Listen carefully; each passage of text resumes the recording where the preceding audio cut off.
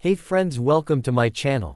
So today we are gonna see, what if Dean stole Crowley crown? So before we start, check out my Patreon page for 18+ exclusive Ma.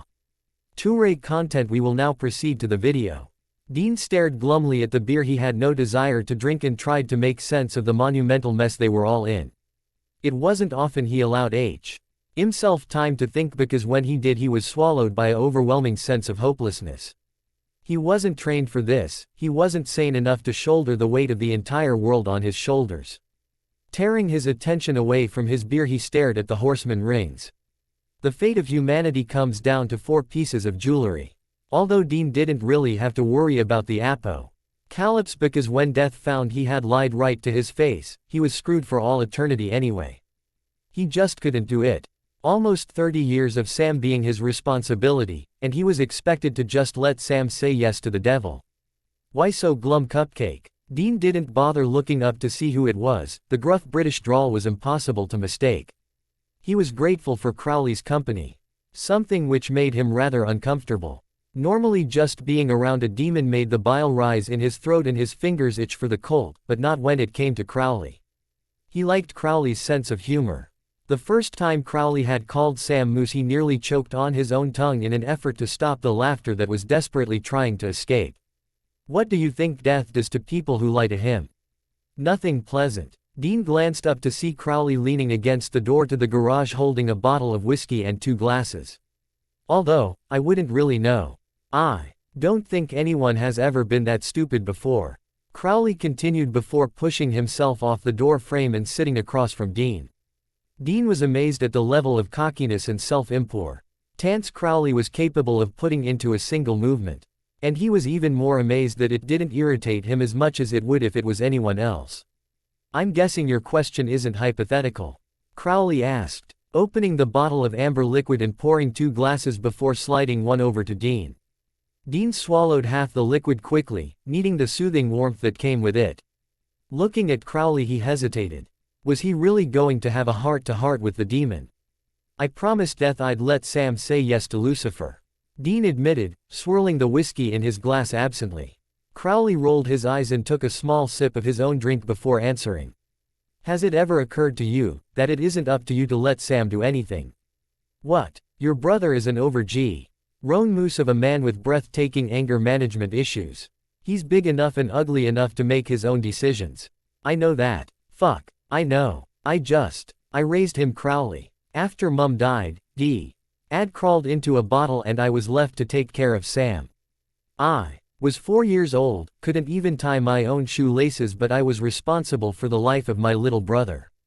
I know he's a grown man, but to me he's still the same 4-year-old boy who wants to sleep in my bed because he's scared of the monster in his closet. Dean couldn't stop himself when it all started pouring out. Dean never told anyone this, and it felt really good to finally unload. There was a long silence as they both tried to understand the strange air of familiarity and intimacy Dean's confusion had generated. Dean was confused by how easy it was to tell Crowley such personal things and how he could feel so at ease and relaxed in the demon's presence. Crowley was busy struggling to identify the strange street-earring of emotions he hadn't felt for over 200 years. Empathy, maybe. No, empathy was different. He didn't understand why Dean would feel the way he did. Sympathy, perhaps. What are you doing here anyway? Dean broke the silence eventually. You usually piss off when your part is over. Crowley snorted and poured himself another drink and asking silently if Dean wanted another. When Dean nodded, he poured the drink without a word. It was only after taking a sip and savoring the taste did he speak. Where else am I supposed to go? My house is burnt to the ground. I can't go back to hell anytime soon. And I'm on Lucifer's most wanted list underneath you, Moose and Angel Cakes. Crowley admitted, but there wasn't a hint of self-pity in his voice, and Dean knew why. Crowley was used to being alone. He was a survivor, adapting to any situation effortlessly. Give me your phone. And why would I do that? Crowley asked, raising his eyebrow in a way that was both curious and condescending. Dean pulled his own face and held out his hand. Crowley smirked and pulled the black iPhone out of his jacket pocket and holding it out. Dean went to grab it, but he pulled it away just out of reach. Let me see the rings and I'll give you the phone. Dean realized the rings were still held tightly in his left hand. Once again he had to ask himself whether or not he trusted Crowley with the rings.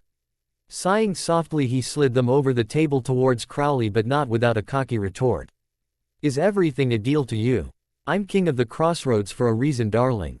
Crowley answered with a cocky smirk before placing the phone in Dean's hand with a quiet slap. Dean rolled his eyes and leaned back in his chair. Glancing up he watched Crowley examine the rings curiously, an intent look on his face. Dean slid the bar across to unlock and swear when he realized he had no idea what Crowley's password was. "What's your password? That wasn't part of the deal." "Crowley." Dean growled and was rewarded with a small smile. Not a smirk but a genuine smile. 1661. Crowley was telling the truth. "You know, Crowley, I like you. I don't trust you, but I do like you." Dean admit. As he created a new contact and tapped in his personal number. "So if you ever need anything, give me a call."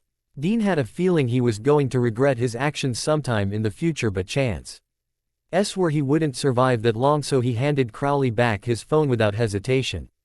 "What could I possibly need your help for, lumberjack?" Crowley snarked, but there was no heat behind it and he slid the phone back into his jacket pocket. "What is he doing here?" Sam asked nastily, spotting Crowley as he entered the garage from the house, large body creating a shadow over the two. "And that's my cue to leave," Crowley answered, chucking Dean the rings and disappearing. Dean caught them and sighed inwardly when he saw the look of scandal on Sam's face. "You gave him the rings?" Sam asked, incredulous. "I let him hold them for 5 minutes." Dean shot back. "Dean, how stupid can you be? What if he had taken off with them?" "Sam, in case you've forgotten, he's the only reason we have them." "All," Dean yelled back. Sam frowned and then his face went black, eyes widening in shock. "You trust him? You actually trust him?" "No, I don't," Dean denied. He didn't trust Crowley. He didn't. He couldn't. "All right, so there it is. There will be more coming, and I know it's short, but I wanted to see if it was any good and people liked it. Hope you enjoyed it and please review." Chapter 2. Okay, so here's Chapter 2. This was probably the hardest thing I've ever written, and I hope it's half decent. Enjoy and please review. Dean rolled his eyes and did his best to shut the whiny noise of Sam's voice from his head. It had been exactly 12 hours since Sam had found him and Crowley in the garage having a chat, and he still hadn't shut up about it.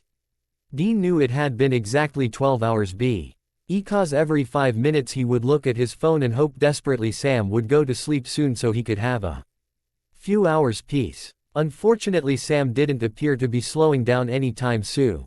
And Dean was seriously beginning to contemplate gagging him. Thankfully, Bobby was remaining blissfully silent and Castiel didn't say much about anything, so that was all right. Sam was the only one who couldn't let it go. So Dean did what he did best. He pretended Sam wasn't there and focused on his beer and the deep scratches on Bobby's kitchen table. "I just can't believe you, Dean," Sam exclaimed, for what Dean was sure the 700th time in the last 4 hours. Dean groaned and dropped his head on the kitchen table with a thump. His brother was like a dog with a bone, and Dean wondered if he shot Sam, would Lucifer bring him back? Almost certainly. So it wouldn't really be killing Sam at all, and if he was dead for a few hours he wouldn't be talking. The more Dean thought about it, the better of an idea it seemed. Bobby cleared his throat from the doorway and Dean was pulled back from his thoughts. "Sam, I could use some help." Dean could have kissed Bobby at that moment. Unlike Sam, Bobby must have noticed he was seriously considering killing his brother for a few hours peace, and he found himself silently praying Sam would take the hint and go and help Bobby, because one more word from Sam and Dean would snap. "Bobby, don't you think what Dean is doing is wrong?" "Too late." "Excuse me, what exactly am I doing?" Dean snarled. "Getting involved with Crowley." "Involved? You ma. K, it sound like we're having a torrid love affair. We spoke for all of 10 minutes. Dean hadn't been this angry at Sam in a long time. How could Sam be so judgmental? This is Ruby all over again. "Sam," Bobby warned, seeing Dean's jaw clench. "Ruby was a conniving little bitch who got you hooked on demon blood. Crowley has never lied to us. If it weren't for him we'd still be looking for the colt. Not only that, but it's because of him we have the last 2 rings." Dean glared at Sam, silently telling him to drop it before it got nasty, and they both said things they'd regret later. Sam ed his jaw out in defiance, and Dean knew he wouldn't back down. He'd seen that look too many times. It was the look Sam had perfected as a kid when he'd first started rebelling against John. Taking a deep breath, Dean realized he would have to be the bigger man and walk away. Standing up, he shot Sam a glare before elbowing past him. If Sam refused to go to bed, fine. He could stay awake as long as he wanted. "Where are you going?" Bobby asked. "I'm gonna go get some sleep." As he started up the stairs, he realized Sam was planning on following him. "Follow me and I'll shoot you in the face," he gritted out, clenching his teeth so tightly it hurt. Ellipsis. Dean rolled over for what felt like the 100th time that night and buried his face as far in the pillow as possible. Going to bed when he wasn't the remotest bit tired had been a bad idea, he'd admit that. The worst part was he'd have to wait for Bobby and Sam to go to sleep or he'd look like even more of an idiot than he already felt. Gee. Grunting in irritation, he rolled over again and stared at the ceiling. Not for the first time, he wondered when was the last time Bobby had cleaned the house. The walls that had once been white had turned yellow over years of neglect and were peeling in places. But no matter how shabby and run down it was still the closet thing Dean had to a home. Swearing under his breath, he rolled over once again, but instead of rolling into his pillow, he rolled into Crowley. Christ. The only thing that stopped Dean from screaming like a little girl was the fact over the months he had gotten used to Castiel popping up out of nowhere. Although that didn't stop him from flinging himself away from Crowley so violently he nearly fell off the bed. Not quite. Dean was too busy trying to regain control of his breathing to speak and settled for a glare.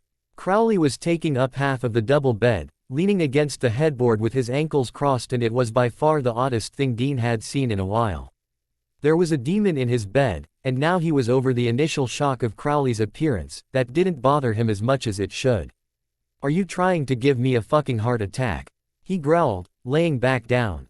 If Crowley could pretend this was completely normal, so could he. That would be horribly counterproductive. "You're no use to me dead." Dean looked up, craning his neck to see Crowley properly.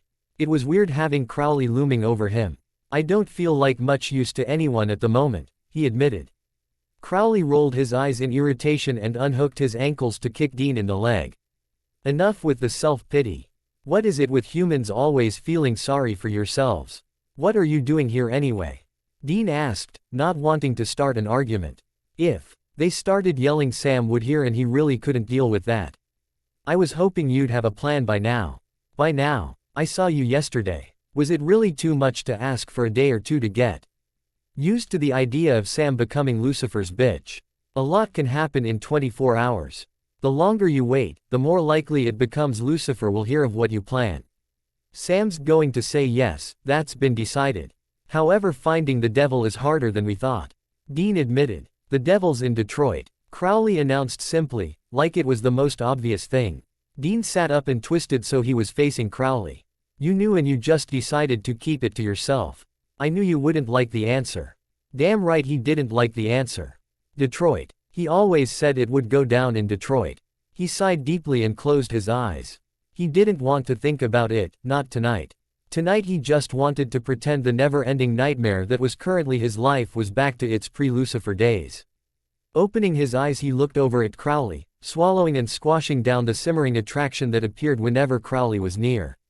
He wasn't sure what attracted him to the demon, especially since he was everything Dean stood against. Maybe it was the fact Crowley was the only one who could make him laugh anymore. Or maybe it was because, unlike with Sam, Bobby and Castiel, Dean didn't have to be a motivational speaker for him. What he did know was that being so close to the demon was making his head spin pleasantly in a way it hadn't done in years, and the world was probably going to end soon, so what was the harm? Why shouldn't he spend time with someone who made him feel like the old Dean again? "Are you hungry?" he asked suddenly, taking Crowley by surprise. Crowley frowned, and for a fraction of a second Dean was what lay beneath the cocky mask Crowley was so fond of. "I could eat," Crowley answered slowly. He didn't like being taken by surprise. In his business, being caught by surprise was potentially fatal. "Wanna go grab a burger? I know a place not far from here that's open all night." "Why not? Come on then." Crowley made to move off the bed. Dean stopped him with a hand on his shoulder. "Wait, that desperate to get me into bed?" Crowley smirked. "Don't flatter yourself." Dean grunted, rolling off the bed and stumbling when his foot got caught in the blankets. Then what's the problem? Can you just zap us to the Impala? I don't wanna face Sam and Bobby. Sam's already giving me enough shit, Dean explained as he pulled on his boots. He was thankful he hadn't changed out of jeans and shirt. Naughty, naughty. If I didn't know any better I'd say you were ashamed of our sordid little affair. Crowley teased him. We're going for dinner, we're not eloping. Dean snorted. And yet you still don't want Jolly Green to know you're with me. He thinks you're a bad influence. Crowley slid off the bed with more grace than Dean Eve would have been able to muster and stalked towards him. Dean was surprised that despite the height difference Crowley still managed to appear very dangerous, and Dean found himself stepping back as his survival instinct kicked in. Crowley smirked at Dean's nervous movement and backed him up, practically pinning him to the wall. Dean swallowed and looked down at Crowley, waiting in suspense. Crowl. EY moved closer until their faces were almost touching, and Dean felt himself moving in, closing the distance even more. There was barely a centimeter of space between them, and Dean's head was swimming from the heady mix of Crowley's presence and the anticipation of what might come next. Crowley's hand wrapped around the back of his neck and griped tightly. Oh darling, I am a very bad influence. See? Rowley whispered before pulling away and leaving Dean gaping. Now let's go and eat. I'm starved. Well, there it is. I hope I'm not moving things too fast between them, but neither Dean or Crowley really seem like the type who wait around. Chapter 3. Alright, here's Chapter 3. I have to admit, I'm getting these chapters out a lot quicker than my usual stories. Enjoy and remember to let me know what you think. The 20-minute drive to the diner were some of the most confusing minutes of Dean's life. Crowley didn't say a word and seemed quite content to just stare out the window at the passing scenery. Something Dean was thankful for, because even if he had to, he didn't think he was capable of stringing together a coherent sentence. The back of his neck tingled where Crowley had head him, and there was an uncomfortable twisting in his stomach. A mixture of anxiety, nerves and lust that made him feel like his body was betraying him. That moment back at Bobby's with Crowley's body pressed against his own, head spinning and his heart racing, had made him realize just how out of his depth he really was. This thing between him and Crowley, whatever it was twisted and exciting, and so completely and utterly new it left him reeling. All his life he had been the purser, every semi-relationship, every one-night stand had been a situation where he dominated. Even on the rare occasions where he'd gone home with a man, he had always made sure he was in charge, the one who made the first move, the one who charmed, flirted and teased his way into the beds and pants of his conquests. With Crowley it was different, and Dean knew if this thing between them went any further it would be Crowley who dominated. Crowley had this deep-seated aura of danger that came from being the most powerful person in the room. One look from Crowley and Dean went weak at the knees, swooning like a 1950s movie heroine. The effect Crowley had on him was unlike anything Dean had ever experienced, and that made him nervous. He didn't like being out of his element. When they pulled into the parking lot of the diner, Crowley took one look at the run-down building and scrunched his nose in disgust, pulling a snort from Dean. The food tastes better than you'd think, Dean reassured him. Tasting slightly better than garbage isn't exactly an achievement, Crowley muttered, but got out of the car without any further protest. They entered the building together, and Dean could practically see Crowley's opinion of the place drop even more. Dean scanned the place and couldn't see what Crowley's problem was. Sure, the tables looked a bit sticky and the chairs had a few stains, and maybe the floor hadn't been cleaned any time this decade, but he had eaten in worse places.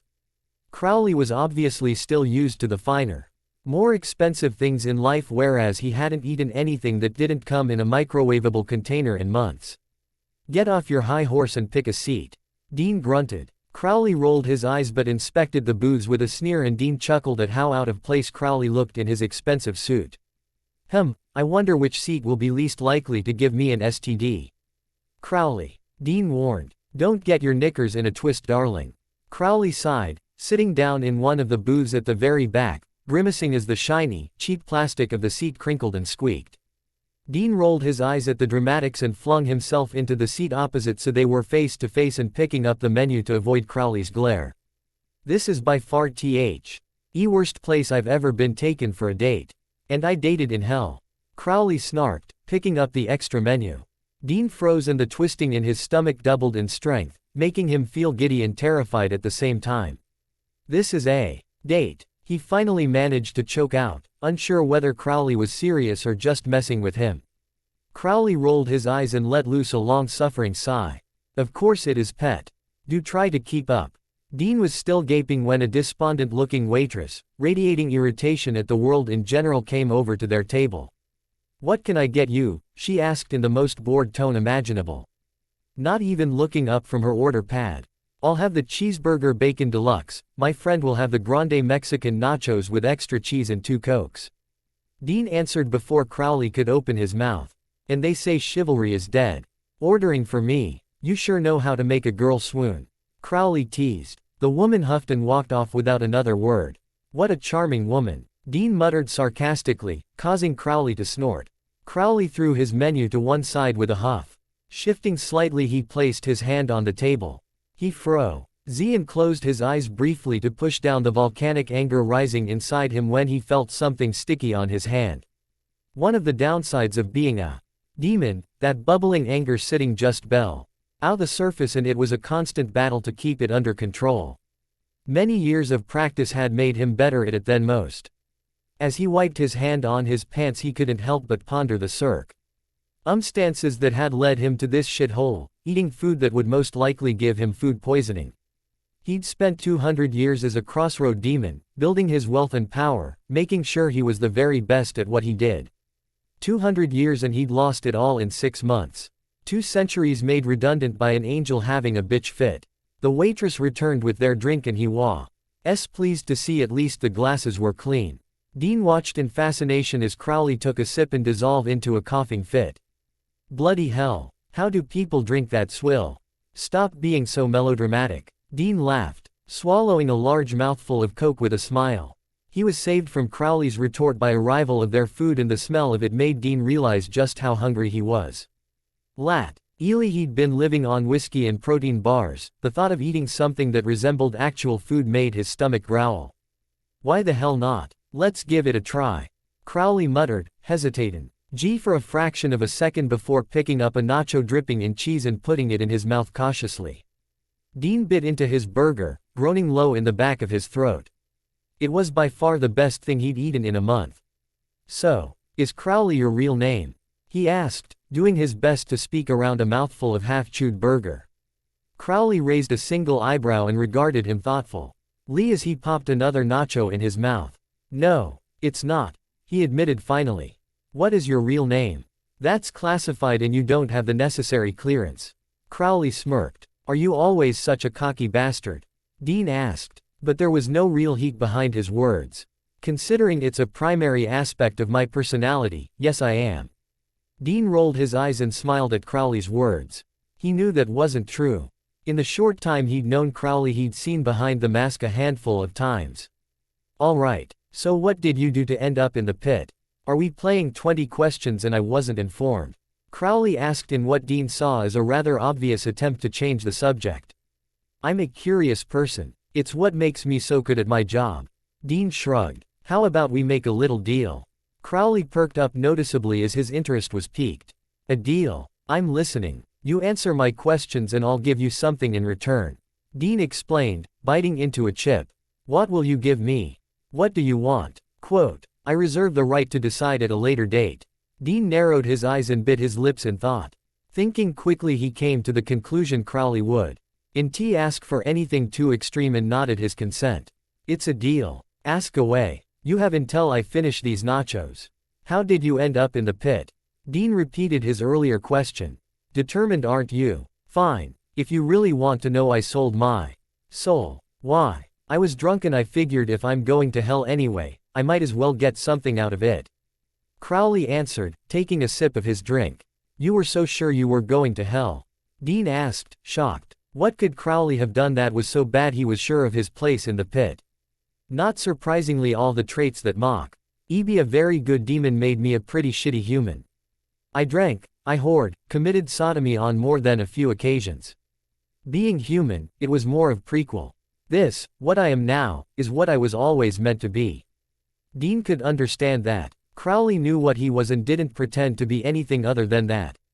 Just one more thing he liked about Crowley, how unapologetic he was about who and what he was. You have one more question by the way. Crowley gestured at the lone nacho sat on his plate. Dean knew he had to make the last question count, he'd probably never get this chance again. See. Licking his tongue he tried to think of his next question when it hit him. Do you think we can win? What? Crowley blinked, thrown off by the question. Do you think we can win? Against Lucifer? Dean repeated. He didn't know why he wanted to know what Crowley thought. All he knew was that it mattered to him for some reason. Crowley paused and swirled the last of his coke around thoughtfully before answering. Yes, really. Lucifer is more powerful than you can understand, but he's blinded by his hatred of humanity and the size of his ego. He's arrogant, doesn't view you as a legitimate threat, and that's his weakness. He underestimates the lengths humans will go to survive. Crowley explained before popping the last nacho in his mouth. And that's question time over, darling. Dean nibbled on what was left of his chips, swirling them around in the tomato sauce and patting his full stomach happily. Are you ready to go? Dean asked quietly, not really sure how they progress from here. And where are we going? Crowley teased, pushing his plate away. I assumed you were coming back to Bobby's with me, he admitted, cursing himself silently when he felt the blush rise to his cheeks. How dare you, Mr. Winchester? I'm not that kind of girl. Dean snorted so hard it hurt. Come on then, let's go. I'll still have to burn my clothes and shower for an hour just to get rid of the stench of this place anyway. Crowley continued, standing up and straightening his suit. Dean rolled his eyes and made a mental note to cut down on the eye rolling when he was around Crowley. It was starting to give him a headache. Standing up he paid the bill and feeling daring he placed a hand on the small of Crowley's back, guiding him out of the diner. Admit it, you had a good time. He pushed, nudging Crowley's shoulder playfully. I've had worse nights. Crowley shivered in the cold night air and leaned against the Impala, thankful of his thick coat. Dean settled next to him, closer than necessary and confirming his suspicions. Dean wanted him. Dean twisted to the side just as Crowley flipped him around and pinned him to the car. His hand shot up and he buried his fingers in Crowley's hair. Crowley's hand snaked up between them and cupped his cheek, rubbing his thumb in small circles. I'm giving you one chance to back out. Dean breathed in the scent that was uniquely Crowley and tried to think straight through the haze of lust. Crowley's warm body pressed tight against him wasn't helping either. Making up his mind he tightened his grip on the demon's hair and pulled him into a crushing kiss. It was a rough kiss, all tongue and teeth, biting and nipping. Dean poured all his suppressed desire and need into the kiss, whimpering as Crowley plundered his mouth mercilessly and he was sure this was the best feeling in the world. Nothing had ever felt so right and so deliciously wrong at the same time. Their mouths moved together perfectly, but eventually Dean had to pull away for air. He groaned when Crowley bit his bottom lip hard enough to sting. Fuck. He panted, pulling away just enough to separate their mouths but leaving their foreheads pressed together. If you ask nicely. Crowley's voice was even rougher than usual and it sent shivers down Dean's spine. What do you want, Dean? I'll give you whatever you want, but you have to ask for it. Dean stroked a hand due his neck before leaning down and mouthing light kisses across Crowley's jaw. I want you to fuck me. Crowley ran the pad of his thumb across Dean's the kiss-swollen bottom lip, feeling himself shiver under his heated gaze. It would be my pleasure, pet. Well, there it is. I just thought I'd let everyone know that although most the time I don't reply to reviews, mainly because I always intend to, but the internet distracts me. I really do appreciate all the feedback and it's really nice to know people enjoy my work. Thank you everyone and stay tuned for the next chapter. Chapter 4. Enjoy Chapter 4. This is where the M rating comes into play, so don't say I didn't warn you. I had a lot of fun writing this one. Hope you like it. Dean hadn't felt this nervous about sex since his first tea. Me and the anticipation made him jittery, blood thumping in his ears, making it almost impossible to concentrate. Crowley perched on the edge of the lumpy mattress and Dean knew why he hadn't made a move yet. Crowley was waiting for him to make the first move. Crowley was giving him one last chance to back out and pretend this never happened. Dean took a moment to consider it. Flirting was one thing, but sex was much more intimate, and if he went through with it, there would be no coming back. It took him less than a minute to decide what he wanted, and oh how he wanted the crossroad demon sitting in front of him. It was about time he got something he wanted. Walking over to Crowley, he straddled his lap and ignoring the voice in his head telling him he was acting like a girl. Crowley's eyebrows shot up in surprise. He hadn't been expecting Dean to be so straightforward. He wrapped his arms tight around Crowley's neck to steady himself and smirked when an arm curled around his waist. He couldn't believe how patient Crowley was being, but quickly reminded himself that this was just as new to Crowley as it was to him. Crowley was just a better actor. Even sitting on the D.M'n's lap, he was still a head taller and he was forced to lean down in order to capture his lips in a kiss. This kiss was softer than the earlier one, exploring each other's mouth languidly. He tried to twist his fingers in Crowley's hair and frowned when he couldn't get a proper grip on the short hair and settled for scratching at his scalp playfully. Crowley growled, causing Dean to shiver violently in desire and rock into him. Cursing the many layers of fabric separating them, Dean whimpered as Crowley kissed him passionately, tongue lapping gently at his open mouth. He couldn't think straight. His whole body burned and he ground down, desperate for some friction on his aching cock. He hadn't felt this good in a long time, each bite sending him further into oblivion. He made a small noise of shock when Crowley stood up suddenly, taking Dean with him. He clutched at wide shoulders, hoping Crowley wouldn't drop him. Thankfully, being a demon made Crowley stronger than he had any right to be, and Dean's weight didn't bother him in the slightest. Spinning them around so Dean was hovering over the bed, he dropped him without warning and Dean flinched at the tortured squeak of the mattress springs. Crowley smirked and snapped his fingers, locking the bedroom door with a quiet click. "Don't want any interruptions, do we, cupcake?" Dean bit his lip and decided if he was going to do this, he might as well go all in. He saw the predatory look in Crowley's eyes and slowly rubbed the growing bulge in his jeans, making sure not to break eye contact. When he saw the noticeable hitch in Crowley's breath, he felt a spiked pride at his ability to crack Crowley's calm exterior. He grunted and began to undo his jeans. When they were unzipped, he moved onto his shirt. Stripping off his shirt, he watched Crowley do the same, still not breaking eye contact. Dean was blown away by how turned on Crowley's body made him. It wasn't like he imagined it to be. Crowley was a bit chubby, but there was definitely muscles hiding beneath the suit. Not that it mattered, it was Crowley we was attracted to, not the body. But it helped that the body was sexy as hell. "Scoot up the bed, pet," Crowley demanded. Dean obeyed quickly, shuffling up the bed so he was laying down and feeling more vulnerable than he had in a long time. Sex wasn't usually this complicated. Sex was one of the few Dean was an expert at. Crowley moved over to him and crawled onto the bed, kneeling over him. His breath hitched as Crowley surrounded him, pinning him down. "You really are beautiful, Dean," he murmured, dragging a hand across Dean's tanned collarbone. He kissed down Dean's neck, scraping his teeth across the delicate skin and soaking up Dean's shiver. Dean arched into the wet heat of Crowley's mouth on his skin, moaning in pleasure when Crowley's cock slapped against his thigh. Crowley made his way down his body slowly, kissing, licking and sucking his way to Dean's leaking cock. Dean whined and pushed his hips up, hoping Crowley would take the hint. "You ever done this before?" "I'm far from a virgin, Crowley," Dean hissed, wondering Crowley had stopped. "Have you ever bottomed?" he rephrased, rolling his eyes. Dean hesitated and looked down. Meeting the demon's eyes, he could have sworn he could see concern shining back at him. "No," he admitted quietly, nerves coming back full force. Crowley nodded. Dean took a moment to admire the rather stunning view Dean made. Lips swollen and red, eyes bright with lust and desire. Not many people and even less demons ever got to see what he was seeing, Dean exposed and vulnerable. He ran his hands across Dean's chest, reveling in every twitching muscle and scraping nail across a pink nipple. "Fuck," Dean gasped as the air left his lungs. He scratched a trail over Dean's stomach and across the tops of his thighs, watching them quiver. Snapping his fingers, a bottle of lube appeared in his free hand and he snorted at Dean's confused look. "Demon, remember, I know lots of fun little tricks." He popped the cap and coated his fingers, using more than was strictly necessary.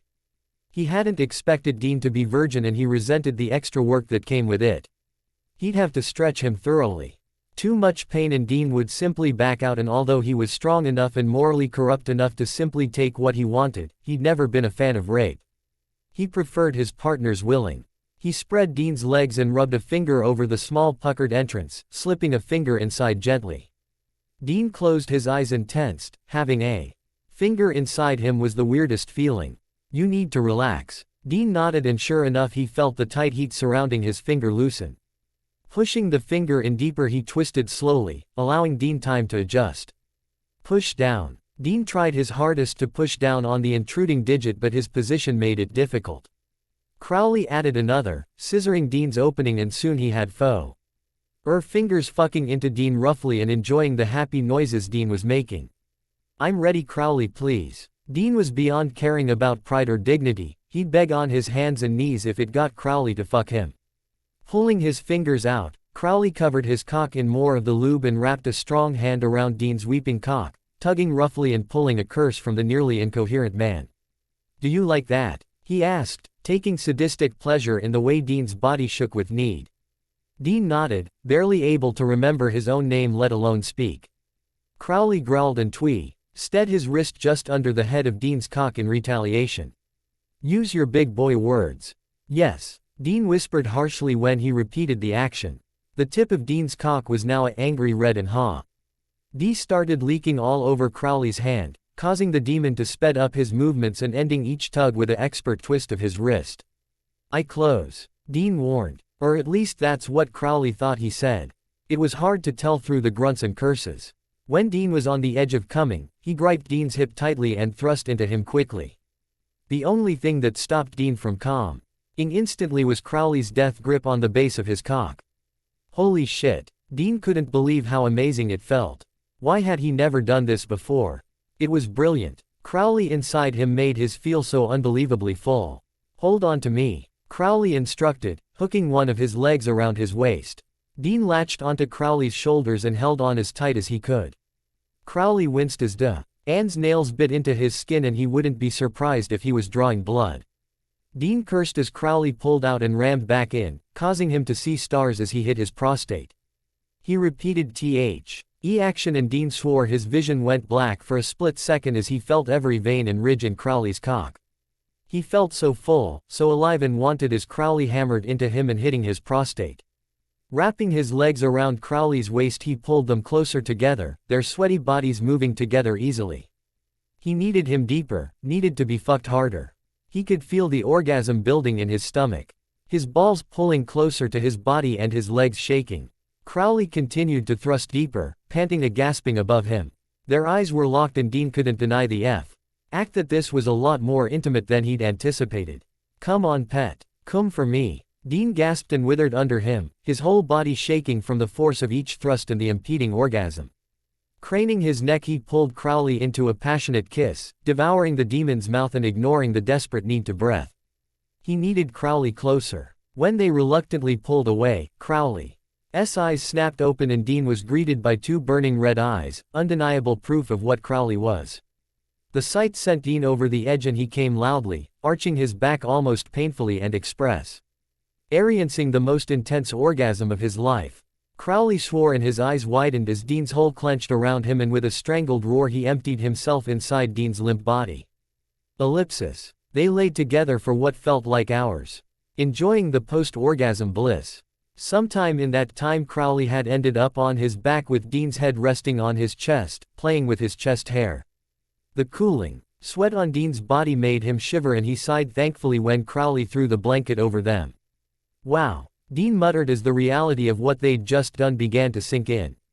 I'll take that as a compliment, Crowley murmured. He was exhausted in all the best possible ways. Nothing calmed him quite like a good fuck, and Dean was a very good fuck. Sex had always been one his talents, and learning how to torture had only made his better, oddly enough. Torturing required intimate knowledge of a person's body, knowing the right places to send someone into a fit of agony, which meant he also knew the right places to send someone mindless with pleasure. At the risk of inflating your ego, that was the best sex I've had in years. You weren't so bad yourself. Dean hummed and felt himself drifting off to sleep. Crowley was so warm, and his arms circled around his waist perfectly. Are you staying? Got nowhere else to go? Dean rolled his eyes. Did Crowley really find it that hard to just admit he enjoyed his company? There was a stretch of comfortable silence as Dean twirled his fingers in the thick black chest hair, thinking about the consequence that would undoubtedly follow their actions. What would happen on the long shot that they won and the only reason Crowley was their ally disappeared? Would he be able to separate his lover Crowley from Demon Crowley? Were they even lovers, or was this a one-time deal? Is this a one-time deal? He asked suddenly, needing to know where they stood. Do you want it to be? Do you really think I'd risk everything for a one-night stand? Crowley sighed and ran his fingers through Dean's messy hair thoughtfully. I like you, Dean, I really do, which is why I'm telling you this. I can be charming and witty and funny, it's what makes me an excellent crossroads demon. We can be friends and we can be lovers, but never forget what I am. Never forget what I'm capable of and you won't get hurt. Crowley warned him quietly, resting his chin on the top of Dean's head. I don't think me forgetting you're a demon will ever be a problem, or did you not see me jizz all over myself when I saw your red eyes? Dean pointed out. He wouldn't ever forget Crowley was a demon or try to pretend otherwise, because it made it all the more forbidden, and Dean had a thing about doing things he wasn't supposed to. He'd spent the better part of his life hunting demons and he knew exactly what Crowley was capable of. If I'd known you'd like it so much I would have shown you them sooner. Crowley chuckled. Well, now you know for next time. Dean teased, kissing the skin above his nipple. I don't know, don't wanna blow your load too early. Dean snorted and shifted closer to Crowley's body heat. Get some sleep, pet. Crowley could see he could barely keep his eyes open. Dean closed his eyes and allowed sleep to take him. There was an excellent chance this would all blow up in his face, but as he settled into the comfort of Crowley's arms he decided to enjoy it while it lasted. Well, there's chapter 4. Hope you liked it and I managed to pull off the sex scene adequately. Hope you liked it and please review. Chapter 5. So here it is, please enjoy. I know this chapter took a bit longer to write than the others, and that's mainly because I could decide where to end it. And I promise things will start moving along more in the next chapter. Please remember to review. Dean woke slowly as the sunlight shone through the windows and he squinted as the light made him see stars. Rolling over, his eyes snapped open when he touched the cold, empty space where Crowley should have been, and he couldn't help but feel a bit disappointed at his absence. Rolling over onto his back, he stretched languidly and sighed happily when his shoulder popped. Crowley might not be here, but that didn't hamper the feeling of utter contentment that made his problems seem far and away and muscles feel like jelly. He'd forgotten how relaxed a night of satisfying sex made him. However, what he wasn't too fond of was the dried cum on his legs and stomach. Scrunching his nose in disgust at the flaking cum, he kicked off the blanket and slipped out of bed, standing on shaky legs. It was only then he noticed the packet of wet wipes and a note on the bedside table. Dean snorted and tried to deny the fizz of happiness at Crowley's small act of care. He whipped the note out from under the wet wipes and smiled at the neat writing. Sorry, pet, something came up. XXC. Smiling again, he threw the packet on the bed. The thought was nice, but at this point only hot water and soap would do the job. Padding into the bathroom, he stepped into the shower and made the water as hot as he could handle. It took his nearly 20 minutes to clean the cum out of his ass, and he spent the entire time cursing Crowley. Next time they'd definitely be using a condom. It would make it much easier to clean up afterwards, and he wouldn't have to awkwardly shove a soapy finger up his own ass. When he was finally cum-free, he scrubbed the rest of his body until his skin was pink. He was terrified of Sam or Bobby smelling sex on him. Getting out of the shower, he walked to the bathroom mirror and froze when something caught his eye. Blinking slowly, he took a few steps back until he was level with the mirror and turned to face it head-on. Staring in horror at his reflection, he gently touched the 3 massive hickeys decorating his collarbone. Son of a bitch, he whispered harshly. What had Crowley been thinking? What if Dean hadn't seen them when he did? Did Crowley want to give Sam a brain aneurysm? Sighing angrily, he left the bathroom and pulled on a worn band shirt and a pair of track pants. Why bother getting dressed when he was just going to spend all day in Bobby's library? Dean groaned as he realized he'd have to come up with a way to let Bobby know the devil was in Detroit without it being suspicious. He picked up Crowley's note from the bed and stashed it in his duffel before making his way downstairs to the kitchen. Sam and Bobby would be awake by now, and hopefully Sam had cooled down, and if he was really lucky, Saz would have ended his pity party and was ready to be useful. Reaching the bottom of the stairs, he paused and sniffed the air suspiciously. He would swear he could smell pancakes. He shuffled into the kitchen and was greeted Why the sight of Sam humming to himself while flipping pancakes and from the massive pile of pancakes on a plate he'd been doing it for a while. He frowned in confusion and glanced over at Bobby who was standing on the other side of the room with his arms crossed, looking just as confused as Dean. Dean raised a questioning eyebrow and Bobby responded with a shrug. Sammy. Dean murmured hesitantly. Sam spun around and greeted Dean with a shaky smile. You're up. He's sliding the pancake from the pan and onto the pile with the rest. Whatcha doing? Dean asked, trying not to sound as freaked out as he was. Sam seemed to deflate and he put the pan on the counter, staring at his feet like a kicked puppy. There for you, he muttered, pushing the pile towards Dean. They're to apologize for acting like a dick. Thank you, Sam. Dean chalked out, not really sure what to say. I was a total dick. I shouldn't have accused you of messing around with Crowley. I know you'd never do that. After all I went through with Ruby and the trouble it's caused, I should have realized you'd know better than anyone the trouble demons cause. You're smarter than that. Dean smiled as best he knew. While his heart was trying to crawl its way out of his chest and feeling like the worst person in the world. He couldn't believe he had to listen to Sam's apology while still feeling Crowley's phantom touch on his skin. I appreciate that, Sam. I know how stressed out you've been lately. Dean had never hated himself more than he did at that moment. Right, well, if this touching moment is over, can we get back to saving the world? Dean rolled his eyes and bit into a pancake sullenly. He would need to find some way to prove Lucifer was in Detroit, while spending the entire time thinking of the night before. It was going to be a long day and he was slightly jealous of Crowley. Whatever the demon was doing, it had to be better than this. Crowley would rather be anywhere other than here. He stared at the run-down trailer that he had been reduced to living in. It was still early in the morning and the trailer park was relatively empty, everyone still in bed, and Crowley scowled at the thought. Right now he should be in middle of round 2 with Dean, but no, instead he'd been informed of someone breaking into his trailer. Over the last few months he had become very adept at protection and security spells, and as soon as someone other than him had entered his trailer, he knew. Sighing irritably, he walked over to the trailer and pushed the door open silently. Slipping into the tiny room, he could help but reflect on how far his standards had dropped. Scanning the room, he almost immediately noticed the intruder. It was a young girl, no older than 6, shoulder-length brown hair and wearing a light blue sundress and white shoes.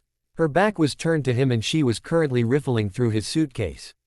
Without taking his eyes off her, Crowley reached into the couch cushion and pulled out a crowbar. Granted, it wasn't the best weapon, but it would do the job adequately. She still hadn't seen him, which made it easy for him to sneak up behind her, swing the crowbar back and be ringing it down on the side of her head and knocking her out cold. She crumpled to the ground with a thump. Crowley stared down at the limp body of the child and kicked her over onto her back. Blood W. As already matting her dark hair and her face was lax, the picture of innocence. But he could see her true face, the face of the demon inside. Christine. What a surprise. Ellipsis. Crowley leaned against he wall and sipped at a glass of his favorite whiskey. This warehouse really was the best place for what he intended to do. It was a long ago closed down industrial area with no inhabitants for miles around. It had taken his a while to find the perfect spot and hours to cover the building in demon and angel wards, but it was worth it. Tucking a hand in his pocket, he turned his attention to the figure in the middle of the room. Strapped down to an old wooden chair, he stood by his earlier assessment. The child couldn't be any more than 6 years old, although draped across the chair unconscious she looked younger. Blood from the head wound covered half her face, and Crowley was surprised at Christine's choice of meat suit. Sure, children had their benefits, no one suspected a child after all, but they were ultimately more trouble than they were worth. Too many questions were asked about the absence of a child or of one traveling alone. Crowley checked the leather bonds etched with binding symbols once more. Keeping Christine alive was dangerous, but he had to know how she had found him and any news on Lucifer. Not too long ago she had been one of his crossroad demons, and he had no doubt Lucifer had sent her. He was alerted to her awakening by the fluttering of her eyelashes and quickened breathing. Finally. I thought you'd sleep through all the fun, he teased, pushing himself off the wall and stalking towards her. I wouldn't miss it for the world, baby. Crowley sent her a cocky smile and rolled over a metal table full of all his knives and enjoyed the simplicity of what he was about to do. So, are you going to tell me what I want to know, or are we going to do this the fun way?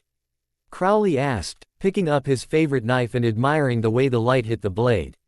You won't hurt me, Christine said with such certainty it made Crowley pause and blink. What could possibly have given you that idea? He asked, pulling a face. Everyone knows you've gone soft. Spending all your time with the Winchester boys. I chose this body for a reason. This girl is so young and innocent, all she wants is to go back to her mummy and daddy. Christine sneered, hate and contempt clouding the child's face. I'm still not sure what the point is. You'll kill her before you get me to talk. What would your precious Winchesters say then? You don't have it in you anymore. Crowley rolled his eyes and kneeled down in front of her, pressing the tip of his knife into her neck hard enough to draw blood. You're stupider than I thought. And you're nothing but a tamed pet, slumming it with the humans. Christine bit back, wincing when Crowley pushed the blade deeper into her skin.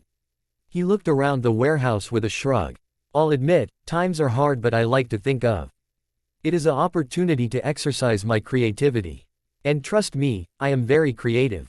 Crowley answered with a smirk and slicing open her flesh in a long line from cheek to collarbone.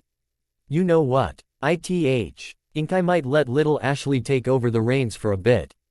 See it, you've got what it takes when she begging for her life. Christine closed her eyes and slumped in the chair for a moment before her eyes snapped open, shining with fear and tears. Please don't hurt me, she begged, body shaking with sobs. Crowley sighed and pinched the bridge of his nose tightly. Let me guess, Ashley. He didn't have time for this. How do you know my name? Please, I want to go home. Ashley was so scared her body was shaking violently and tears streamed freely down her face, eyes red and puffy. He pulled a face. This was why he hated children. They were so needy. Please. My name is Ashley, I'm 6 and I have a mom and dad and dog and I want to go home. I promise I won't tell, I promise. Just let me go. Let me go. Crowley cut her off with a hard slap, splitting her lip and snapped her head to one side. He hit her so hard she would have flown off the chair if she wasn't strapped down. Shut up, Crowley ordered coldly. Ashley whimpered but didn't say another word and stared down at her lap, sobbing quietly. There, now. That's not too hard, is it? He said soothingly, reaching up and tucking a strand of blood-matted hair behind her ear. Why are you doing this? She whispered, flinching at his touch and obviously afraid of being hit again. Because sweetheart, there's a hell spa. WN inside you that has certain information I want and I make it a habit to get what I want. So rather, unfortunately for you, if I have to carve the answers out of your flesh, I will. This started more uncontrollable sobbing. I'm going to die, aren't I? She whispered. Sighing once more, Crowley stood up and gripped his knife tightly. He couldn't help but feel jealous of Dean. Whatever he was doing had to be better than this. Yes, but if you're lucky, you'll die quickly. Without hesitation he made the first slice and drew forth ear-splitting shrieks of pain and pleading. There we go, Chapter 5. I promise the next chapter Lucifer will be involved and things will move along a little more. I just thought I needed to do this chapter because myself and some readers had expressed concerns that Crowley wasn't really demonic enough and I needed to show exactly what he was capable of. I felt really quite icky about writing the torture of a little girl, so I made her into a young me. Anyway, enough babbling. I hope you enjoyed it and please review Chapter 6. Okay, here's Chapter 6. It will be about a week before the next chapter comes out, maybe a bit longer. This one is much longer and the story really starts to move along and I hope you enjoy it. Dean sighed and rubbed his eyes. One night of decent sleep was not nearly enough to make up for weeks of little to no sleep. Exhaustion mija. D with seemingly never-ending headache over was making his eyes sting. He didn't think he could take another minute riffling through crappy newspapers trying to find the location of Lucifer. Well, Bobby, Sam and Castiel were trying to locate Lucifer. Dean was trying to find proof of what Crowley had told him. This is hopeless, he could be anywhere. Sam grunted, slamming the lid of his laptop down. Bobby sighed and sunk down in his chair, pushing the open book away from him angrily. Castiel threw the newspaper he was reading across the room with a huff and Dean watched them all sullenly. 6 Mo. NTHS ago he was sacrificing entire towns and now he's just gone. Not a trace. It doesn't make any sense. Dean focused on Bobby as his words sunk in. What would make someone who could quite literally anything just fall off the map? Someone who had absolutely nothing to fear. He's hiding. Dean muttered quietly, more to himself than anything. What? Bobby's right. 6 months ago, a week didn't go by where we weren't hearing about something that was practically a neon sign pointing to Lucifer. But it's been weeks and we haven't found a thing. Sam and Bobby looked at him like he's stupid before Sam spoke. Yes, Dean. We've established that. Yeah, but why? What's changed? Sam, Bobby and Castiel continued to look at Dean like he was a rambling idiot. They all just sat blinking at him and Dean waited for them to put the pieces together. Michael, he prompted when no one seemed to be getting it. Dean, can we deal with one pissed off angel at a time? Sam asked him, rolling his eyes and opening his laptop once more. Michael has his vessel, he has Adam. He's ready to fight. Lucifer is powerful but he's not as powerful as his big brother, not yet, not without Sam. He's hiding because if Michael finds him, especially in the state he's in, he will lose and he knows it. Dean explained, wondering why they hadn't realized it before. So what do we do? If Lucifer doesn't want to be found we don't have a chance in hell. Bobby pointed out. We look for omens. Lucifer is so powerful, his presence is enough to mess with things. Crop failure, cattle deaths, funky weather. It'll be small. Something we've probably skipped over. That's actually makes sense. Bobby muttered, riffling through his notes. There's been some crop failure in Dakota, electrical storms in Virginia. Anything else? Dean asked hopefully. Bobby shook his head but paused when he glanced at a tiny scribbled note in the margin. Well, there is something else but it's probably nothing. The heat in a 1-mile block in Detroit has dropped by a few degrees. That's it. The devil's in Detroit. You sure? The electrical storm sounds more promising. No. He's in Detroit. How do you know? Sam asked quietly, confusion flittering across his face. Dean shrugged and stood up, making his way into the kitchen. He always said it would happen in Detroit. To hide his eye roll at his own bullshit lie, Dean oped Ned the fridge as though his stomach wasn't tied up in knots from guilt. As if he could actually eat. He decided on a beer. It wasn't nearly as strong as what he really wanted but he'd recently come tea. Oh, the conclusion that his drinking was getting a little out of hand. Now we just have to find some demons so Sam can consume their blood. Castiel spoke up for Dean was pretty sure the first time in days. Dean froze and spun around quickly, staring at Castiel with his mouth hanging open. He barely heard Sam's shocked questions and sunk into his own mind. Up until that moment Dean had held out some vague hope that they'd all get through this in one piece more or less, like they always did. Sure, they would take some knocks along the way but in the end they always pulled through. But hearing Saws Teal explain the need for Sam to drink massive amounts of demon blood in order to make him habitable for Lucifer made Dean fully accept for the first time that whatever happened in the next few hours, there was no coming back. Nothing would ever be the same, nothing would ever go back to the way it used to be. Sam would never come back from this, no matter if they win or lose, Sam would be gone. Dean snapped out of his thoughts and pushed down the rising panic threatening to consume him. Yes, Sam. He was surprised at the roughness of his voice, as if he hadn't spoken in weeks. You know we still have a choice. If you've changed your mind, we'll find another way. Sam promised and Dean realized he mustn't have hidden his thoughts as well as he'd thought. Dean snorted dryly, there was no humor in it and he hated the sound as soon as he made it. It made him sound bitter, but maybe he was. Sam, this is it.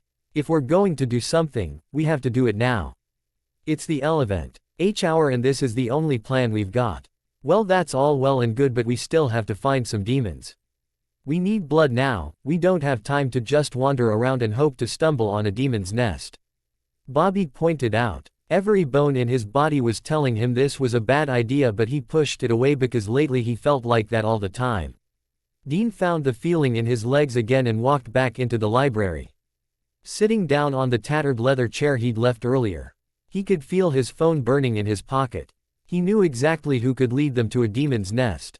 But he really didn't want to bring everyone's focus to his and Crowley's friendship, especially not when he could still feel the demon's sweaty body pressed against his own and the slight discomfort and his ass reminding him exactly what he'd done last night. It also didn't help that the hickeys Crowley had left were rubbing against his shirt and making it hard for him to concentrate. Unfortunately, Dean knew he couldn't let whatever was going on between him and Crowley get in the way of his job, and with a sigh he pulled his phone out of his pocket. "Crowley will be able to tell us where to find a nest of demons," he announced. Breaking up Sam and Castiel's conversation. Sam pulled a face and Dean could already see a argument forming on his tongue. "Sam, he can help. I don't trust him," Sam gritted out. "Neither do I. But I don't distrust him either. Not until he gives me reason to, and so far everything he's told us has panned out." Dean pushed. "Except the cult," Sam pointed out, and Ian had to suppress the urge to punch him. Bringing up that was way out of bounds, and Sam was doing it to be intentionally mean. "We all thought the gun would work. We were all wrong," Dean muttered, doing his best to keep his anger under control. "Look, Sam, there's a good chance this is the last day we'll spend together. Can we not spend it arguing over Crowley?" Sam opened his mouth but snapped. It shut when Bobby shot him a dirty look. Sighing, he seemed to deflate and he sunk into his chair. "Of course, I'm sorry. We need all the help we can get." Dean flicked open his phone and scrolled his contacts before finding Crowley's. "Oh, that's nice. You have his number in your phone," Sam chirped and gave Dean a strained smile. Dean was surprised his eye didn't start twitching with the effort of keeping his opinion to himself. "You wouldn't happen to know the location of any demon nests, would you?" Dean was surprised by how quickly Crowley responded. It took him just over 30 seconds. "Not that he was counting. What's the matter, lover? One demon not enough for you? Jealous? I don't like to share my toys. Well, isn't it a good thing I'm a person and not a toy?" "I wouldn't be so sure about that. I played with you just fine last night. You were adequate. I made you scream like a whore. I was extraordinary. You are so up yourself. I'd rather be up you. Why do you need to know about demon nests? I hope you aren't going to do anything stupid. Now does that sound like something I'd do?" "Yes. We're going after the devil and Sammy needs some demonic energy drink. Riverdale, Detroit, 39 Julimar Street. There's a small demon nest." "How small?" 4 to 5 demons. Enough to get the moose buzzing." "Thank you. You can thank me by not fucking this up." "Oh come on, you know me. That positively fills me with confidence." "I have to go." Sam says thank you. Of course he does. "Tell him I hope he chokes." "Will do. Stay out of trouble. Try not to die." Dean was quite surprised at Crowley's roundabout way of telling him to be careful. He got the feeling the demon might actually be a bit sad if he died, a thought which made Dean ridiculously happy considering how small the gesture was. "I'll do my best." It took a few moments before Dean could tear his eyes away from his phone. It really shouldn't be so easy to joke with Crowley. It shouldn't come so naturally. Dean jerked his attention back to the room and saw Sam looking at him with a strange look on his face, and Dean realized he was smiling stupidly at his phone. Schooling his face back to neutral, he tucked his phone back in his pants. "There's a Nest 5 in Riverdale, Detroit," Dean answered, trying to deflect Sam's questions before he could ask them. Bobby stood up and kicked Sam's leg lightly to get his attention. "Come on, we need to head out. This ends tonight." Dean stood up with Sam and headed upstairs to get his duffel bag while Sam, Bobby and Castiel packed the car. He kicked off his track suit pants and stuffed the back in his bag before slipping on a pair of worn jeans. He had just done up the button when he heard the soft pad of footfalls outside the room. Zipping the bag, he threw it over his shoulder and turned around, expecting to see Sam ready to start bitching again about Crowley. What he didn't expect to see was Bobby leaning against the doorframe. Bobby crossed his arms over his chest and stared at Dean in a way that gave Dean the uneasy feeling Bobby knew more than he let on. They stared at each other, each waiting for the other to speak first. Dean had a horrible feeling Bobby knew exactly what he had been doing, because Bobby always knew, but if he was wrong, he wasn't about to bring it up first. Finally, Bobby sighed and his eyes drifted to where Dean's shirt had slipped down slightly, exposing his collarbone. "You know, whatever you do in your personal life is your goddamn business, but if you don't want Sam to know, you're gonna have to hide it better." Dean's hand flew up and pulled Ed his shirt collar up and hiding the hickeys once more with a curse. His head was somewhere else and it was going to get him in trouble, if it hadn't already. You don't have to tell me about it, just don't lie to me. Bobby cut him off before walking out of the room and leaving Dean standing there by himself. He shook his head and rubbed a hand over his face. He was starting to realize the fact he was turning into a teenage girl who spent all day thinking about a boy. He couldn't let his personal life interfere with the job and he would deal with Bobby and what he knew later. Now he had bigger things to worry about. Crowley tucked his phone into his suit pocket with a sigh and did his best to ignore the twist of worry in his stomach. He hadn't felt worried for someone other than himself in a long time. He clicked his tongue and picked up the bloodied knife and cleaning it thoroughly, taking his time and enjoying the almost therapeutic action. Lifting the knife, he examined it carefully, checking for any remaining spots of blood. The blade caught the reflection of the body laying behind him. Christine hadn't lasted as long as he thought she would, however she did last long enough for the girl to die. Not that it mattered, he would have killed her anyway, but that didn't mean the body wasn't an inconvenience. So not only did he have to dispose of a body he hadn't gotten any reliable information from Christine anyway. Apparently Lucifer didn't trust demons any more than the rest of his family did. The only solid piece of information he'd learned was something he already knew. All his safety houses were compromised. Sighed and put the knife down on the table and rubbed his face with a hand. Things were getting out of hand. Every day he was being backed further and further into a corner and he was starting to get nervous. He was a planner, always had been. He preferred to pull the strings and never be in the line of fire. He was out of his element. He didn't know what was going on and his soul was in the hands of a group of people who were all borderline alcoholics with a staggering amount of self-hatred and anger towards themselves.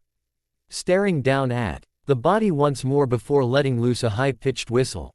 After a moment he felt a hot puff of air against his thigh. "Hello, sweetheart." There was a low growl in answer and Crowley responded with a quick rub on the head. He pointed to the girl and clicked his fingers. "Enjoy." The massive hellhound stalked leisurely towards the body of the young girl and tore into the body without hesitation. He was scratching at the small spots of blood on his jacket when the hairs on the back of his neck stood up, signaling the presence of someone else. He closed his eyes and swore silently to himself. He knew he shouldn't have kept Christine alive. Turning around slowly, he schooled his face into a cocky smile. "To what do I owe the pleasure of your visit?" 4 demons stood in front of him side by side and blocking the only exit. A quick survey told him he couldn't smoke out of his body, something was holding him inside and he was stuck. His only option was to fight his way out and while Had wasn't strictly a problem as he could easily overpower these bottom-feeding demons, it was one more issue he didn't need. Crowley. The largest of the demons muttered and Crowley suppressed an eye roll. Over the years he'd learnt that the weakest demons always chose the biggest meat suits. "You have me at a disadvantage. You know who I am but I have no idea who you are. I'm the one who's going to bring you down and our Father will shower me with praise." Crowley raised an eyebrow and nodded along. "Wow, that all sounds very dramatic. Honestly now, how long did you practice that speech?" Quote, "You're very cocky considering what's about to happen to you." This time Crowley did roll his eyes. Whoever this demon was, he had obviously watched too many movies. Being a demon used to mean something. It used to come with respect, but it was morons like the one standing across from him that gave the others a bad name. Honestly, how were people supposed to take you seriously when you spoke like a B-grade movie villain? It's not being cocky when you can back it up. I'll rip your heart out. Crowley hissed. He didn't have time for games, he was too exposed here. "That won't be necessary." Crowley froze, his entire body tensing up at the sound of the smooth voice coming from behind him. The goon squad in front of him looked at the person behind him in lovesick fascination and his hellhound was whimpering in the corner. Crowley knew who that voice belonged to and for the first time in a very long time, pure fear coursed through his body. He turned around and being sure to keep his mask in place he faced a rather short man in old jeans and a shirt. "Lucifer." Lucifer smiled, walked towards Crowley slowly and stopping when he was close. Crowley, right. You've heard of me. I'm flattered. Crowley replied. He was doing his best to appear calm but on the inside he was panicking. He wouldn't be able to talk his way out of this one. Don't be so surprised. Your efforts to have me killed have made you quite a big blip on my radar. Lucifer muttered dryly, crossing his arms over his chest and rocking back on the balls of his feet. What I don't understand is why. For years demons, my children, have been on the bottom rung. Pushed aside and forgotten. I'm trying to give a better world, a world where you will rule. Oh, don't give me that, we are one. Bullshit, because I'm not buying what you're selling. Crowley snorted. He couldn't believe people actually bought Lucifer's spiel. How can you say that? I came back for you. I created you and I will give you the world. Crowley had to admit, the angel sure knew how to play the game, the right words to say, the sad loom in his eyes. He was an excellent liar and he could understand how so many intelligent demons could fall for his promises and sweet words. You are so full of shit. You may have been able to convince the rest of my kind that you're our savior, but I haven't forgotten what you are. And what am I, Crowley? You're an angel. A twisted and demented angel, but still an angel. And you hate us as much as the rest of your kind, if not more. Lucifer's friendly facade fell and he stared at him stonily, jaw tensing in anger. Leave. He gestured towards his goon squad who disappeared without a word. I see you have them well trained. Yes. You'd be surprised how eager they are to please me. Not really. Most demons are like hellhounds. Vicious and cruel, but given a firm hand they do make rather excellent tools. Crowley felt more and more trapped the closer Lucifer became, but he refused to let it show. He wouldn't give him the luxury of seeing him scared. You're smarter than the others. I'm impressed. Lucifer admitted thoughtfully. You know, I was going to ask you the nice way. Flatter you, tell you all how important you are and that you're my most favorite demon in all the land. But I think I'll make an exception for you. Crowley's eyes widened and he put a hand to his chest. Really? Do you mean it? You'll make an exception for little, ol me. Gosh, I feel so special. Lucifer chuckled and the sound made Crowley shiver. It was a horrible sound. You're funny. I had wondered why Dean and Sam kept you around. I always thought it was because of my good looks and charming personality. He shrugged and pushed down the urge to back away. When Lucifer moved closer towards him, Lucifer Ray chet up and straightened Crowley's tie with a smile. I'm going to enjoy breaking you. I'm sure you would. But when you fail, try not to feel too bad. You're not the first. Dean watched Sam and Bo BBY through the rear-view mirror with a growing knot of anxiety swelling in his stomach. He watched as they placed the large containers of blood in the boot and frowning at the thought of the stuff being in his baby. He couldn't believe what he had just done, although it made having sex with Crowley seem like child's play in comparison. Looking down at his hand, he grimaced at the drying blood staining his skin. Wiping his hand roughly on his jeans, he frowned again when it wouldn't come off and instead opened the glove box where he'd put the wet wipes Crowley had given him and used one to clean his hands. He scrubbed harder than necessary, disgust filling him. Cursing quietly when he accepted the fact that no amount of scrubbing was going to make him feel any better, he threw the wipe away and slouched in his seat, pulling out his phone and checking for any messages. In the past 4 hours he'd sent Crowley 6 texts in an attempt to keep him up to date, but he hadn't gotten any responses. He felt Castiel swift forward in his seat and hover over his shoulder, holding onto the headrest for balance. Dean was a bit worried about Castiel. He didn't think he was handling being human very well. How you holding up, Saws? Dean asked quietly. He needed to ask before Bobby and Sam got back in the car, otherwise Castiel wouldn't answer truthfully. I was there at the beginning of mankind, you all had such promise. And yet I watched for millennia as you tore each other apart. You seem determined to drive your own species off a cliff. Castiel muttered in a matter-of-fact tone that always served to irritate Dean. Yeah, I agree with you there. And yet oddly, I've never had more faith in humanity as I've had these past few months. You gave me my faith back, Dean, and for that I thank you. Dean felt awkward at the display of affection. He didn't handle emotions well, and the heavy feeling in Castiel's words and voice made him uncomfortable. Thanks, Saws. You, kicked me back in line a few times as well. There was a long silence and something heavy hung in the air before Castiel spoke hesitantly. Dean, are we friends? Yes, Saws, we're friends. Then as your friend I must ask you cease your fraternization with the demon Crowley. Dean nearly choked on his saliva, his body shutting down at Castiel's words. He was angry at himself more than anything, in his own twists. Ted Way he was proud of his ability to hide his emotions, and apparently he wasn't as good as he thought if Castiel, the master of being oblivious, could see what was going on. You don't know what you're talking about. I know I don't know much about being human and I can quite naive about certain things, but I'm not stupid. I see the way you look when you think about him and the way you defend him to your brother. Are you going to tell Sam? There was no reason to deny it. He didn't care if Castiel knew, he didn't even care that Bobby knew, it was his life and he was an adult. However, he did care about Sam finding out. Especially now. Sam couldn't afford to be distracted and angry when he mind wrestled with Lucifer. They needed him clear-headed, and that would go right out the window if Sam got wind of him and Crowley. As long as it doesn't interfere with our mission, there's no reason Sam has to know. Castiel promised eventually after a moment of silence. Thanks, Saws. Just remember, Dean, soon all this will be over one way or another and you will all go back to your original lives, Crowley included. Castiel warned, voicing one of Dean's worst fears. I'll deal with that when it happens. Castiel was about to reply when Bobby and Sam entered, causing him to lose his chance. The silence in the car was deafening as they all sat and contemplated what they were about to do. This is by far the stupidest thing we've ever attempted. Dean sighed and turned on the ignition.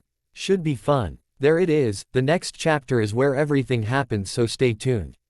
Remember to review and give me some feedback. Chapter 7. Well, here's the next chapter. Sorry it took so long to write, but I had my sister's wedding and then planning for Christmas because my dad was going to be at work for Christmas, so we were going to have it early, but then he changed shifts and, well, long story short, these past few weeks have been busy and I apologize for the delay. Hope you enjoy. Hay arrived at their destination in silence and moved quickly to get out of the car. Now there was finally an end in sight. None of them wanted to wait. With a quick look, Dean told Bobby and Castiel to wait by the side of the car. He followed Sam to the boot. Sam opened the boot and Dean stared disdainfully at the bottles of demon blood. The clear plastic bottles were sticky with the congealed blood that had run over the sides, and Dean felt dirty just thinking about having the disgusting substance in his baby. One last chance to back out, Sam muttered, staring at the blood nervously. Dean tched him closely and noted that although Sam was biting his lip and frowning heavily, he could see the suppressed hunger in his eyes. Tell me you can do it, he answers instead. What? Tell me you can do it and I'll believe you. Dean watched Sam closely and Sam held his eyes, both trying to judge what the other was thinking. Sam's eyes were sad but resigned, and not for the first time Dean wished Sam didn't have to this. I can do this, Sam promised. Dean believed him. Sam may be his little brother, but he was capable of so much more than he ever gave him credit for. He nodded and sighed heavily, staring once more at the contents of the boot sadly. How did our lives ever get this fucked up? Someone has to do it. Yeah, but why us? We aren't the only hunters in the world. Why is it our job? Why is it always our fucking job? Dean demanded, sounding more bitter than he'd intended. Sam looked at him in concern, eyebrows drawn together and lips drawn in a tight line. Because Dean, this is our fault. You broke the first seal and I let the devil out of his box. This is our mess and we need to clean it up. Fuck, you're right. I know we need to fix this. Dean closed his eyes wearily and rubbed a hand over his face. He needed a drink. It's just, I can't believe I ever enjoyed doing this. You know, I never understood why Dad was so angry all the time, why he drank, why he never smiled, and now I do. Are you all right, Dean? The sound of worry in Sam's voice made Dean want to punch something, and that, if nothing else, told him he wasn't all right. He considered lying to Sam and brushing off his worries, but he just didn't have the energy for it. Besides, what was the point? Why let the last conversation with his brother be a lie? No, Sam, I'm not all right. I haven't been all right in a long time. I'm a borderline alcoholic who can only sleep when I'm so drunk I pass out. Oddly, he didn't feel any better for telling Sam the truth like he did Crowley. As much as he said otherwise, he still didn't truly view Sam as an equal, not as he did Crowley. He also felt guilty because despite his decision otherwise, he had still lied to Sam. Although he did usually use alcohol as a way to fall asleep. He had slept perfectly the night before with Crowley, and he wasn't sure if it was due to the company or the fact that the demon had fucked him silly. Probably a bit of both. Thinkin', G of Crowley made Dean wonder why he hadn't answered any of texts, and then he cursed himself for acting like a teenage girl. "Dean, do mind going over there?" Sam asked hesitantly, gesturing over to where Bobby and Castiel were standing. Dean cocked his head and looked at Sam in confusion, silently asking why. "I don't want you to see this," Sam answered, shuffling his feet and avoiding eye contact. Dean nodded and with a heavy sigh made his way over to Bobby and Castiel. Bobby turned to him and jerked his head in Sam's direction. "Yeah, he's doing it," Dean muttered, shoving his hands into his pockets. "This is a dumb-ass idea," Bobby growled, shaking his head. "True. But which are our ideas ever not dumb-ass ideas?" Bobby sighed and rubbed his face tiredly, leaning heavily against the car. "We're so fucked." Before Dean could answer, Sam pushed past them and started to walk over to the building. Dean swore and ran after him, a queasy feeling in his stomach at the sight of blood on Sam's lips and the fire burning in his eyes. He dimly heard Bobby yelling after him to be careful, but he was too busy trying to keep up with Sam to answer. When they crossed the street and stood in the doorway, 3 demons stepped out from the shadows and surrounded them. "We're here to see the big guy," Dean announced before Sam could do anything stupid. Sam needed to save his strength for the villain. He didn't need to waste it on 3 bottom-feeding demons. Dean grunted when rough hands grabbed his shoulders and pushed him through the door with Sam trailing behind him. It was nearly pitch black inside the building, and although he was stumbling over his own feet, the demon holding onto him seemed to have no such problems, and he made a mental note to ask Crowley if demons had some sort of freaky seeing in the dark powers. The building was freezing, and the further they climbed up the stairs the colder it got, causing him to wish he'd worn a thicker jacket. He tripped and the hand on his left shoulder gripped his jacket collar to straighten him. The demon's fingers skimmed the skin of his neck from the hold, and Dean had to suppress the urge to pull away in revulsion. He chanced a glance behind him when they reached the first-floor landing. Sam appeared to have calmed down since the initial boost of power from the demon blood and looked a little less crazy than he had 5 minutes ago. They were shoved through a door to their right, and as he took the derelict building, Dean couldn't help but think Lucifer was a lot less prissy when it came to getting dirty than a lot of other angels or demons Dean knew. Dean's eyes automatically found Lucifer, standing next to the dirty window at the far end of the room. Just being in the same room as him made Dean's stomach drop and fear to fizz through him. Lucifer was ridiculously powerful, and Dean knew he could squash him like a bug with no effort whatsoever. Lucifer scared him in ways nothing ever had, not Lilith, Alistair, or Yellow Eyes. "I knew you'd find me," Lucifer muttered, turning around to face them. Dean's eyes widened when he saw the state Lucifer's vessel was in. Large lesions had appeared on his face, his skin peeling off like old wallpaper. "Well, don't you look like shit? My vessel is showing some wear and tear. Maybe you should try moisturizer." Dean smirked, defaulting to sarcasm. "Maybe you shish. Old, try shutting your mouth before I do it for you." A burst of light came from each of the demon's eyes, and they slumped to the floor as Sam brought the attention to him and not Dean. Dean stared at Sam in shock. He had no idea Sam was so powerful. "I'm impressed, Sam. You're stronger than I thought," Lucifer mused, cocking his head to one side, showing no concern for the dead demons littered around the room. "I don't care what you thought. I want this over." Lucifer narrowed his eyes before a smirk spread across his face slowly. "Are you saying what I think you're saying?" "I'm here to say yes. On one condition." Sam glared, and Dean was impressed at his ability to retain eye contact for so long. "Anything for you, Sammy. Leave Dean alone." Same goes for Bobby and Saws. "Ah yes, Castiel. How is he? I hear he's human now. Do we have a deal?" Sam was practically ignoring Lucifer, and Dean could see he didn't like that at all. Lucifer wasn't used to being ignored. Dean didn't like how this was going. Lucifer wasn't surprised to see them, which gave Dean the uncomfortable feeling that he knew they were coming. He didn't like the knowing look in his eyes, and he definitely didn't like the angry look in his eyes. "Why do you feel the need to lie to me, Sam? I don't like being lied to. I know about the rings." Dean felt his muscles go weak and his legs nearly gave out. He knew. Lucifer fucking knew, which meant they were well and truly screwed. When he managed to focus his attention back to the present, he saw the enjoyment Lucifer was getting from their shock.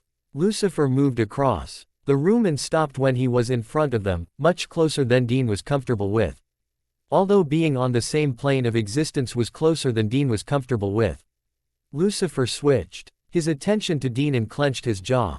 Dean knew that meant trouble. He'd never seen Lucifer as anything other than calm and collected, but the mask was slipping.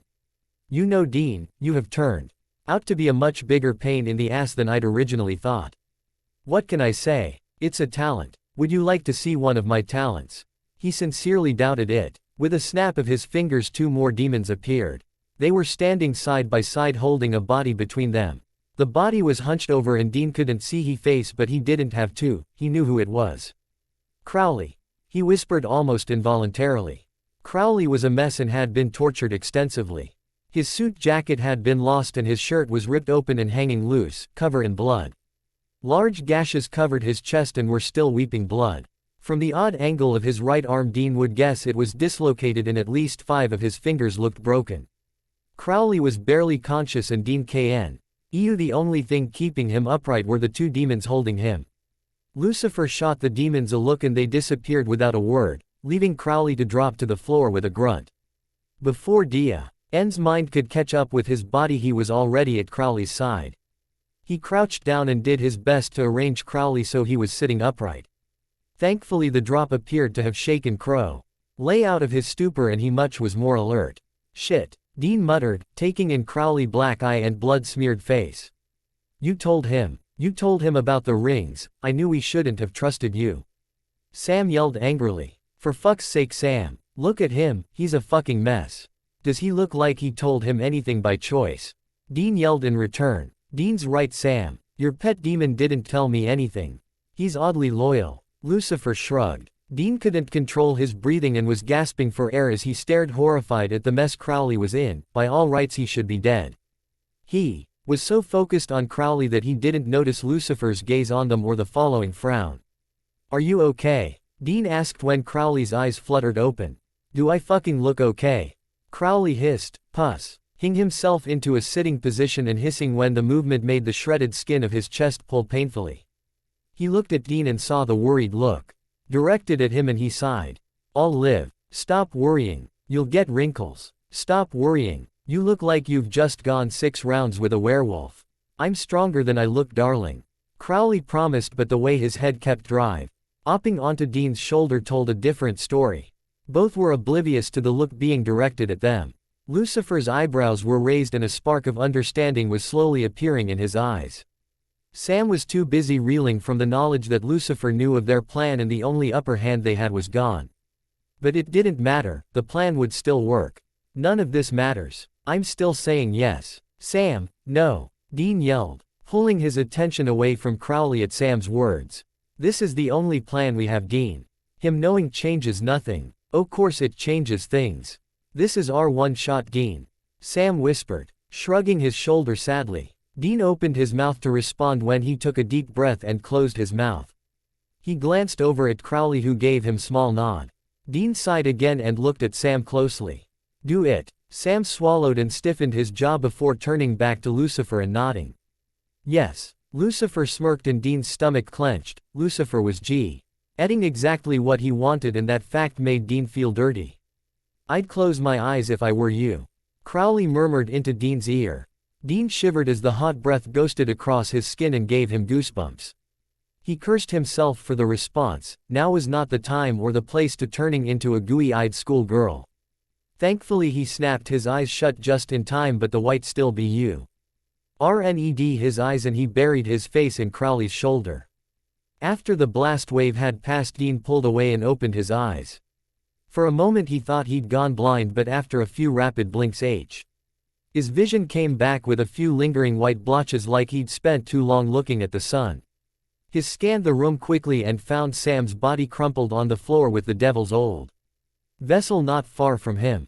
Dean felt a twinge of sympathy for the poor bastard Lucifer had been walking around in. Hopefully he'd been killed instantly and hadn't had to watch all the horrific things Lucifer had done in the past few months. Crowley shifted beside him and flinched when the movement pulled on his wounds. Dean's worry for Crowley returned, but he couldn't tear his attention away from his brother. Was he all right? Did this mean he was winning? What was he supposed to do? Could he help? Not for the first time in the past few months he was slapped in the face with the fact that he was in way over his head. He didn't know what to do, he didn't know how to help, and he didn't know how to fix it. He hadn't been this helpless, this unsure since being a child. What do we do? He asked finally. We wait until he wakes up and see who's in the driver's seat. I can think of a few things we could do to pass the time. Dean snorted, which nearly turned into a giggle when Crowley licked his neck. Quote, my brother is unconscious a few feet away and you look like you've gone 6 rounds with a hellhound. Not exactly the conditions I look for when I'm horny. But you do admit you're horny. Shove it. I can think of one place in particular I'd like to shove it. This is so inappropriate. I specialize in being inappropriate. Dean whined as Crowley bit at his jaw. God, what was wrong with him? As soon as Crowley came near him, all self-control went out the window. Here he was, leaning against a wall with his half-dead almost lover in a room with 4 dead bodies and his unconscious little bee. Rother, and all he could think about was pushing Crowley to the ground and fucking him senseless. He was seriously fucked up. However, knowing that didn't stop him from twisting his neck and capturing Crowley's lips in a harsh, wet kiss that made his head swim. He refrained from pushing Crowley to the ground, mindful of the demon's wounds. Crowley was less gentle and slid his hand up to the back of Dean's head and gripped his hair painfully tight, tugging roughly and pulling little whimpers from Dean. I'm sorry. Am I interrupting something? They sprung apart and stared up at Sam, who sometime during their kiss had woken and was looking at them with one raised eyebrow. Well, not Sam, not anymore. Dean knew it wasn't his brother at first glance. He saw the hatred and contempt in his little bro. There's eyes, and he knew it was Lucifer, and his heart sank. You know, this really is rather exciting. Tell me, Dean, how long have you been the demon's whore? Lucifer asked, and that look crossing Sam's face made Dean want to vomit. Better a demon's whore than Michael's little bitch. Which consequently is what you're going to be when Michael is done with you. Dean shrugged. And he does make such a pretty little whore.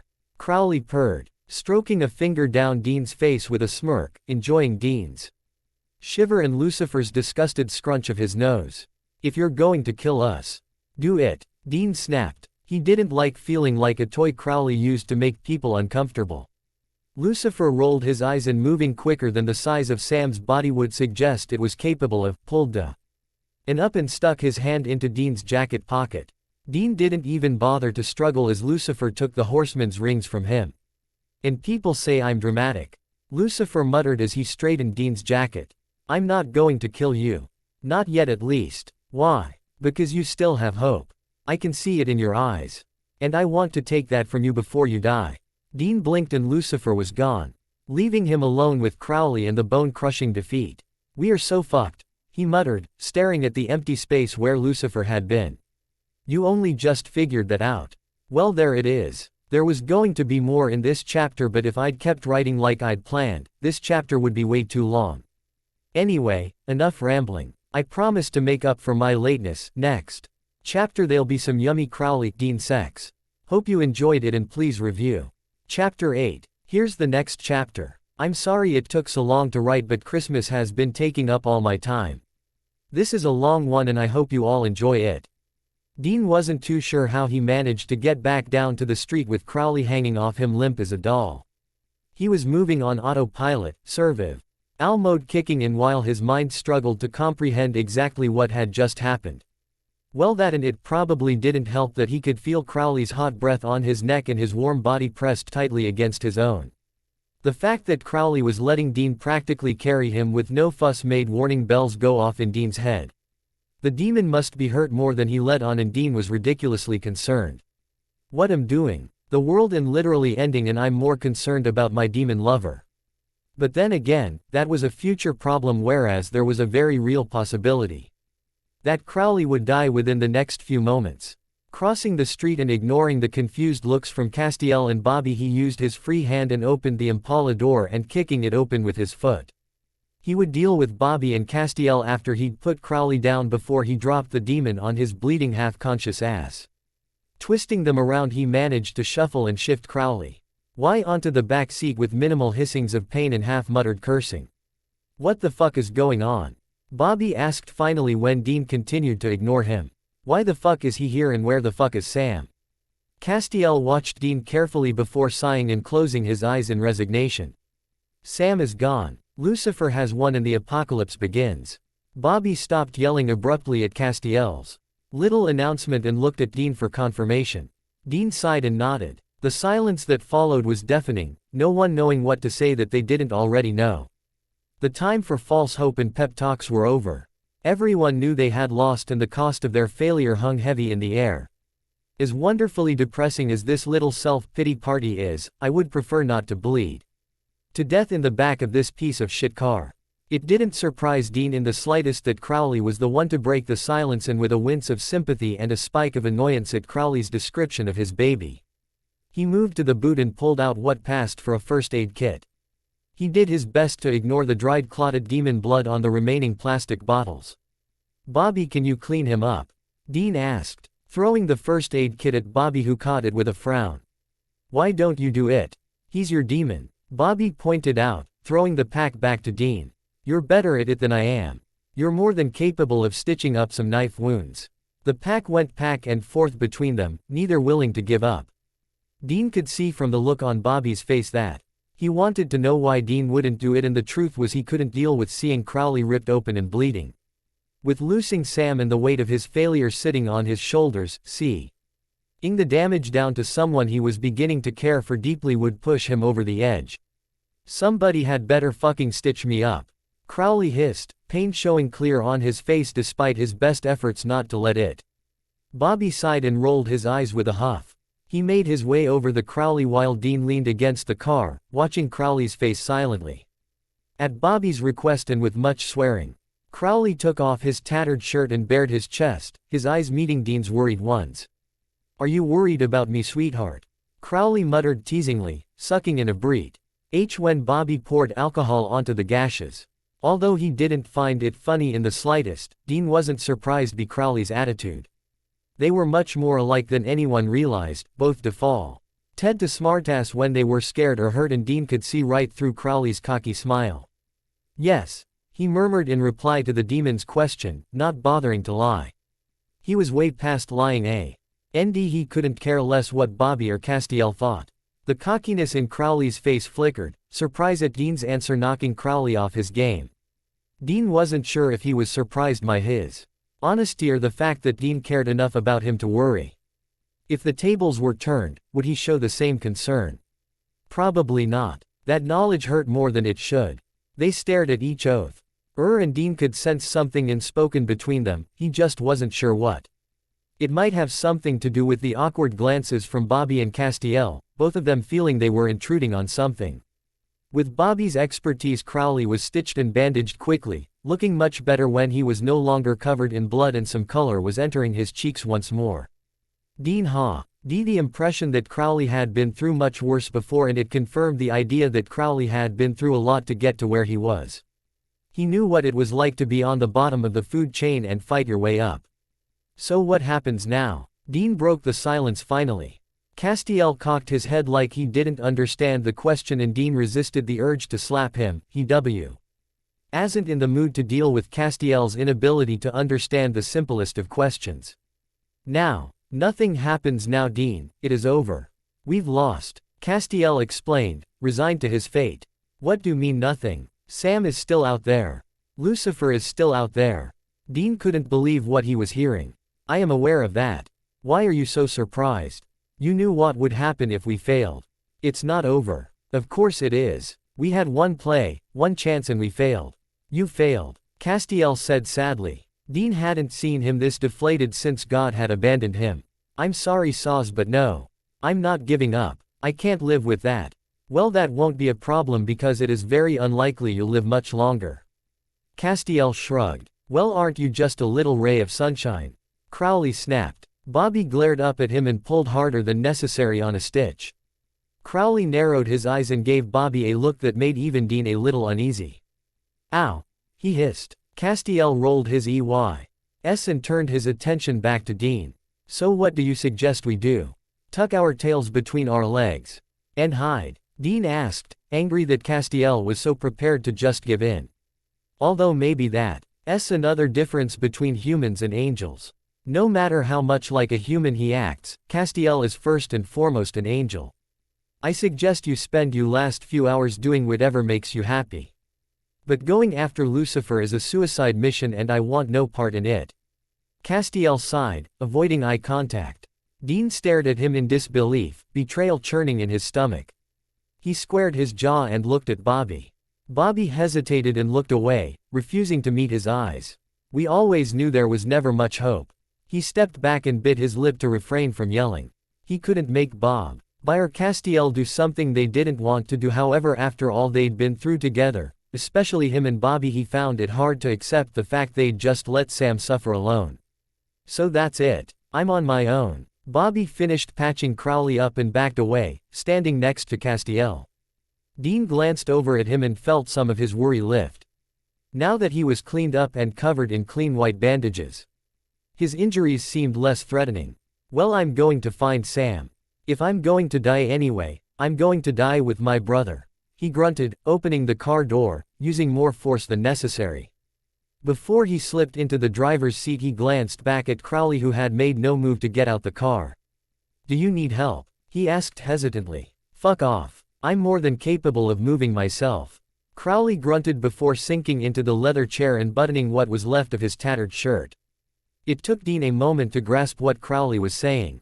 So you're coming with me? Crowley didn't speak. His answer came in the form of him reaching out and closing the car door. Dean smiled softly and slipped into the car. Maybe Crowley cares more than he likes people to think. Dean slipped in between Crowley's legs awkwardly, the gap between the back seat and the driver's seat smaller than he'd thought, and he had little space to move. His body was tingling in anticipation and nerves. He'd never given a blow job before, but then he remembered he'd never had anyone inside him before Crowley, and that had turned out to be one of the most amazing experiences of his life. He needed this. Needed to feel close to someone, even if that someone was Crowley. He needed to feel alive and wanted and taken care of. Needed to be reminded when he even bothered anymore. As still staring at the shiny black belt when he felt a hand twisting through his short hair, stroking softly and offering as much comfort as Crowley was capable of, and although it wasn't much, the though UGHT behind the action made Dean's heart stutter. He smiled and unbuckled the belt easily, pulling the demon's pants off as quickly as he could while still being gentle. The bleeding had finally stopped. Ed and he didn't want to jostle him unnecessarily. I've always wondered what this would be like, Dean mumbled, curious to see Crowley's cock up close. It was just like the rest of him, short but stocky. Not particularly long, but more than made up for it in girth. Swallowing his nerves, he reached out and grasped the semi-hard cock firmly. The feel wasn't anything new. He was a male with previous experience with males, so a hard cock wasn't anything new. However, the knowledge of what he was about to do with it was. Shit. Crowley groaned as his throbbing cock hit cold air. He wasn't used to how attracted he was to Dean. For him, sex was usually a way to release tension, something fun to do for a bit, but with Dean he could feel curlings of affection. Dean just smiled and wrapped his hand around the base of the cock, before licking a small bead of pre-cum off the tip and moaning at the taste. He'd prepared himself for something unpleasant, but God, that was a good taste. Wrapping his oath around the head and hollowing his cheeks, he did his best to suckle the hard flesh while keeping his teeth away. He knew from experience how painful teeth could be. His hand squeezed and caressed the base and the shaft, drawing Crowley closer and closer to orgasm. He groaned when he heard the hungry slurping noises coming from Dean and knew he wouldn't last long. It had been a long time since anyone had sucked his cock with as much excitement as the man between his legs. What he lacked in practice he made up for in enthusiasm. Dean, he tried to warn him, he really did, because he knew if he just came in his mouth without warning, Dean would be less likely to do it again. Unfortunately, he waited too long and he exploded into Dean's mouth with a deep grunt. Dean just hummed and swallowed as much as he could, some flowing down onto his chin. Crowley rubbed Dean's hair as a way of thanks. Dean sighed and rested his on the sweaty thigh to his right, allowing the now soft cock to fall from his mouth with a quiet plop. He was drifting off, all thoughts of his problems floating away, when he was brought back to reality with a sharp tug to his hair. Ow, what was that for? He asked angrily, looking up at Crowley with a frown. Get your ass up here, Crowley ordered as an answer, pulling on Dean's hair again. Dean slapped his hand away and rolled his eyes. He considered refusing and remaining on the floor just to be difficult. Taking orders from anyone, even Crowley, made him bristle.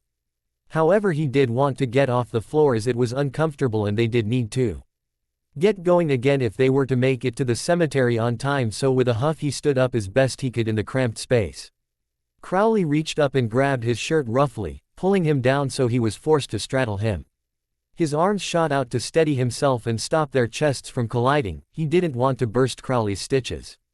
Their faces were inches apart, their warm breaths mingling together. Removing a hand from the leather seat, he ran a hand through Crowley's thinning and enjoying the intimate moment before cupping a cheek and shifting up to capture his thin lips in a kiss.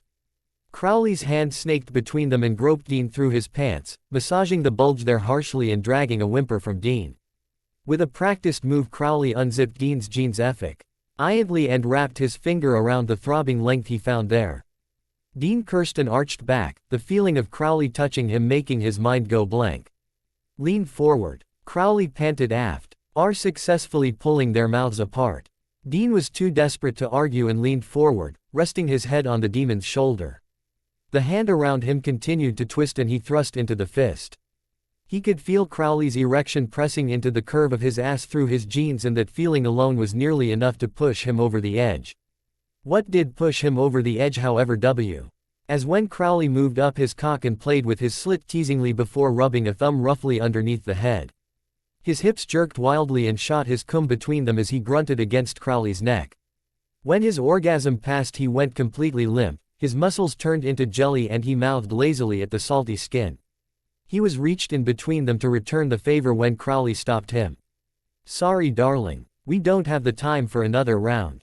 Dean snorted, pulled away and grimacing as his cum stuck them together. "I still have those wet wipes you gave me in the boot," he laughed.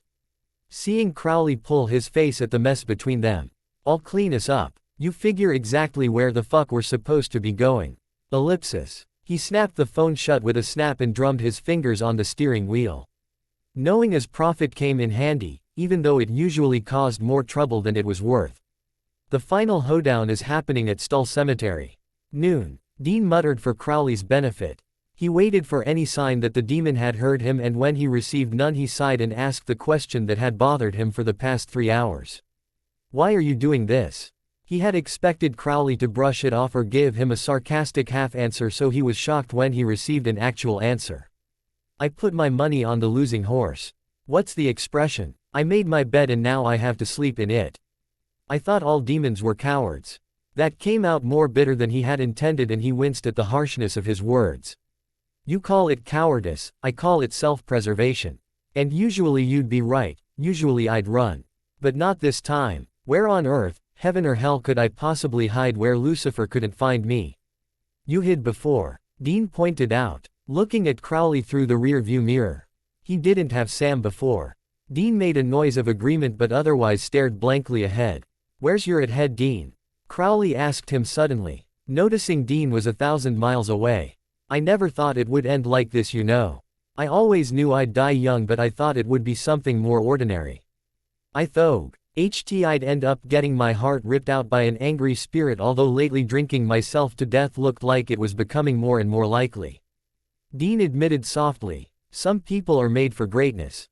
Dean snorted at Crowley's sarcasm. Thankfully Crowley wasn't going to allow him to wallow in his own self-pity. His part in this completely messed story wasn't over yet, and he didn't have the luxury of falling apart. No matter how much he wanted to. There was a long silence where Dean stared at the open road and Crowley stared at Dean, both thinking very different things. Dean was trying to think of exactly what he was going to do when they made it to the cemetery, while Crowley was wondering what that feeling was in the pit of his stomach whenever he caught Dean's eyes. No, that was a lie. He knew what that feeling was. What he didn't know was what he was going to do about it. He wanted Dean, that much was certain.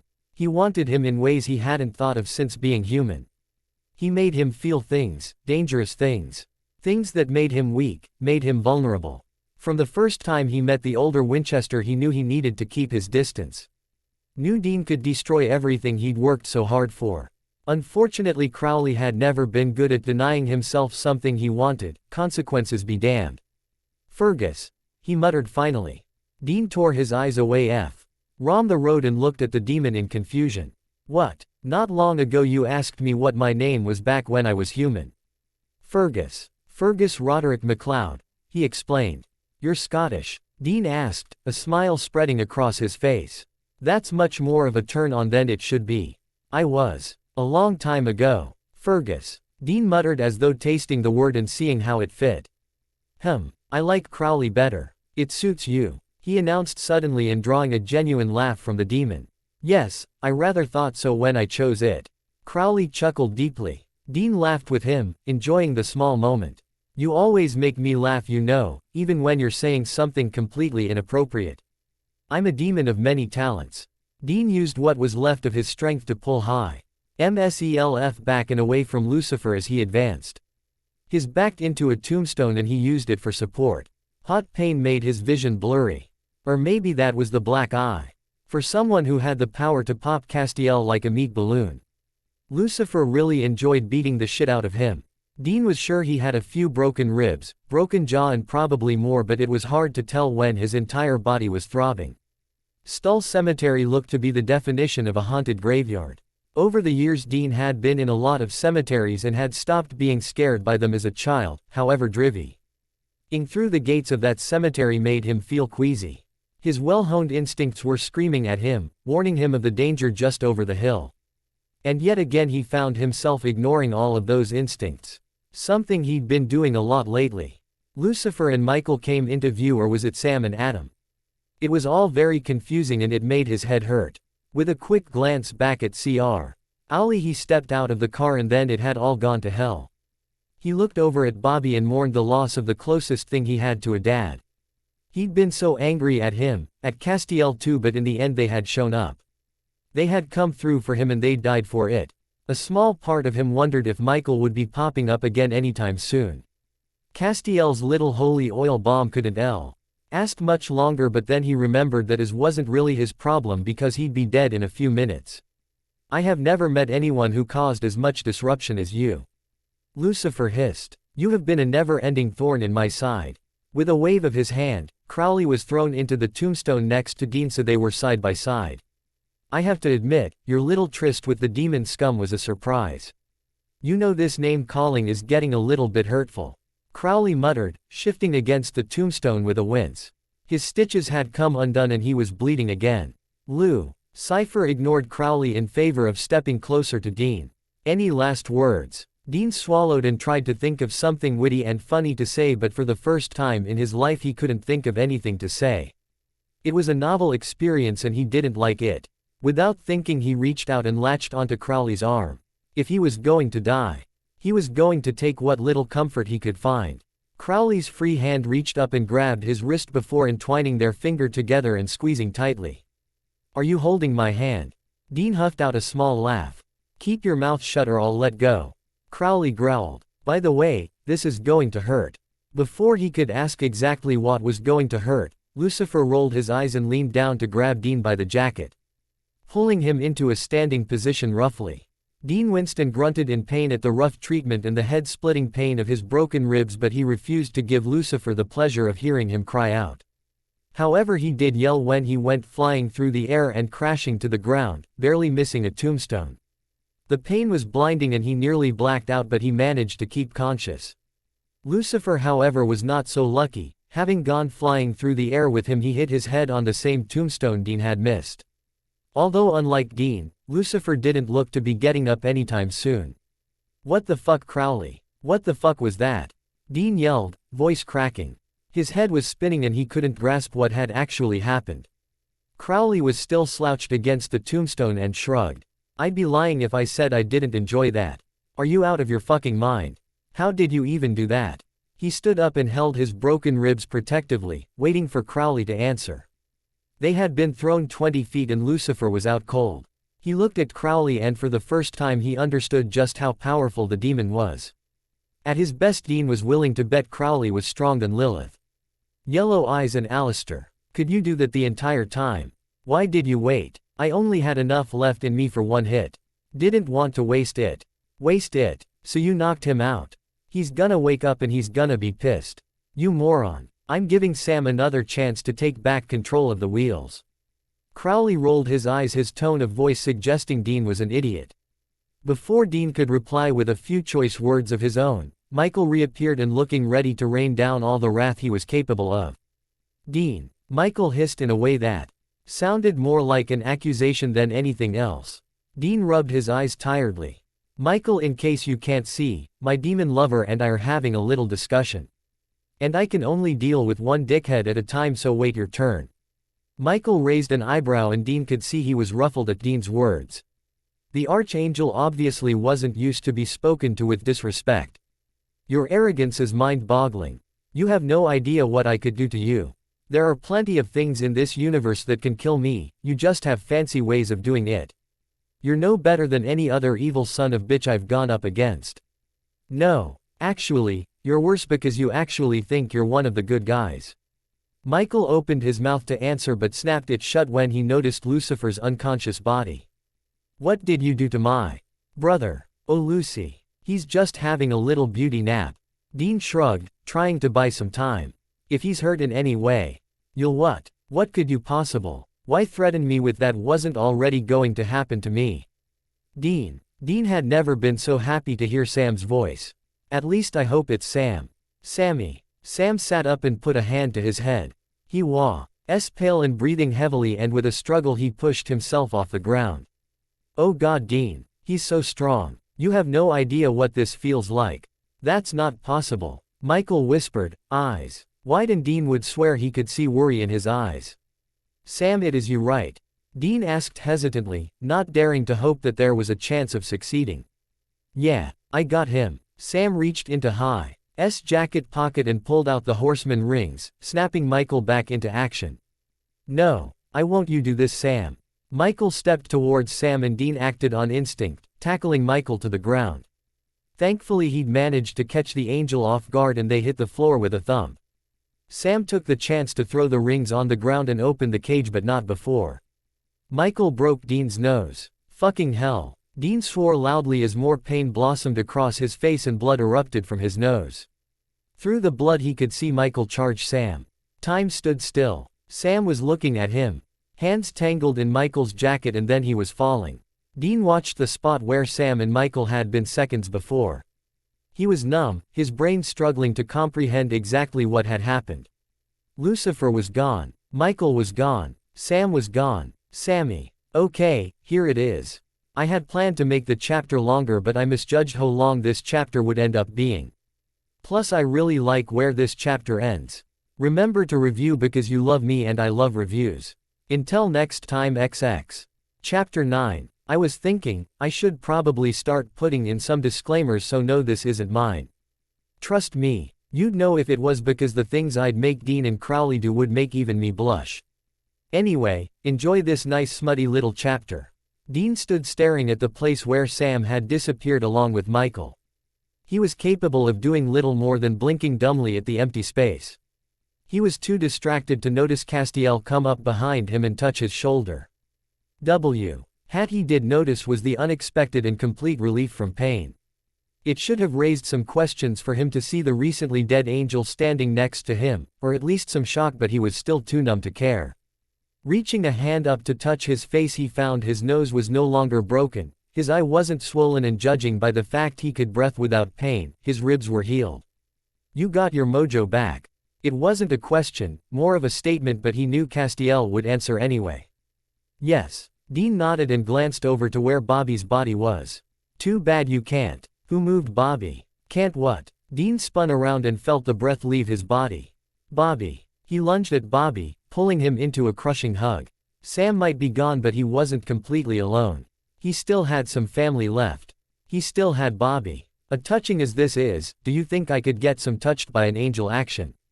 Crowley asked, bringing Dean's attention away from Bobby. No. Castiel answered quickly. Saws. Fix him up. Dean ordered. There was no point leaving Crowley in pain when Castiel was more than capable of healing him. Castiel opened his mouth to argue, but a look from Dean stopped him. Sighing heavily, he made his way to Crowley, who had managed to push himself off the ground and was standing on shaky legs. Looking away from him and making it perfectly clear he didn't want to be doing it. Castiel reached out and placed one finger on the demon's forehead. Crowley made a noise of relief as all his injuries were healed, and Castiel smiled tightly while Dean pretended no. To notice Castiel wiping his finger on his pants. So what do we do now? Bobby asked hesitantly. Dean paused and thought for a moment. What were they supposed to do now? What was he supposed to do now? His brother, his best friend and the one constant in his life, was gone and would never be coming back, but that was something he'd push down and deal with at a later date. Castiel had his magic NGEL powers back, and Dean doubted he'd be hanging around now. And to top it all off, the one thing that was keeping Crowley on their side was gone, and he would probably leave with it. I must return to heaven. My brothers and sisters will be confused and needing guidance, Castiel announced. So you're just leaving? Have you forgotten everything those douchebags put us through? Put you through? Dean huffed, shocked at Castiel's words. They're soldiers, Dean. They did what they were told to. Oh, and that makes it all right. Stop arguing. You two are acting like something good didn't just happen. We just saving the world. Bobby cut in, shutting them up before it could escalate. Castiel made a face but backed down with a shrug. I have to go. News of Lucifer and Michael's demise will already be spreading. He disappeared in a flutter, leaving Dean to shake his head. I have to go too, Crowley said, drawing attention to himself. Dean wanted to tell him not to go. He wanted to scream that he couldn't leave him, not now. Not after he'd just lost his brother, but he didn't. He didn't have any right to tell Crowley what to do, and he didn't want to step out of bounds. He still wasn't sure exactly what they were doing. What he did know was that he had based his decision to get involved with Crowley on the fact that he would be dead before he had to face any of the consequences. But he had survived. He had a future again, and he had to decide whether he wanted the demon in his life. Stop lying to yourself. You know you want him. No. He couldn't admit it because if he did, it would hurt so much more when Crowley got tired of him and left. And he would get tired eventually. Demons couldn't feel love. They didn't feel normal human emotions, and just as Dean had reminded himself before, Crowley was first and foremost a demon. Of course. I'm sure you have business to take of. Thanks for all the help, Dean muttered, avoiding eye contact and pretending he couldn't see Bobby's sympathetic look. Crowley cocked his head and rolled his eyes. Come here. Dean wanted to refuse, he really did, but he was slowly finding out he didn't have the power to deny Crowley anything. Closing the gap between them, he grunted when Crowley reached out and grabbed his jacket, pulling them together. Don't look so fucking miserable. I'm not disappearing on you, Crowley promised, wrapping an arm tightly around Dean's waist. You're not? Dean asked hesitantly, relaxing into Crowley's hold. What can I say? I'm invested. Crowley's free hand sneaked up and curled around the back of Dean's neck, pulling them into a kiss. Dean sunk into the touch, basking in the loving touch. God, he needed this. The kiss was slow and soft, neither fighting for dominance and just enjoying the moment. Groaning loudly, Dean lifted a hand to stroke the rough line of Crowley's jaw. Obviously the demon hadn't shaved in a while, and it made his stomach flip. Dean was desperate for air, but before he could reluctantly pull away, Crowley disappeared and leaving Dean panting and staring at open air. Why can't you just admit you love him? Bobby asked quietly. I don't love him, Dean muttered, not sure if he was trying to convince himself or Bobby. You're a shitty liar. Yeah, I know. Dean grunted and buried his face further into his pillow. All he wanted to do was sleep, but his body was refusing. Apparently it didn't like sleeping constantly. And he had been sleeping a lot. Since Sam had gone, Dean had been 2 places, the bed and the bathroom, with Bobby bringing him food twice a day. He heard the bedroom door open and waited for Bobby to throw an energy bar at him like he did every afternoon, but it never came. I've tried to be understanding, Dean, but I'm done. Congratulations, my patience has officially run out. Get out of bed, Bobby ordered, kicking the foot of the bed. No, I didn't realize I was asking a question. Get out of bed. I just lost my brother, Bobby, I'm mourning. Dean replied, voice muffled by the pillow. Bullshit. If this was you mourning for your brother, I'd leave you alone, but it's not. This is you sulking because it's been 2 months and you haven't heard from Crowley. Fuck off. Bobby glared and grabbed a handful of blanket. There was a small struggle, but he managed to yank the blanket off Dean, leaving him exposed. Dean grunted and curled in on himself. He knew he was acting like a child, but he didn't care. Get your ass out of bed, have a shower and put on some proper fucking clothes. You're a grown-ass man, you can't live in sweatpants. Bobby growled, throwing Dean's duffel bag at him. If you're not downstairs in 15 minutes, I'll physically remove you from the bed myself. Dean just rolled over and ignored him. Bobby could say whatever he wanted, he wasn't moving. He listened to Bobby leaving before he uncurled himself and lifted the pillow over his head to shut the outside world out.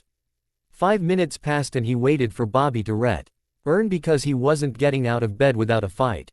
Some time passed before he sensed another presence in the room and he tensed his muscles in preparation. What he wasn't prepared for was two-hand to come down, grab the elastic waist of his sweatpants and pull them down in one smooth move, leaving him ass up and completely naked. What the fuck, Bobby? He screeched, rolling over and covering himself with his pillow. Bobby, something you wanna tell me, cupcake? Crowley. Dean whispered. Ellipsis. Fucking hell, I'd forgotten how tight you are. Crowley hissed, scissoring his fingers. Is that a compliment? Dean managed to gasp out, eyes widening at the feel of Crowley's fingers rubbing inside him. His cock was twitching, leaking pre-cum. He hadn't come in 2 months, having been completely disinterested since the cemetery. You bet your tight little ass it is. Dean whimpered when Crowley pushed against his prostate, rubbing the spongy nub enthusiastically. Dean whined and began to thrust his hips uncontrollably, doing his best to fuck the invading fingers deeper inside him. Crowley watched him closely, fascinated by the tight heat constricting around his fingers. Dean had the most responsive body. Please, Crowley. Please. Dean begged, well beyond caring about something as useless as pride. Soon, Dean. Crowley promised, softly caressing Dean's ass. Dean arched up his particle. Larly hard thrust against his prostate made his vision turn white. Now, Crowley. Demanding bitch. Crowley chuckled, slapping Dean's thigh sharply and earning himself a yelp. Dean replied by swatting the back of the demon's head. Heavy-handed bastard. You love it. Crowley muttered, smirking as he pulled his fingers out of Dean's quivering hole. What are you doing? Dean demanded, terrified that Crowley was going to leave him. Oh fuck. He screeched, arching his back impossibly high when Crowley entered him in one thrust. He'd forgotten how good it felt to have Crowley inside him, the intimacy of it was mind-blowing. The stretch was almost painful, but that didn't matter. What mattered was that Crowley was there, inside him, around him and holding him close. Nothing else mattered. Crowley did his best to give Dean time to adjust to the intrusion, but he could only hold off for so long before his desire took over. He thrust roughly into the amazing heat. Dean wrapped his arms around the demon's neck and hitched his legs around his waist, although him the thrust deeper. Oh fuck yes. Dean yelled when Crowley hit his prostate head on. There, oh fuck yes there. He gasped out desperately as Crowley continued ram his prostate. Remembering how much it turned Dean on, Crowley allowed his eyes to change to a deep blood red and smirked when reacted with a deep moan and tightened around him like a vice. He panted heavily as Dean withered against him and he griped Dean's hips painfully tight in order to keep him still enough so he could hit his prostate dead on. I'm gonna come, Dean warned, choking out the word as best he could. Come, I want you to come for me. Crowley encouraged, speeding up his thrusts. Dean pushed back into Crowley, sending his cock deeper than he had thought possible. So close, he murmured, feeling the pleasure coil in his stomach. Almost, oh fuck, Crowley. Fucking Christ. Dean screamed, coming so violently his vision went fuzzy. His cum splattered between them, their bodies sliding together with cum and sweat as powerful waves of pleasure shot throughout his body, causing his muscles to tighten and clench around Crowley's cock. Slowly the pleasure receded and Dean was left exhausted and limp, panting heavily with each thrust of the demon's cock in his oversensitive hole. Crowley continued to impale Dean roughly. It was harder to get off with Dean's body turned into jelly after his orgasm. Thankfully Dean was naturally tight, so there was still enough friction. Dean grunted as Crowley continued abuse. Of his hole became uncomfortable and he buried his face in Crowley's neck, moving with him with each thrust. Fuck, I missed this. Missed you. Crowley panted into Dean's ear. Dean would bet anything that he would deny the words later when the haze of pleasure and desire had passed, but the words still made Dean's stomach flutter happily. Crowley could feel his balls begin to tighten and sped up his thrusts.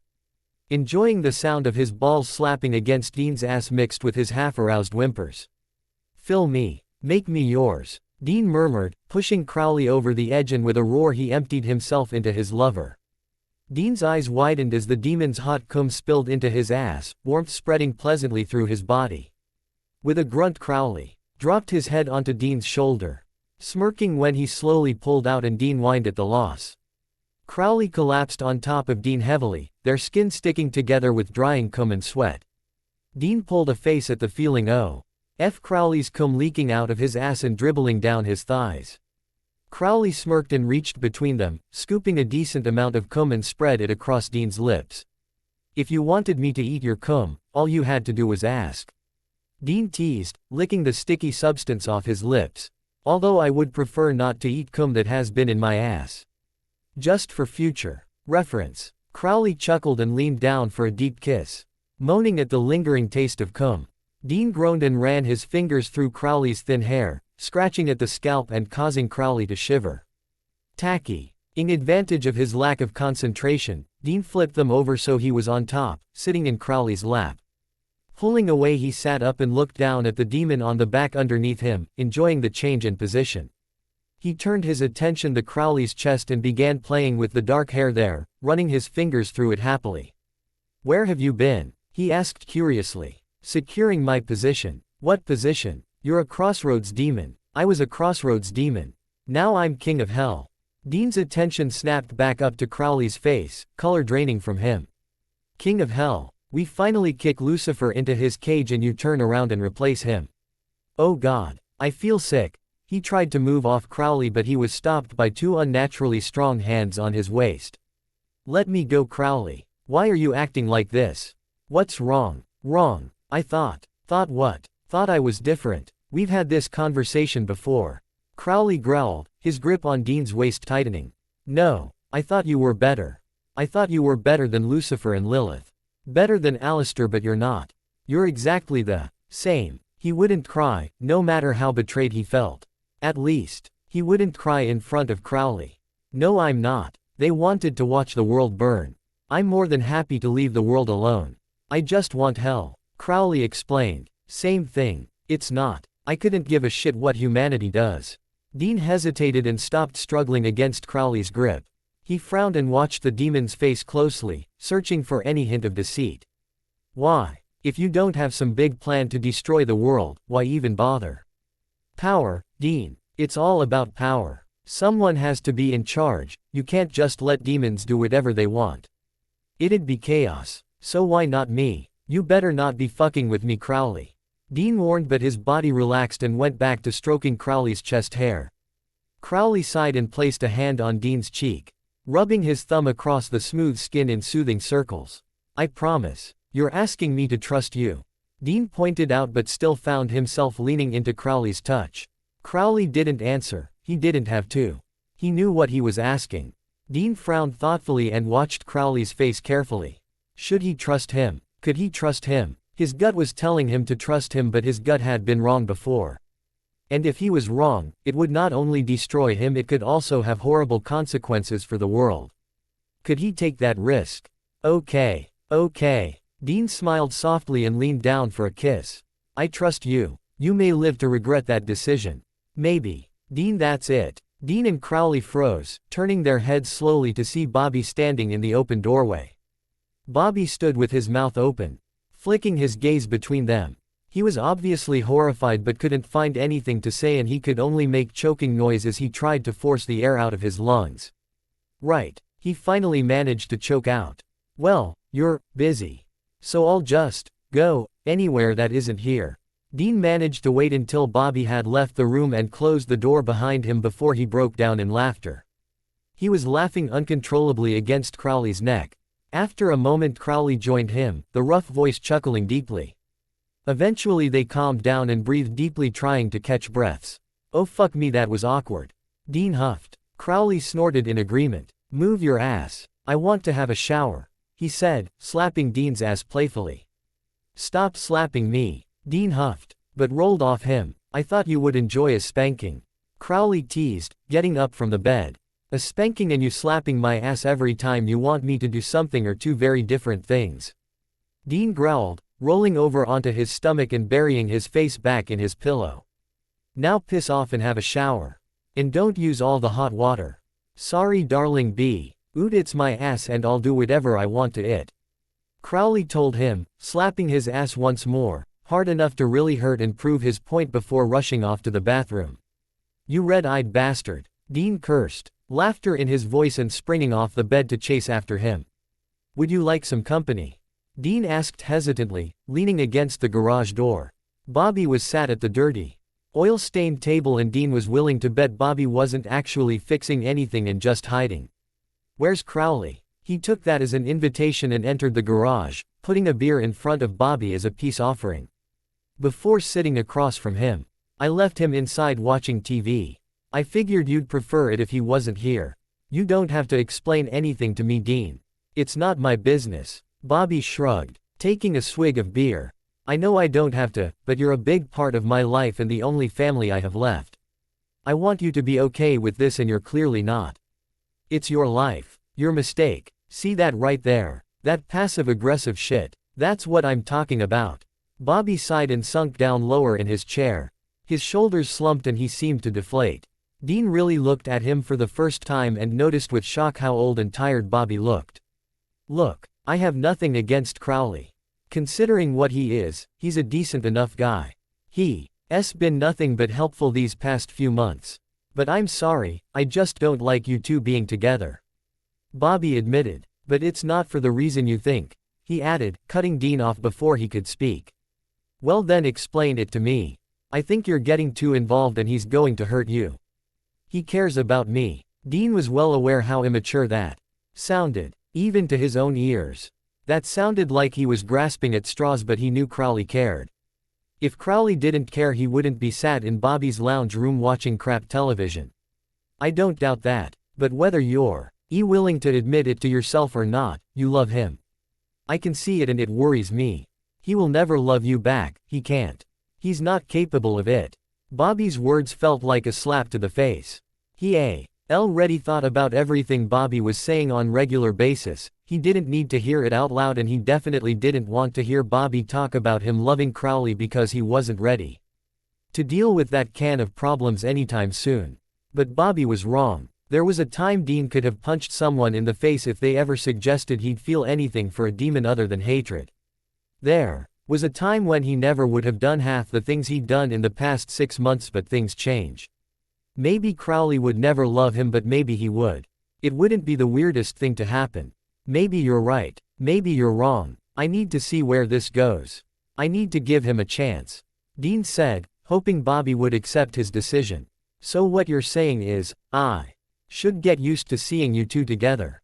Yeah, pretty much. Wonderful. Bobby grimaced, pulling a face. Look Bobby, I'm not good at this shit. I don't know what to say to make you understand. I don't really understand it myself. But what I do know is that Crowley is good for me.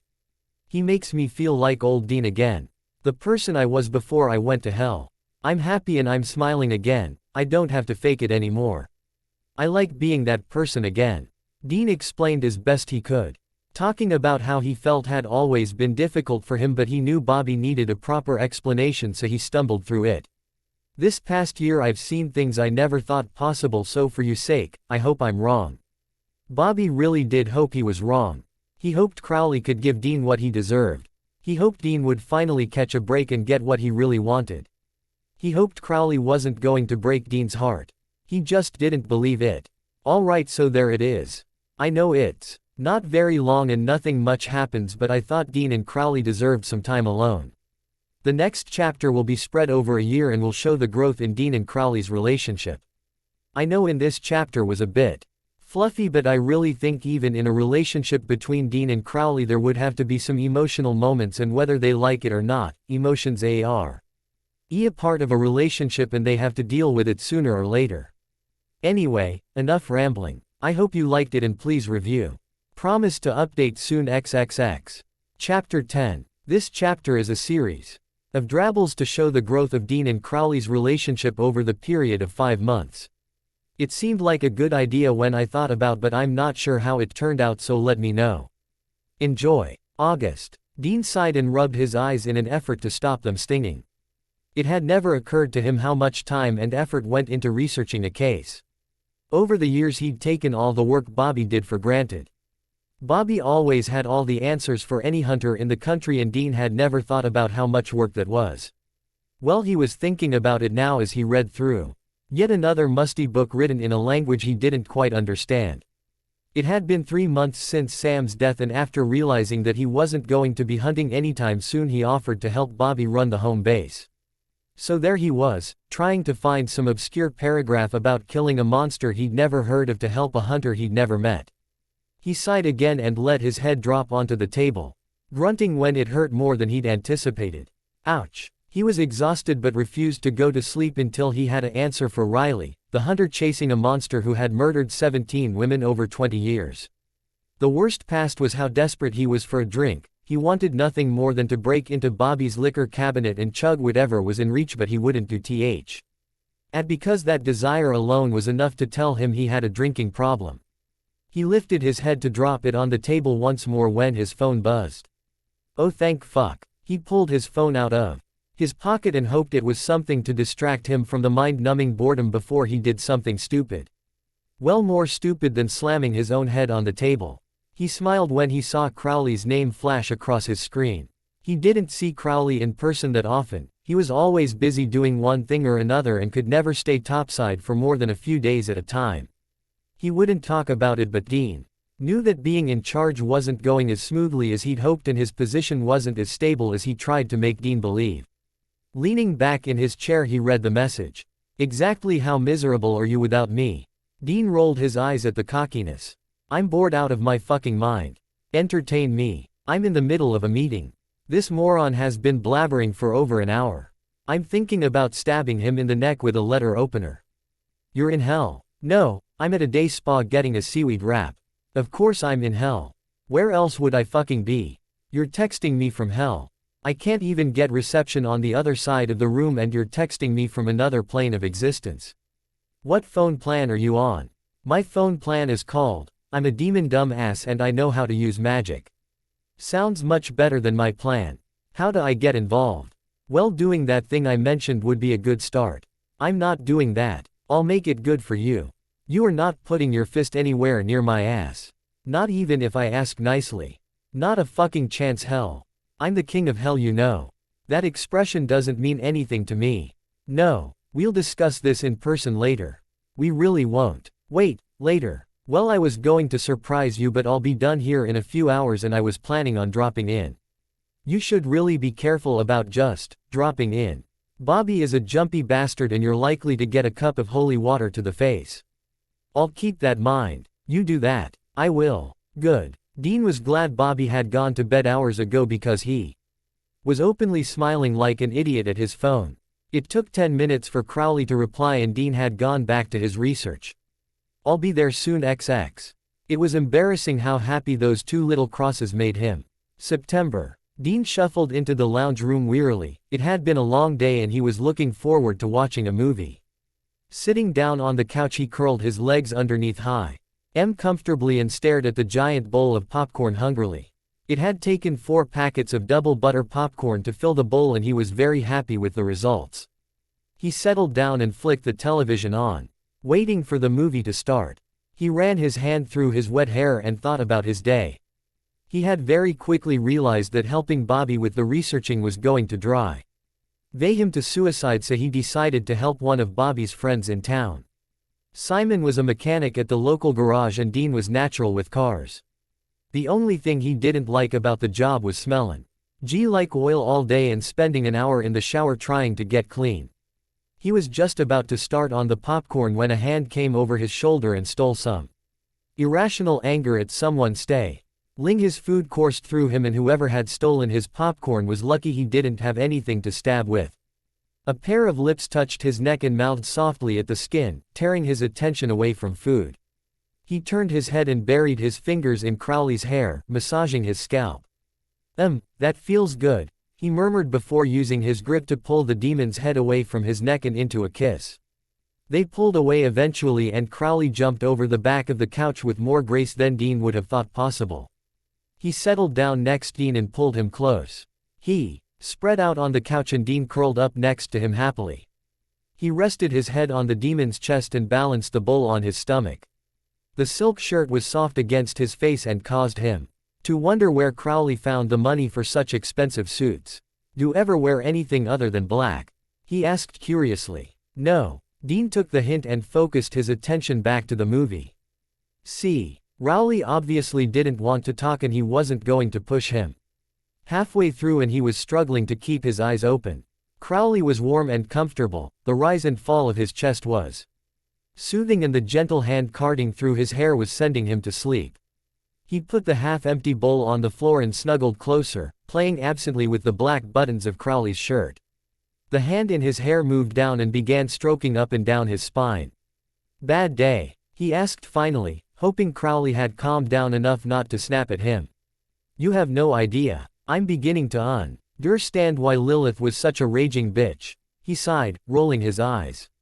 "I thought you were Lilith's right-hand man. She was winning. I knew the seals would be broken, it was in my best interests to be on her good side." "Ah, your complete lack of any morals is such a turn-on," Dean muttered sarcastically. When that failed to pull any kind of response from Crowley, he hooked his leg across the demon's waist. "Is there anything I can do to help?" he whispered seductively, kissing the underside of Crowley's jaw. "As wonderful as that sounds, I haven't slept in what feels like a month. I'm exhausted." "You haven't been sleeping." Quote, "Time moves differently in hell, you know that. When you spend half your time topside and half in hell, it messes with your sleeping patterns," Crowley explained. "Well, when I was in hell, I had bigger problems than missing sleep. Being king isn't as fun as I thought it would be. There's something I've been wondering about that actually. We're dating, right?" "Of course we're dating. What did you think we were doing?" Dean rolled his eyes when Crowley gave him that look. "You're so stupid and I don't know how you breathe and walk at the same time. Look." "Shut up. Anyway, so if you're the king of hell and I'm your boyfriend, what does that make me?" "I hadn't really thought about it. You could be my queen." Crowley smirked. Dean glared at the answer and before Crowley could stop him he reached down and grabbed the demon's crotch painfully tight, squeezing his balls. He tried to remain serious when Crowley squeaked and his eyes went wide. "Did I say queen? I didn't mean queen," Crowley panted. "Damn right. Well, what the fuck do you want to be? Can I be king too?" "No. Why not? There can only be one king. You can't make things too complicated. Demons are easily confused. You can be my prince," Crowley teased, happy when Dean removed the punishing grip from his balls. "Prince," Dean repeated thoughtfully. I'll take that." "Excellent. It's decided. When you can finally manage to die and stay dead, you can be my prince. We'll rule together. Do I get a crown?" "I'm sure I'll be able to find you a crown. I might get one for myself now that you mention it. Oh, and we'll have thrones made from the skulls of infants. I've always wanted one of those." "You are so ridiculous." Dean chuckled. "I prefer eccentric. But you have a point. Crowns might be a bit much." "Yes, because the thrones made from the bones of infants is reasonable." "Skulls," Crowley chimed in suddenly. "What? The thrones will be made from the skulls of infants. You said bones." "Oh well, that makes much more sense. Of course we'll only bring the thrones out on special occasions." "Of course," Dean agreed, trying to look serious but failing. It was nice joking around with Crowley. At least he thought Crowley was joking. Oh, please let him be joking. This is by far the most disturbing conversation I've ever walked in on. Dean craned his neck up to see Bobby standing next to the armrest of the couch. Bobby smiled tightly at him before frowning at Crowley. He didn't like Crowley being in his house, something Dean could kind of understand. He and Crowley had a habit of having sex in all areas of the house and Bobby was the unfortunate one who kept walking in on them. "How was work?" Bobby asked as he moved to the liquor cabin. To refill his glass and pointedly ignoring the demon's presence. "Good. Simon will probably hire me full-time before the end of the month." "Aw, my little grease monkey," Crowley teased, ruffling Dean's hair. "Fuck off." October. Dean was doing the dishes when a pair of hands covered his eyes suddenly. The only thing that stopped his from elbowing whoever it was in the kidney was the fact he recognized Crowley's cologne. "Guess who?" Crowley whispered huskily in his ear. "Oh Ryan, are you gonna fuck me like a naughty boy?" Dean answered, filling his voice with lust. Faster than he could comprehend. The hands left his eyes and he was spun around roughly before being crushed against the sink. Crowley pinned him in place by placing his hands on either side and boxing him in. His eyes were blazing red, jealously making it hard for him to control himself. "That isn't funny," he hissed. "Whoops. Wrong lover." He smirked, enjoying winding him up. He liked bringing out Crowley's natural aggressive nature. It was fun and consequences were always enjoyable. He reached up and stroked Crowley's face. He was really liking the facial hair the demon had going lately. He didn't know what had asked the demon to stop shaving, but he was thankful to whatever it was. Running his hand through Crowley's hair, he frowned thoughtfully. "Your hair is longer," he muttered, watching the black strands fall through his fingers. "I haven't had time for a haircut." Crowley shrugged. "I like it." Crowley smiled. A real smile, not a smirk. It made Dean's heart miss a beat. He tilted his head and caught the demon in a kiss. Crowley groaned low in the back of his throat and deepened the kiss, taking control and plundering his mouth. Dean went limp against him and allowed him to dominate the kiss, the warmth of his body making Dean's head spin. When they pulled away, Dean couldn't disguise the dopey look on his face. Sometimes he went weeks without seeing Crowley do. Kissing him was still a relative new thing and still made his stomach flip. "Close your eyes for me." "Why?" Dean asked, instantly suspicious. Crowley was up to something, he could see it by the look in his eyes and it put him on edge. "Because I have a surprise for you." "Your idea of a surprise makes me nervous," Dean pointed out, pulling a face. "Close your eyes," Crowley repeated, his tone of voice making it perfectly clear he expected Dean to obey. Dean sighed and rolled his eyes. It was easier to just do what Crowley said, he couldn't be bothered to argue. He closed his eyes and waited impatiently. When nothing happened, he started to get irritated, thinking Crowley was just fucking with him to make him look stupid. "Open them, sweetheart." Huffing impatiently, he opened his eyes, getting ready to smack Crowley on the back of his head for wasting his time. He froze. Bobby's kitchen had disappeared and he was standing in the middle of a dingy hallway. The walls were a horrible cream color and the floors an off-white. It was boring, plain and yet soul-crushingly depressing. "Where the fuck are we?" he asked, confusing coloring his voice as he looked around. "You don't recognize it?" Crowley was smirking and tucked his hands into his pockets. Dean frowned and tried to understand why he should recognize the remarkably unremarkable room.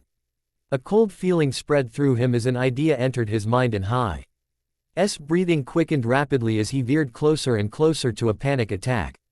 Crowley wouldn't. He wasn't that cruel. Was he? "Is this hell?" Dean asked, embarrassed by his shaking voice. "Do you like what I've done with the place? It's taken some extensive remodeling, but I finally got it the way I want it." Crowley explained, proud of his work. His face fell quickly when he looked at Dean. He was deathly pale and shaking. From anger or fear he couldn't tell. "What's wrong?" he asked, taken back by the betrayal radiating from Dean. "This is your idea of a surprise. I still wake up screaming from nightmares of this place. This was a massively shitty thing to do, even by your standards. Take me back to Bobby's." Dean couldn't believe Crowley could be cruel enough to bring him here of all places. "Dean, fuck you, Crowley. Take me back," he yelled, refusing to listen to any of Crowley's bullshit. Crowley moved towards him and raised a hand to cup his face. Dean flinched at the touch but didn't pull away. "Look at me, Dean." Dean forced himself to meet the demon's eyes. "What?" he grunted. "In the time we've been together, have I ever done anything to hurt you? You brought me to this place. And you said you trusted me. Trust me now." Dean closed his eyes and swallowed his anger. Crowley had a point. Maybe he had a good reason for bringing him here. Maybe Dean was being irrational. Crowley deserved the benefit of the doubt. "I swear to God, Crowley, if you're fucking with me, I know, you'll rip me a new one." "Fine. You have one chance to prove you're not a raging prick. Follow me." Crowley's hand dropped from his face and settled it against his lower back, guiding him down the hallway. Dean lost track of how many twists and turns they'd taken quickly. The place was a maze. Every hallway looked exactly the same. Eventually they came to a stop outside a door, the first Dean had seen. Leaning around him, Crowley pushed the door open and gestured for him to enter. Dean hesitated as images from his time in hell. Blood and screams, his worst nightmares coming to life. He pushed through it and with one last look at Crowley he passed through the door.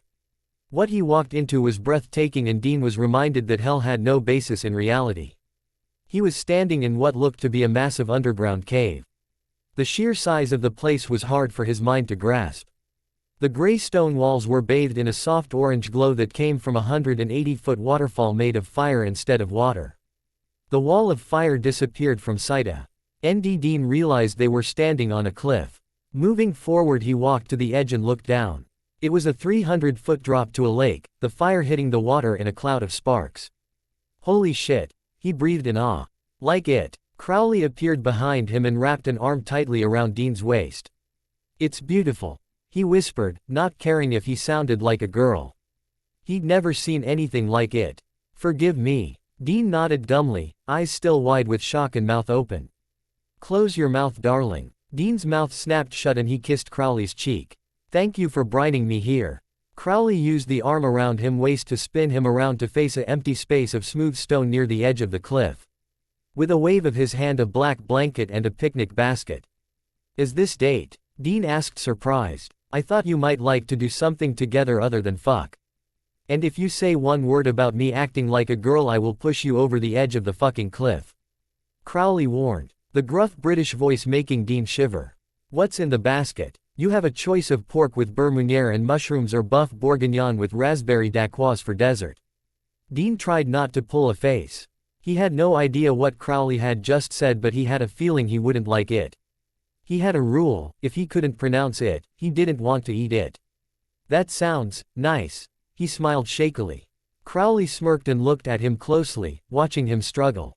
Dean wasn't nearly as good at lying as he thought, especially not to someone like Crowley who lied for a living.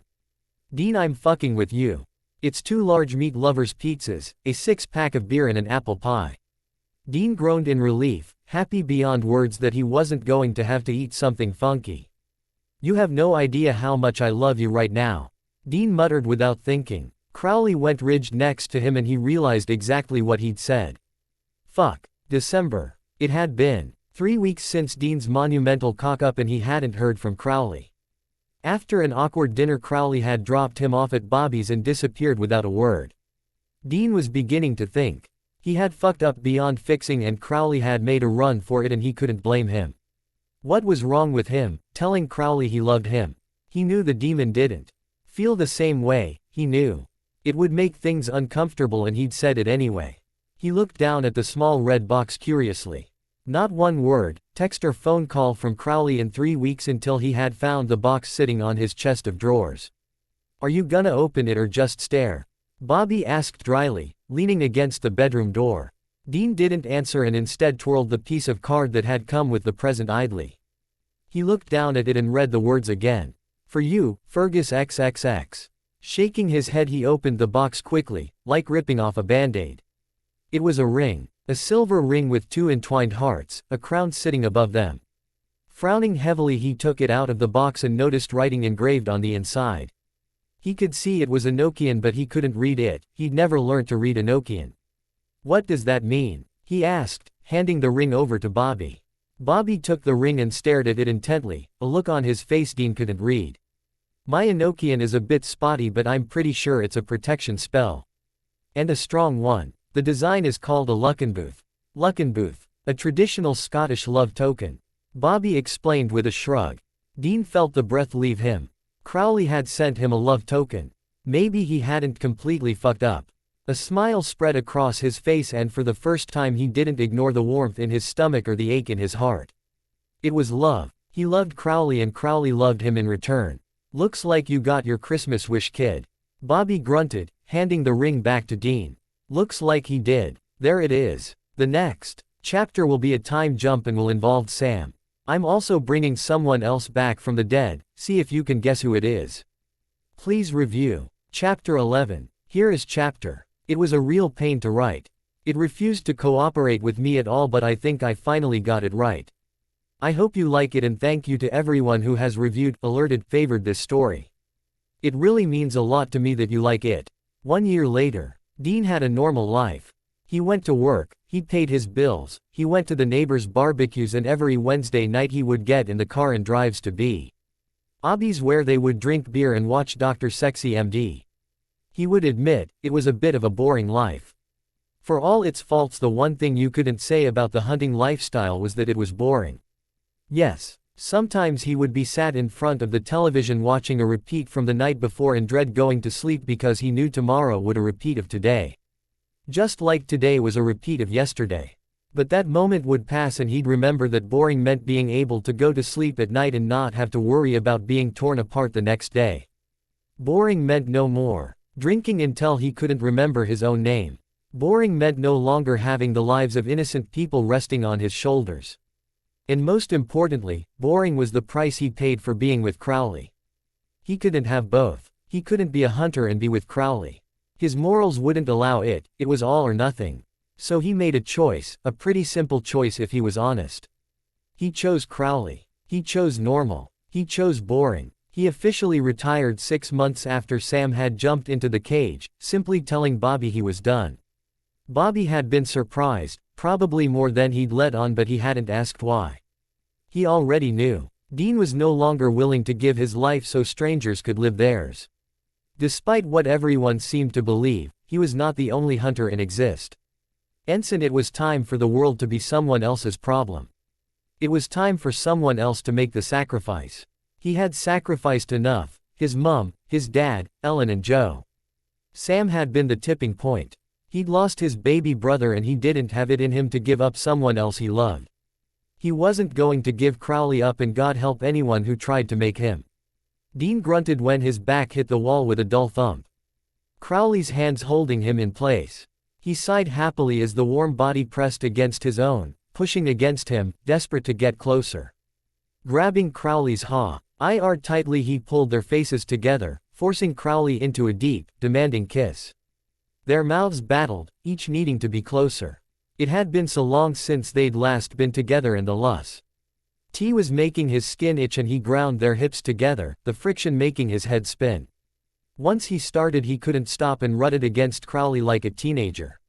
He pulled away from the key and placed light kisses down Crowley's neck, the hair on his jaw tickling his lips.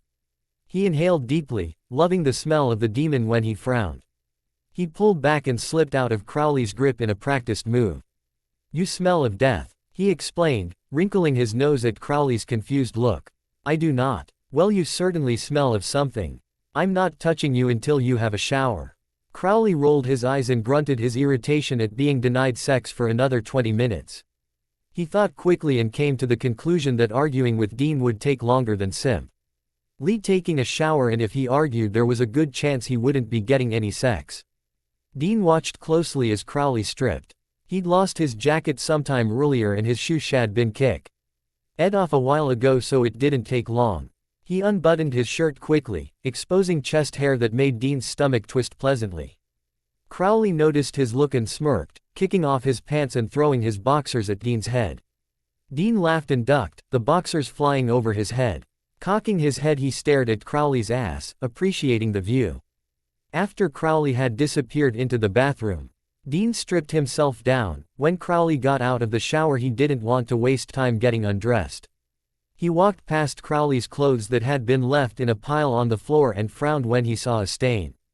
Dean was sure one of the reasons Crowley never wore anything other than black was because blood didn't show up, but he had a knack for spotting blood and he picked them off the floor quickly. The last thing he needed was having to clean blood off the carpet. He was surprised by the weight in Crowley's pants. There was something in his pocket.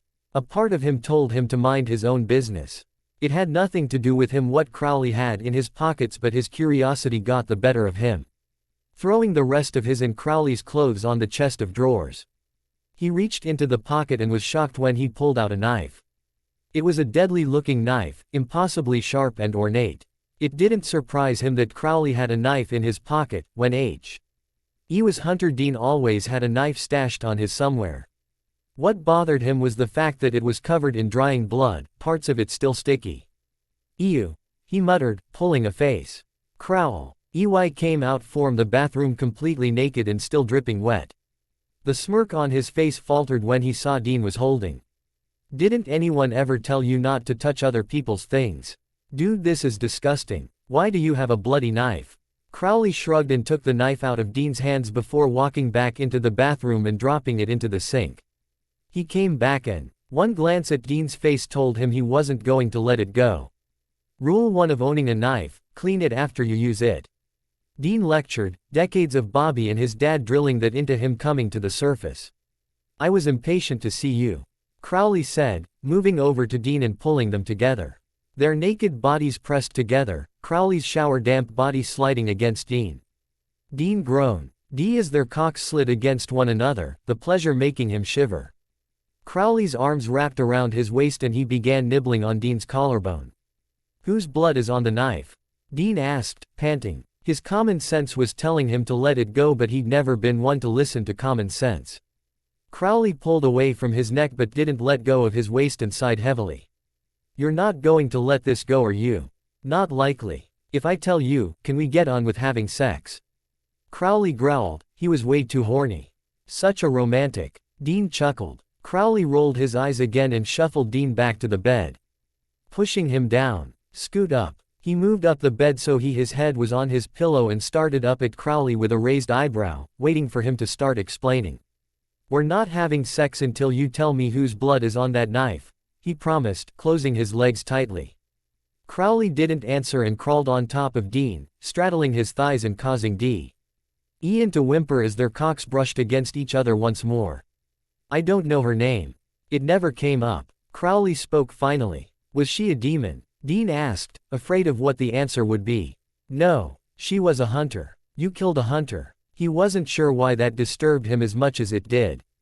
It wasn't really the goal, but death is usually the side effect of torture. Dean was startled by how matter-of-fact Crowley was about it, and it reminded him why he never asked for details about what Crowley did when they were apart. Why did you torture her? She started poking her nose in things that didn't concern her. I meant, why torture her? Why not just kill her? Dean repeated hesitantly. He didn't want to know the answer, but he needed to know. Crowley paused and reached out to cup Dean's cheek, rubbing small circles with his thumb. I don't think you want me to answer that. Dean grabbed Crowley's wrist and held his hand in place, looking up at him intently. If I didn't want to know the answer, I wouldn't have asked the question. Crowley hesitated for a moment longer before answering, his gaze never leaving Dean's. It was fun. Dean felt his eyes widen at the simple yet terrible answer. Crowley had tortured and killed an innocent woman, and there was absolutely no justification behind it. He hadn't done it because it was necessary or because she'd attacked first. He hadn't even done it because she had information he needed. No, Crowley had done it for entertainment. He's still processing that information and what to do with it when a warm pair of lips started to travel down his neck, biting and licking at the soft skin. All thought left his head and he arched up into the demon's touch. Crowley smirked and bit down hard, almost drawing blood. Dean yelled an smack the back of Crowley's head in retaliation. Watch it, Dracula. Crowley snorted but licked gently at the bruised skin in apology. Dean hissed as teeth scraped across his collarbone and withered as the demon left large pick hickeys that would turn purple and last for weeks. The demon moved down to his chest, scraping his teeth across his nipples and pulling a breathless whimper from Dean. In between them, he took Dean's growing erection in his hands and began pumping him steadily, twirling his thumb around the swollen mushroom head and pushing a nail into the slit teasingly. Dean thrust up into the touch, his vision swimming. His insides were burning in pleasure, desire and pure lust. He needed to be closer, needed to feel more. More of anything as long as it made him come. Please, Crowley, he begged. The hand on his cock not enough to get him off. Crowley decided to take pity on him. Hooking a hand on his hip, Crowley flipped him over onto his stomach in a single motion. The strength behind the action made Dean shiver in anticipation. The same hand patted his thigh and Dean pushed himself onto his hands and knees, understanding the silent command. Crowley smirked at the action and settled down onto his knees. Taking in the sight, Dean swallowed when he felt large, rough hands caress his ass, a finger trailing in between the cheeks. Two strong hands spread his ass cheeks, and Dean frowned when he felt hot air brush against his hole. Crowley, what? Shut up. You'll enjoy this. Enjoy Holy fuck. Dean's eyes rolled back into his head when a warm, wet tongue licked over his hole. Crowley was rimming him and it felt fantastic. Why had they never done this before? The tongue swirled around his tight puckered entrance, probing deep with each sweep. Fuck. He see you. RSED when the wet muscle pushed inside him, making him see stars. The intense pleasure was making him sweat and shake, the muscles in his arms giving way and he collapsed onto his elbows. This forced his ass further up into the air and deeper onto Crowley's tongue. His cock was hard and curved up, precum smearing across his stomach.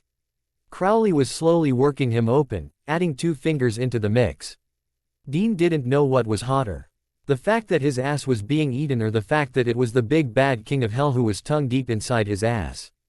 Fuck me Crowley. Despite the fact he knew what was coming, Dean still whined at the loss when Crowley pulled away. He was about to start swearing when he felt the head of the demon's cock push into his hole. Crowley was pressed against his back, molding against his body. Perfectly. With one solid thrust he was balls deep inside him and Dean was sure his brain had gone into shutdown. At this point he was amazed that he could even remember how to breathe. Is this what you want?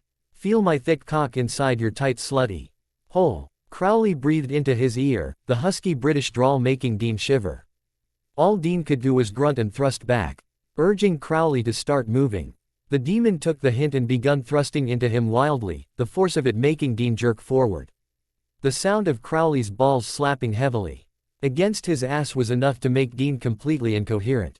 Each thrust battered his prostate and Dean was screeching, each thrust was making his cock throb painfully. Crowley please. I can't, Dean panted desperately. Crowley reached around and took of his straining cock once more, repeating his actions from earlier. Dean's orgasm came quickly, his body jerking wildly and his vision going black as his cum splattered onto the bed. His hold tightened and pulled Crowley over the edge. Dean moaned softly as the pleasure slowly receded, leaving him weak and shaking. He continued to moan when He felt the warmth of Crowley's cum inside him, making him feel full. His legs gave out and he lay down flat on the bed, panting and trying to regain his breath. He grunted when Crowley dropped down on top of him. The demon was a lot heavier than he looked. Dude, you are so fucking heavy. Are you calling me fat? Crowley demanded, faking hurt. Yes. Get the fuck off me. Dean sighed when Crowley rolled off him, allowing him to breathe easily again. He spread out and buried his face into his pillow, basking in the post-orgasm haze. Crowley lay on his side, leaning on his elbow and hovering over Dean. He always recovered faster than Dean did. I ran into Amy today, we're invited to her wedding. Dean muttered when he'd come back down to reality. I'm busy. I haven't even told you when it is. Dean pointed out. And yet I know I'll be busy. Isn't that odd? Dean snorted and rolled over so his face was buried in Crowley's arm. He sighed happily when Crowley dragged soft fingers up and down his back. From his shoulder blades to the curve of his ass, and he reviled in the touch. Loving touches from Crowley were few and far between, so he enjoyed them when he could. Do you ever think about marriage? He asked softly, too blessed out to scream what he was saying. The soothing hand paused for a second before continuing and Dean could feel the heat of Crowley's gaze. I was married once. And have intention of repeating the experience.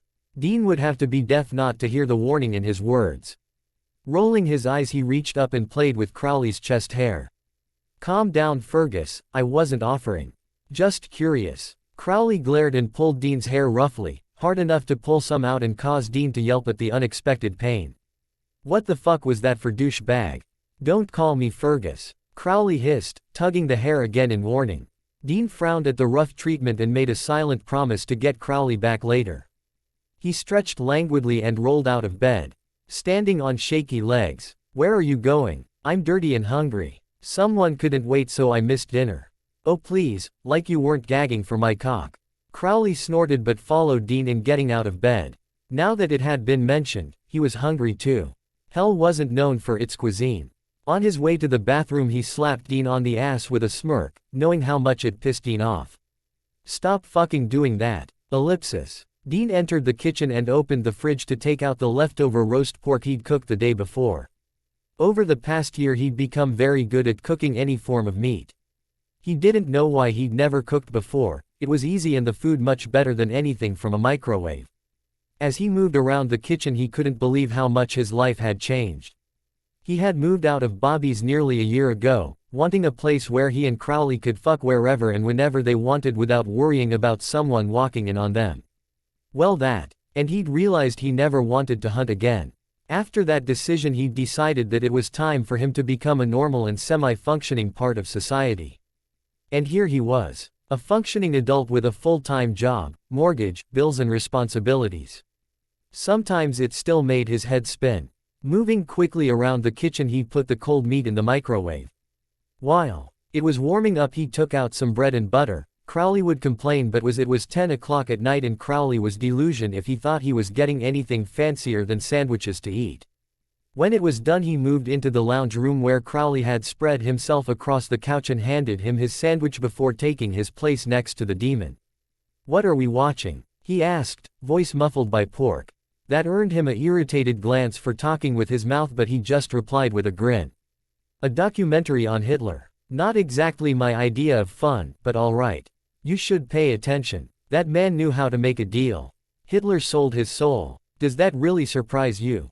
A poor solider with no real education or skills becomes the most feared dictator in the world because he followed his dreams and worked hard." Crowley scoffed, kicking his feet onto the coffee table and taking a bite of the sandwich. Dean refused to take the bait. He'd learned quick. That Crowley said most of the things he did to get a rise out of people, and the angrier you got, the more fun he got out of it. So Dean took a deep breath, twisted in his seat and rested his feet in Crowley's lap with a smirk. They watched the television in silence, empty plates forgotten on the coffee table. Dean was slowing, drifting off to sleep. Documentaries couldn't hold his attention at the best of times. Never mind being exhausted from sex. "How long are you staying this time?" he murmured when the show ended and he had Crowley's attention once more. "A few weeks." Dean snapped awake. A few weeks. In the 17 months they'd been together, Crowley had never stayed longer than a few days at a time. He wasn't sure whether to be happy or suspicious. Both, defiantly both. "A few weeks. I thought you couldn't be away for that long. Things have finally settled down and it's not like I'm completely out of reach if something comes up." Crowley answered simply, amused at Dean's suspicious reaction. To anyone else, Crowley would appear to be utterly sincere, but Dean knew better. He could see the slight shift in body language, the almost non-existent shift in his eyes. "You're not telling me something?" he accused. "Something? Oh no, Dean, there are hundreds of things I don't tell you. Because they don't concern you. I bet I could make you tell me." Dean smirked, rubbing his foot against Crowley's crotch. "You should test that theory."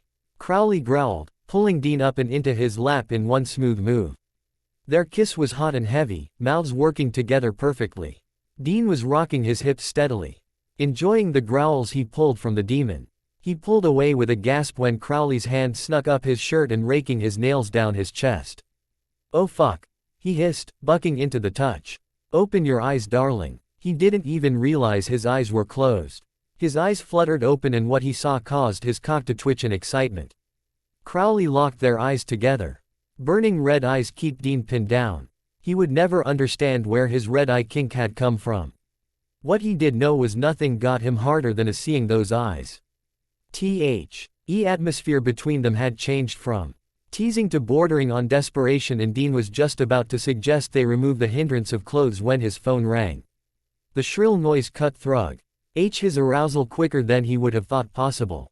Grunting in irritation, he reached into his back pocket and pulled out his phone, ignoring Crowley's suggestion to just leave it. "What?" he growled, unhappily. "This had better be fucking important." "Dean, who else would it be? Bobby. I need you to come down here." "Bobby, what are talking about?" "There's something I need you to see. And you can't tell me over the phone because." Crowley shot him a questioning look and Dean shrugged his shoulders. "You wouldn't believe me if I did. Get your ass down here." Dean sighed and pinched the bridge of his nose. "So let me get this straight. It's 10 o'clock at night, I'm seeing Crowley for the first time in over 2 weeks, and you want me to drive 3 hours so you can show me something. But you can't what it is or why I need to see it. Is that the general gist of what's happening here?" "Dean, when have I ever asked you to do something that wasn't necessary? Trust me, you need to get your ass down here." "Fine. This had better be fucking important." Dean grunted before hanging up. He growled and let his head flop down and rest on Crowley's shoulder. "What the fuck is Grumpy's problem?" My leading theory is he's in the middle of a complete mental breakdown. Dean shook his head tiredly, tucking his phone into his jeans. He sighed and pushed himself off Crowley's lap. He wanted to get back some time before dawn. He had to leave now. He grabbed his jacket off the dining room chair and his keys. He was not looking forward to the drive. Do you want me to come with you? I love watching that vein throb in Bobby's head. I'm sure you do. Dean chuckled, making his way back over to Crowley and standing in front of him.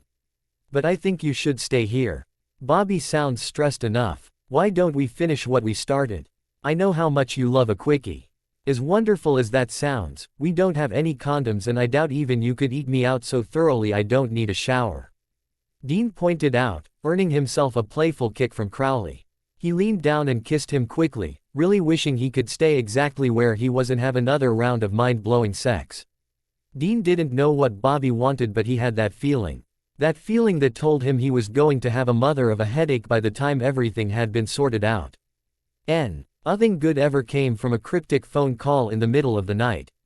Sighing once more, he hoped the night wasn't going to end as badly as he feared. When Dean pushed open Bobby's front door, he frowned when he saw Bobby standing in the middle of the hallway waiting for him. Oh yeah, that's not fucking creepy at all, he muttered, still pissed at being pulled away from his nice warm bed and his horny demon. Dean, I need you to stow the sarcasm for 5 fucking minutes and pay attention. Dean felt a wave of worry. Bobby had never spoken to him like that before. Sure Bobby, what is it? Before I show you, I need you to know that I've already done all the tests. Holy water, salt, silver, exorcisms in every language I know. I even muttered some Enochian spell I barely understood. Bobby explained, pacing back and forth in the short width of the hallway. I need you to not freak out.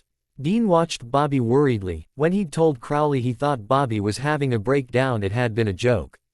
Now he wasn't so sure. Bobby, the only thing freaking me out is you. Yeah, well, keep that in mind. Bobby muttered before pushing Dean towards the kitchen. They're in there. Dean closed his eyes and struggled to find what little patience he had left. There was that headache he knew was coming. He really didn't want to be here, judging for the Bobby was acting this had Supernat Ural written all over it and he wanted no part in it. He'd spent the last year building his life and he wasn't going to have that taken away from him. Bobby, what the fuck are you? There were NLY a few times in his life when Dean had been completely lost for words. This was one of them. In Bobby's kitchen was the massive and unmistakable form of his brother. Now that he could handle, after all, it wasn't the first time his brother had come back from the dead. However, what really made feel like he was having the most realistic and horrifying dream of his life was the person standing next to Sam. The also unmistakable but much more terrifying John Winchester. Oh, cliffhanger. I couldn't help myself. I was very happy that no one guessed who I was bringing back from the dead. I was originally planning on bringing Samuel back like in the series, but I decided John was a better choice. After all, this story is about Dean and Crowley learning to live with each other and growing as a person-demon. And what better way to test that loyalty than to have Daddy Winchester in the picture? Anyway, I hope you like the direction I'm taking this in. Chapter 12. I am so sorry it's taken so long to update, but I've been really busy. I went on holiday with friend, got a job and working full-time, and I'm just have some trouble balancing everything. Also, this chapter has really been a pain to write. I have all these ideas for later chapters that I can't wait to write, and getting past this chapter has been hard. Anyway, really sorry, and I promise the next one won't take so long. There were not many moments in Dean's life where he had been completely lost for words, his mind unable to cope with what was in front of him. In fact, he liked to think that over the years his ability to deal with whatever crap was thrown his way had improved greatly, and there wasn't anything he couldn't deal with. He was wrong. So very, very wrong. Seeing his long-dead father standing in Bobby's kitchen was enough to short-circuit his brain and send him reeling. Accepting Sam's return was easy. After all, it wasn't first time one of them had come back from the dead, but not John. John, who had died long before Alistair and Lilith, before Lucifer and Michael, had no place there. He had lived in a time when spirits, werewolves and shifters were their biggest concerns, when demons were almost unheard of and angels a thing of myth. That time felt like a lifetime ago. And then there was Crowley. Dean was pretty certain his dad wouldn't approve of his demon lover. Not that Sam would either, but Sam wasn't a problem. His brother would whine, and bitch and stomp his feet, but John was dangerous. John could cause serious problems. Dean could feel the warm metal of the ring Crowley had given him burning against his finger. He never took it off, and half the time he forgot it was there, but at that moment he had never been more aware of anything in his life.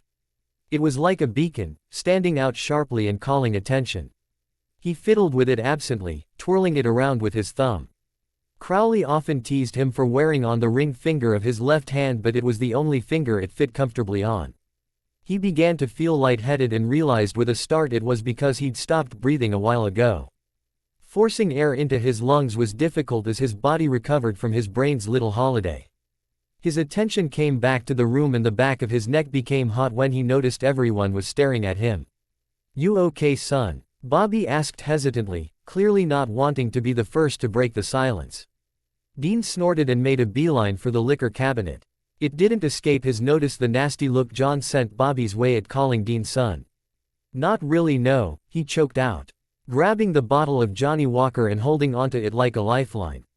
"I thought you'd stopped drinking spirits," Bobby pointed out. Dean laughed bitterly and poured himself a drink. "Yeah, well, I thought my brother and dad were dead, and yet here we are." Bobby was right though. He shouldn't be drinking. It had taken him nearly a year before he stopped needing alcohol to sleep or just to get through the day. However, his world was currently crashing down around him, so a bit of liquor was justified, right? Taking hold of the full glass, he leaned against the kitchen counter and stared at Sam and John, trying to think of anything to say. "Why are you so upset about this?" Sam asked finally, hurt coloring his voice. "Didn't you miss me?" Dean shifted as the wave of guilt washed over him.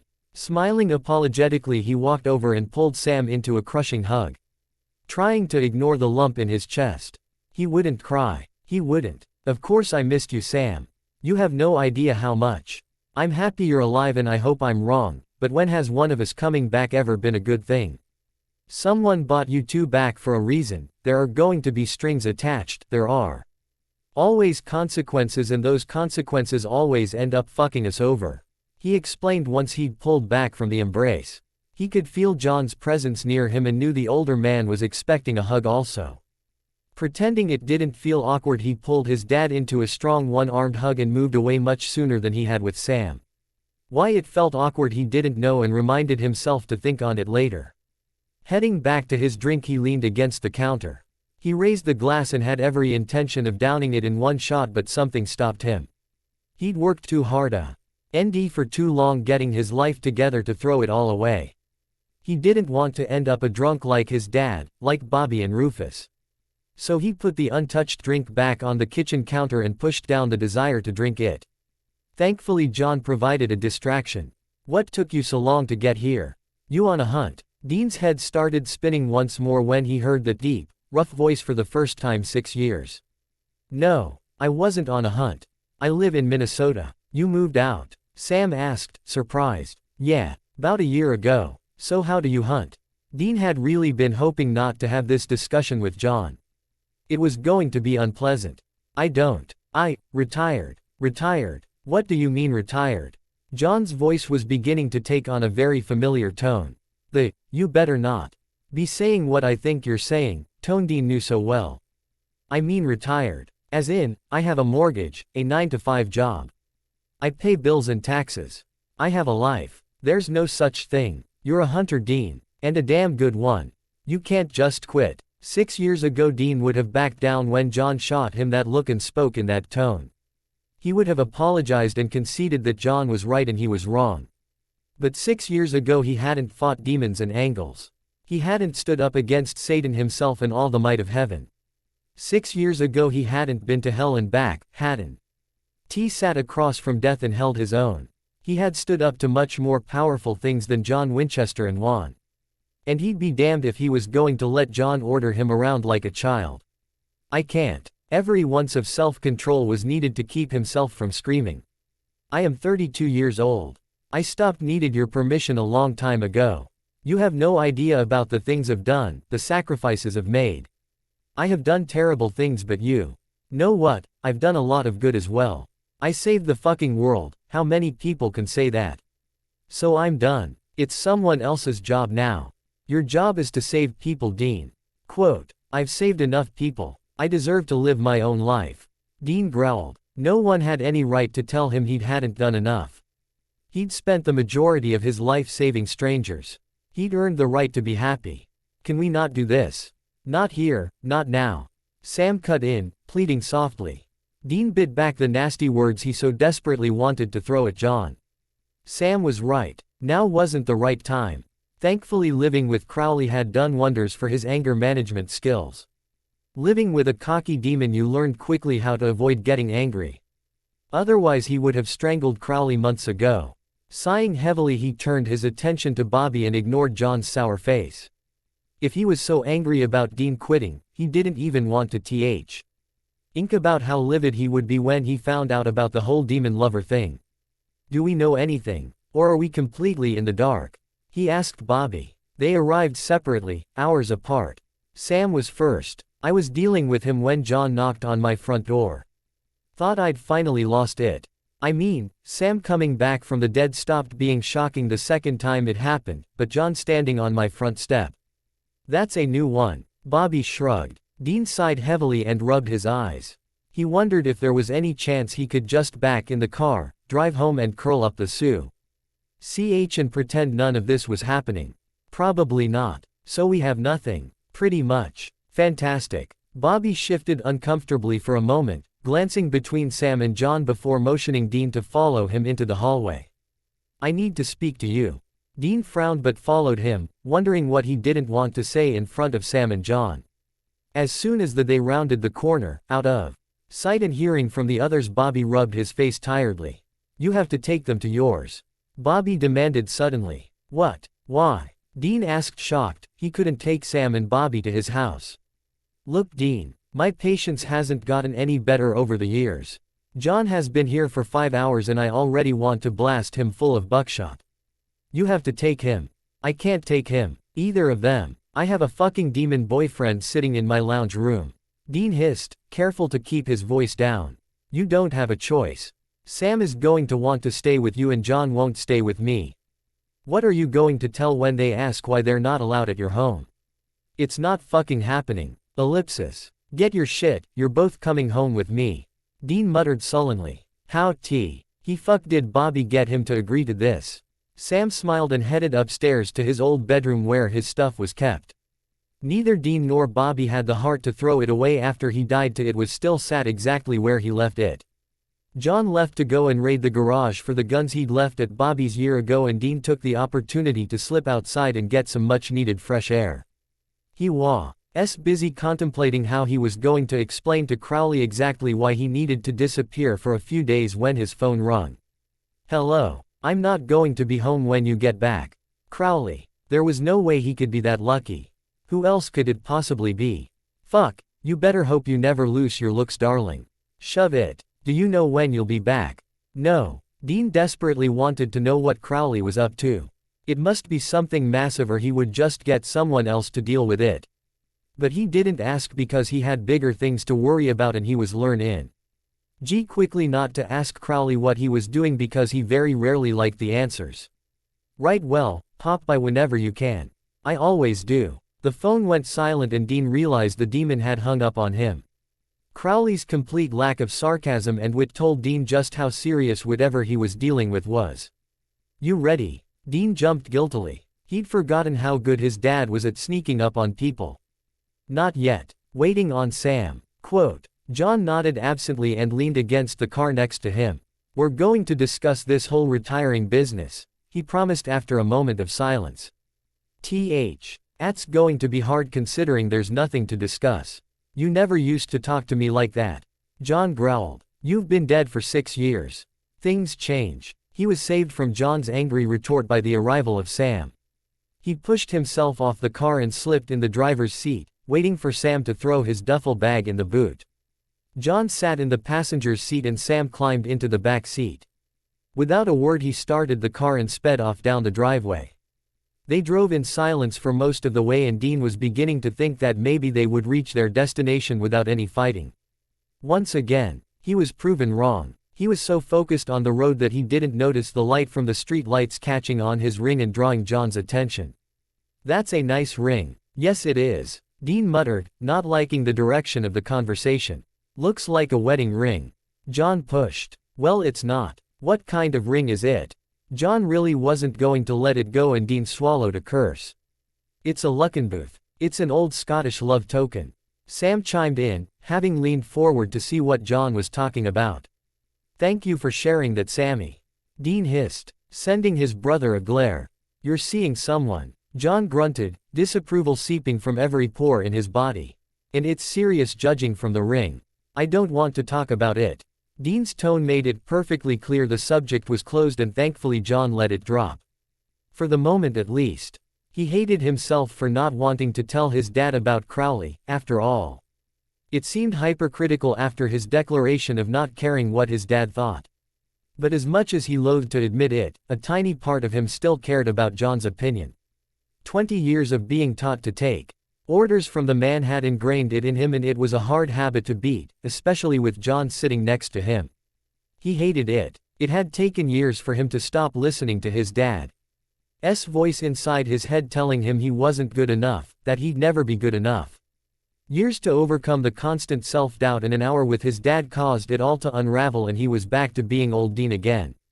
Thankfully his words halted the conversation and they continued the drive in silence, but he could still feel the combined heat of Sam's questioning glancing and John's disapproving ones. The rest of the journey passed quietly, and as they pulled into his driveway, Dean couldn't help but smirk at the look of shock on Sam's face. "Christ, Dean, you went full-on domestic." The words drew a huff from John, and Dean was sure he could actually feel his own blood pressure shoot through the roof. It was becoming clear that the same words and attitude that would once have caused vase and quilt and a sense of failure now only caused contempt and the urge to break something, preferably his dad's jaw. He would definitely have to keep an eye on that. He stepped out of the car and headed up to the house. Walking up the 5 steps to his front door had never caused such twisting in his stomach.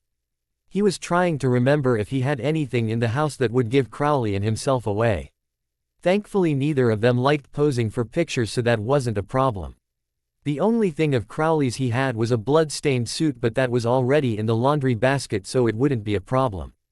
By the time he'd finished mentally scanning the house, Sam and John were standing behind him with their bags. So with a quiet sigh and ignoring the voice inside his head telling him this was a very bad idea, he unlocked the door and gestured for them to go inside. They stepped into a dark hallway and Dean flicked on the light before throwing his keys onto a small table near the door. He guided them into the living room and rubbed his eyes. It was getting late and his eyes were burning. "There's a spare bedroom at the end of the hall, but someone is gonna have to take the couch," he muttered, taking of his jacket and throwing over the back of the armchair. "I'll take the couch." John spoke up before Sam could speak. Sam shot their dad a thankful look, and Dean was beginning to think their time apart had done John and Sam good. If he was lucky they would get through this with as little screaming as possible.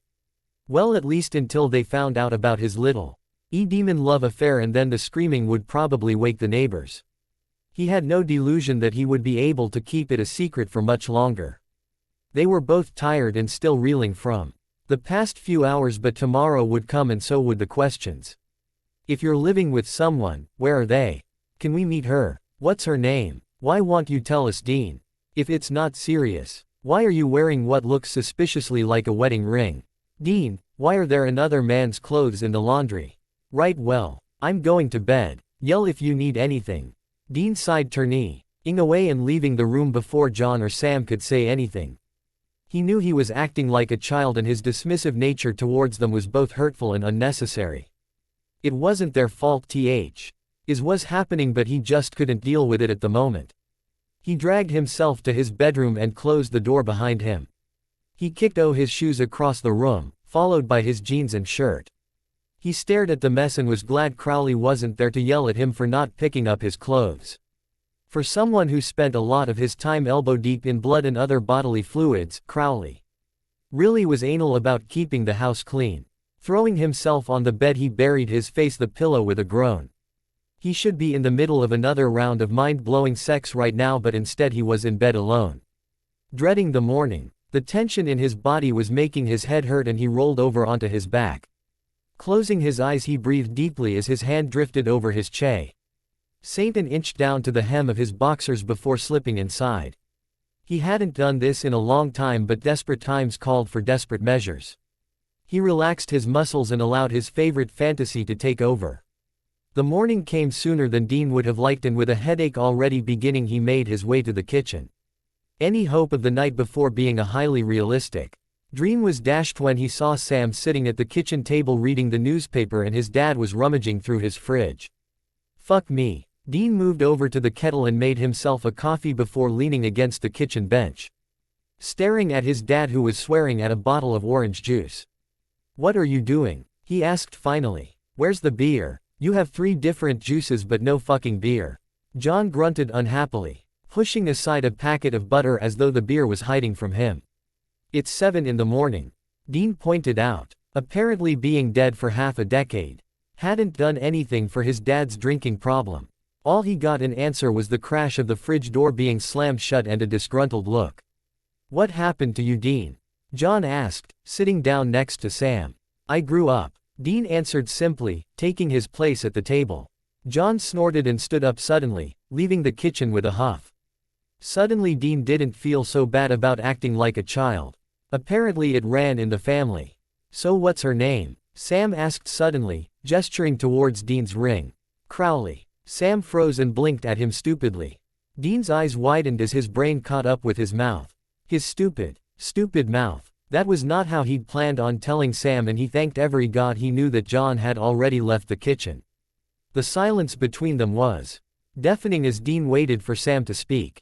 It took a moment, but he eventually saw the understanding spark in Sam's eyes and his jaw clenching in anger. "Are you shitting me?" Sam hissed angrily, leaning over the table. "Crowley. Crossroad Demon Crowley. No, the other Crowley we know." Sam's eye twitched and Dean cursed silently. "So not the time for jokes, Dean. You're fucking Crowley." Kind of. Yes or no, Dean?" Sam pushed and Dean could almost hear Sam's teeth grinding. "Yes." Sam leaned back in the chair and shook his head in shock. "I knew it. I knew you were too close. You know you have to stop, right? Dad will have a heart attack." "I can't do that, Sam. You have to find someone else to fuck." Dean sighed and rubbed his face tiredly. He was just thankful Sam was yelling. Something he had a feeling would change in the next 10 seconds. "We're not just having sex, Sam. We live together, have done for a year. I love him," Dean whispered. There were only 2 people he'd ever admitted that to. Sam cocked his head and looked at Dean like he'd just grown a second head. Dean became worried when Sam hadn't blinked in a while. "I'm not sure what to do that information," Sam muttered slowly. "This is so wrong, I don't even know where to begin. You have to end it." "Dean, no. I have a life with Crowley and I'm not giving that up. Not for you, not for Dad, not for anyone." "Dad's right, Dean. You've changed. And not for the better." What happened to the Dean who used to dry heave whenever he was in the same room as a demon? "I'm not going to explain myself to you, Sam." "Fine. Then how about you explain yourself to Dad?" Dean raised his eyebrows at Sam's not-so-subtle threat to tell Dad. He suppressed a snort. His little brother had a lot to learn about offering ultimatums. "You know what, Sam? That is an excellent idea. And after you've told Dad about Crowley, I bet he would love to hear all about Ruby and your little demon blood addiction, don't you?" Sam shifted in his seat uncomfortably and glared at Dean. "Or, you can mind your own goddamn business and we'll both keep our mouths shut." "How does that sound?" Dean asked, smiling innocently. Apparently the better skills he'd picked up from Crowley was how to blackmail someone successfully. "Where's Dad?" Dean asked, suddenly realizing John hadn't returned from his storm out. "Look, fine. I'll keep my mouth shut." Sam was clearly terrified of John finding out about Ruby. "Yeah, that's great. But seriously, where's Dad?" Dean stood up, his stomach twisting as his instincts kicked in. Something was wrong. He hesitantly made his way to the lounge room, Sam following behind him. "Dad," Dean called out, not liking the silence that answered. The lounge room was deserted, but there was something in the air that made the hair on the back of his neck stand up. Cursing his utter lack of any weapons, his stomach jolted when he saw his dad spread out unconscious on the floor behind the couch. Fuck. A sharp pain to the back of the head. Darkness. Well, there it is. I know it's not very long, but I did my best even though I don't really like this chapter very much.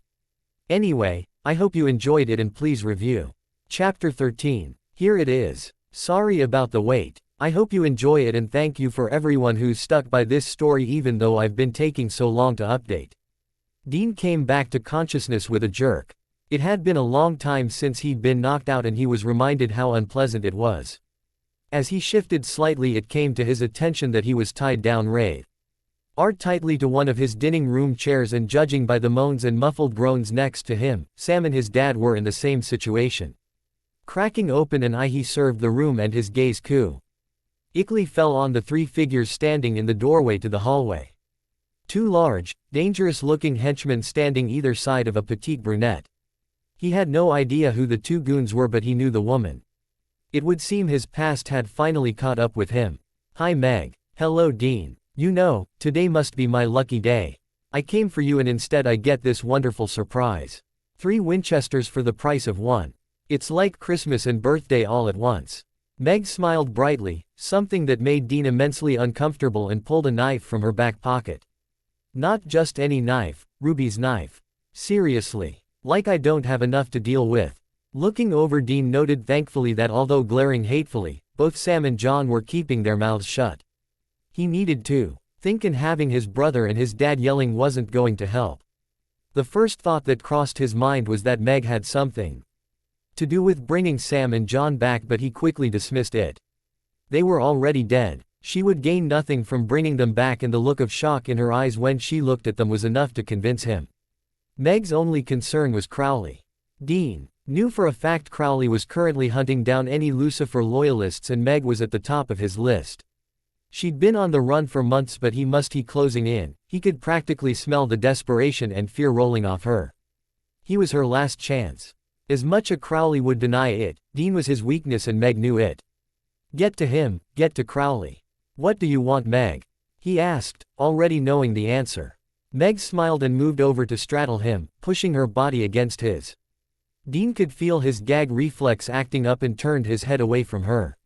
She laughed and grabbed his face painfully tight, forcing him to look at her. "I want to cut your liver out with a bread knife. However, you're worth nothing to me if you're dead, so that will have to wait." The weight of her bod, why pressing against him, made him want to heave, and her touch made his skin crawl. She stunk of stale sweat, her hair was greasy, and her clothes hadn't been washed in months. "You were harder to find than I thought. Crowley is very good at hiding his toys." "Crowley. This is about Crowley. Oh, that's just fucking fantastic. Well done, Dean," Sam yelled, struggling the ropes that bound him. "Oh, Sammy knows, does he? How's he taking it?" "Not well, I'm guessing," Meg purred, digging her nails into Dean's face. "Fuck you, Sam." "No, fuck you, Dean. I told you it would bring nothing but trouble. 7 billion people in the world. You chose Crowley and now we're all fucked." "You don't know what you're talking about, Sam. You have no idea about my relationship with Crowley, so keep your mouth shut." Dean growled in warning. Sam had no right to judge something he didn't understand. He didn't even know Crowley, not like Dean did. Who the fuck is Crowley? John's quiet words brought the room to a standstill. Dean had never thought it was possible to hate, truly hate his own brother, but in that moment he did. "Oh, this is just perfect. Daddy Winchester doesn't know. Can I tell him? Please, Dean, let me do it." Meg begged, and Dean felt something he hadn't felt since his time in hell. He wanted to hurt her, really hurt her. He wanted to make her scream and beg for death before denying it to her. The extremely violent nature of his thoughts made him uncomfortable. He'd spent the better part of 4 years keeping that side of him, the side Alistair had bought out, tightly tucked away. His body was shaking in suppressed rage, and his fingers itched to circle Meg's throat. The strength of his hatred knocked the breath out of him, and it was then he knew he had to push it down, and quickly. It was clouding his thoughts, making it hard for him to see through the haze of anger, and that was dangerous in his current situation. Crowley is a crossroads demon, but after Lucifer went back in the cage he became the king of hell. Dean explained when he'd calmed down, meeting John's gaze head on and refusing to look away. "He's also the man I've been dating. He's the one who gave me this ring. We live together. That's why Meg is here. She's going to use me to get to Crowley." Dean waited. He waited for the yelling and the screaming. Waited for the ranting, for John to tell him the same thing Sam and Bobby told. Him only louder. Waited for the hurtful words and ultimatums. They never came. Instead he got silence. John turned his gaze away from him and focused it on the wall opposite. The rejection high. Dean in the stomach, and for a second he forgot how to breathe. I've never been more disappointed in you. John's voice was barely above a whisper, but it didn't matter. The room was absolutely silent. Sam sitting awkwardly between them while Meg and her bodyguards were enjoying the tense atmosphere. Dean tried to catch Sam's eyes, but he couldn't. You're such a hypocrite, Sam. After everything you did with Ruby. He hissed when he realized Sam was avoiding his gaze because he agreed with John. For some reason, Sam's disappointment hurt much more than John's did. You keep using Ruby as an excuse. Like because I did it. That makes it alright. Look at the chaos it caused. I thought I had a handle on it, I thought I was in control, but I wasn't. Just like you aren't in control. Crowley is AD. Emin, and no matter how sweet and nice he is to you, he will never be anything else. You are so full of bullshit, Sam. You've been gone for over a year and been back for a little over 10 hours. You Avenue know nothing about my life with Crowley. You've met him what, 4 times in total? You've never even seen us together. At that point Dean had completely forgotten he had a pissed off demon sitting in his lap with a knife held to his neck. You don't need to see something to know it's wrong. John murmured quietly. I thought I taught you that at least. No. You taught me if it feels wrong, it probably is. It doesn't feel wrong. Dad's right, Dean. Oh, that's just great. 20 years of being at each of throats about every fucking little thing, and this is the one thing you finally agree on. Why doesn't that surprise me? Dean, I'm feeling ignored. I don't like it. Meg spoke up, cutting Sam off before he could snap back. The knife pressed heavier against his skin and he could feel blood trickling down his neck. How do you think this is going to go, Meg? Are you going to ransom me in exchange for your life? He sneered, giving her his attention. Where the hell was Crowley? The demon living across the road he wasn't supposed to know about must have gotten word to him by now. That's the plan, handsome. Well, it's a pretty shitty plan. Do you really think Crowley is going to just let you walk away? He pushed his face closer to Meg's. He is going to skin you alive. And you know what? I'm going to be right there watching while he does. Do you think if I ask nicely he'll let me have a go? There is nothing I'd enjoy more than having your blood running through my fingers. All you'd have to do is ask, baby. Dean felt his heart jump at the sound of the rough Brightus voice coming from the hallway, and a cruel smile broke across his face when Meg's eyes flashed with fear. The knife dug deeper into his flesh, but before she could inflict any serious damage, she was pulled off him with such force Dean wasn't too sure what had happened for a moment. Crowley had her on her knees, a strong hand in her hair and holding her in place. She grunted when the knife was kicked out of her hand. Dean couldn't control the warmth in his stomach at the display of power from his lover mixed with a flood of relief. Dean looked over Crowley's shoulder, wondering who was taking care for Meg's goons. Simon and Daniel. 2 of Crowley's higher-level demons were holding them firmly in place as they waited for orders. Hey, Dean. Daniel grunted, putting more pressure on the demon's throat to stop him squirming. How are things going? You having a family reunion or something? You have no fucking idea how weird the last 12 hours have been. Your supposedly dead brother and dad sitting next to you gives me good idea. You know where to take them. Crowley ordered over his shoulder, not taking his eyes off Meg. Simon and Daniel disappeared with their respective hostage, leaving Dean to stare at a glaring Sam. What? He snapped, so far beyond caring about anything Sam said. You're friends with them now? Sam demanded, frowning heavily. Fuck off, Sam. Oh, and Crowley. You gonna help or just leave me tied to a chair? But you look so pretty tied up. Crowley smirked, taking his eyes off Meg for the first time. Crowley. Dean hissed in warning. He did not neigh.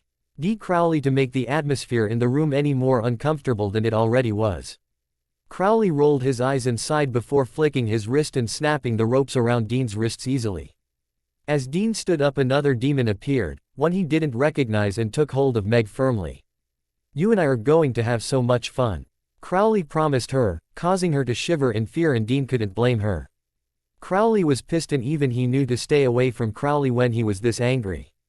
Meg stuck her jaw out defiantly, but it did nothing to hide the fear in her eyes. Can you untie Sam and Dad as well? Dean asked hesitantly once Meg had been taken away, presumably to wherever the other two had been taken. Crowley's attention snapped to John and Sam as though noticing them for the first time. His eyes narrowed at Sam, a gesture that Sam returned before flicking his eyes towards John. "Ah yes, I was wondering about that." Crowley's silky smooth voice made it perfectly clear to Dean that he better start explaining, and quickly. The only problem was that it was hard to explain what was going on when he didn't understand it himself. His hesitation only made things worse. When Crowley shot him a look usually reserved for Sam. "Kitchen. Now." Crowley growled, grabbed Dean's arm tightly and guiding him past John and Sam and into the kitchen. Dean did his best to ignore the painful grip, but it was hard. A small part of him was worried that Crowley was actually annoyed enough to hurt him, and he could hurt him if he wanted to. Not that he couldn't take Crowley in a fight. He was pretty sure that even without a weapon he could put Crowley on his ass, but that wasn't the point. "Talk," Crowley demanded when they were out of sight. "Let them go first." Crowley rolled his eyes and clicked his fingers, but not without a sour look on his face. "There. Now what the fuck did you do, Dean?" The pure anger in his voice made Dean take a step back. He'd seen Crowley angry plenty of times, but never directed at him. Frustrated maybe, but never angry, and it made him more than a little nervous. He knew better than anyone what Crowley was capable of doing when he was angry. "I didn't do anything," Dean swore, a bit annoyed that Crowley was accusing him of something. "But while we're having question time, care to tell me exactly what Meg and her goons were doing here? How did they know about us?" He shot back. "Every demon knows. Do you think they've stayed away for the past year out of common courtesy? They stayed away because I made it very clear you were off limits, and what the consequences would be if they came after you." Crowley sneered, and Dean had to strongly resist the urge to punch the demon. He really wasn't in the mood to deal with Crowley's snark. Dean opened his mouth to shoot back a response, but closed it suddenly. Crowley had been after Meg for months. There was no way he hadn't known she was going to come after him. Crowley had known. He'd known Meg was coming and used him as bait. That was why he'd planned on staying topside longer than usual. He'd been waiting. "Damn it, Dean. I should have seen that coming. I knew Crowley was up to something. He never stays longer than a few days. I've gone soft." It was in that moment Dean realized just how much he had changed since meeting Crowley. His instincts had told him something was wrong, but he'd ignored it because it was Crowley. Crowley, who played with his hair to help him fall asleep and kissed the back of neck to wake him up. Crowley, who watched Dr. Sexy MD with him even though he hated it. The Crowley who Dean would have bet his life on would never do anything to hurt him. "I'm not sure what I'm more pissed off about. The fact that you didn't tell me Meg was after me, or the fact that you knew and still left last night to do God only knows what. I had to leave to deal with whatever fucked up mess you've got going on in there." Crowley roared, pointing to the lounge room. "Do you have any idea the amount of power needed to bring those two back? Even I can't swing that. When that kind of power is used, there are signs. I knew something big had happened, I just wasn't sure what. But now I know once again. You have done something monumentally stupid." "Exactly what do you think I've done? Look at me. Do I really look like I have a fucking clue about what's going on? What, do you think I sold my soul?" Dean yelled back, not caring that Sam and John were probably hearing everything. "Of course I don't. No demon would touch your soul, it belongs to me." Dean filed that sentence away for later. That was definitely a whole other conversation that was going to happen. Sighing heavily, he felt himself deflate, the anger leaving him like a puff of hot air. He didn't even know why he was arguing with Crowley. Probably because he was stressed and needed someone to yell at. But with Sam and his dad coming at him from both sides, arguing with the one person who was on his side was stupid. "So if not that, what do you think I've done?" he asked, hearing the exhaustion in his own voice. "I don't know. But I know it's bad, and I know that whatever it is, you're messing with something you shouldn't be messing with." Dean took note of the softening of Crowley's face and was thankful that they were both calming down. Swallowing nervously, he made a split-second decision and stepped towards the demon until their bodies were touching and their faces inches apart. "Do you trust me?" he asked softly. Crowley blinked slowly and rested his forehead against Dean's. Dean was too why marveling at the difference between the Crowley standing in front of him and the Crowley from 5 minutes. This was the Crowley only he got to see. The Crowley Sam, Dad and Bobby would never understand. I never trust anyone. Dean snorted and pulled their heads apart before cupping Crowley's face and playing with the short beard. Do you remember the first time you took me to hell? When you freaked out and called me an evil bastard. I'm pretty sure those weren't my exact words but close enough. Anyway, you asked me to trust you and even though common sense told me not to I did. I still do. Even tied to that chair. I knew you'd come for me.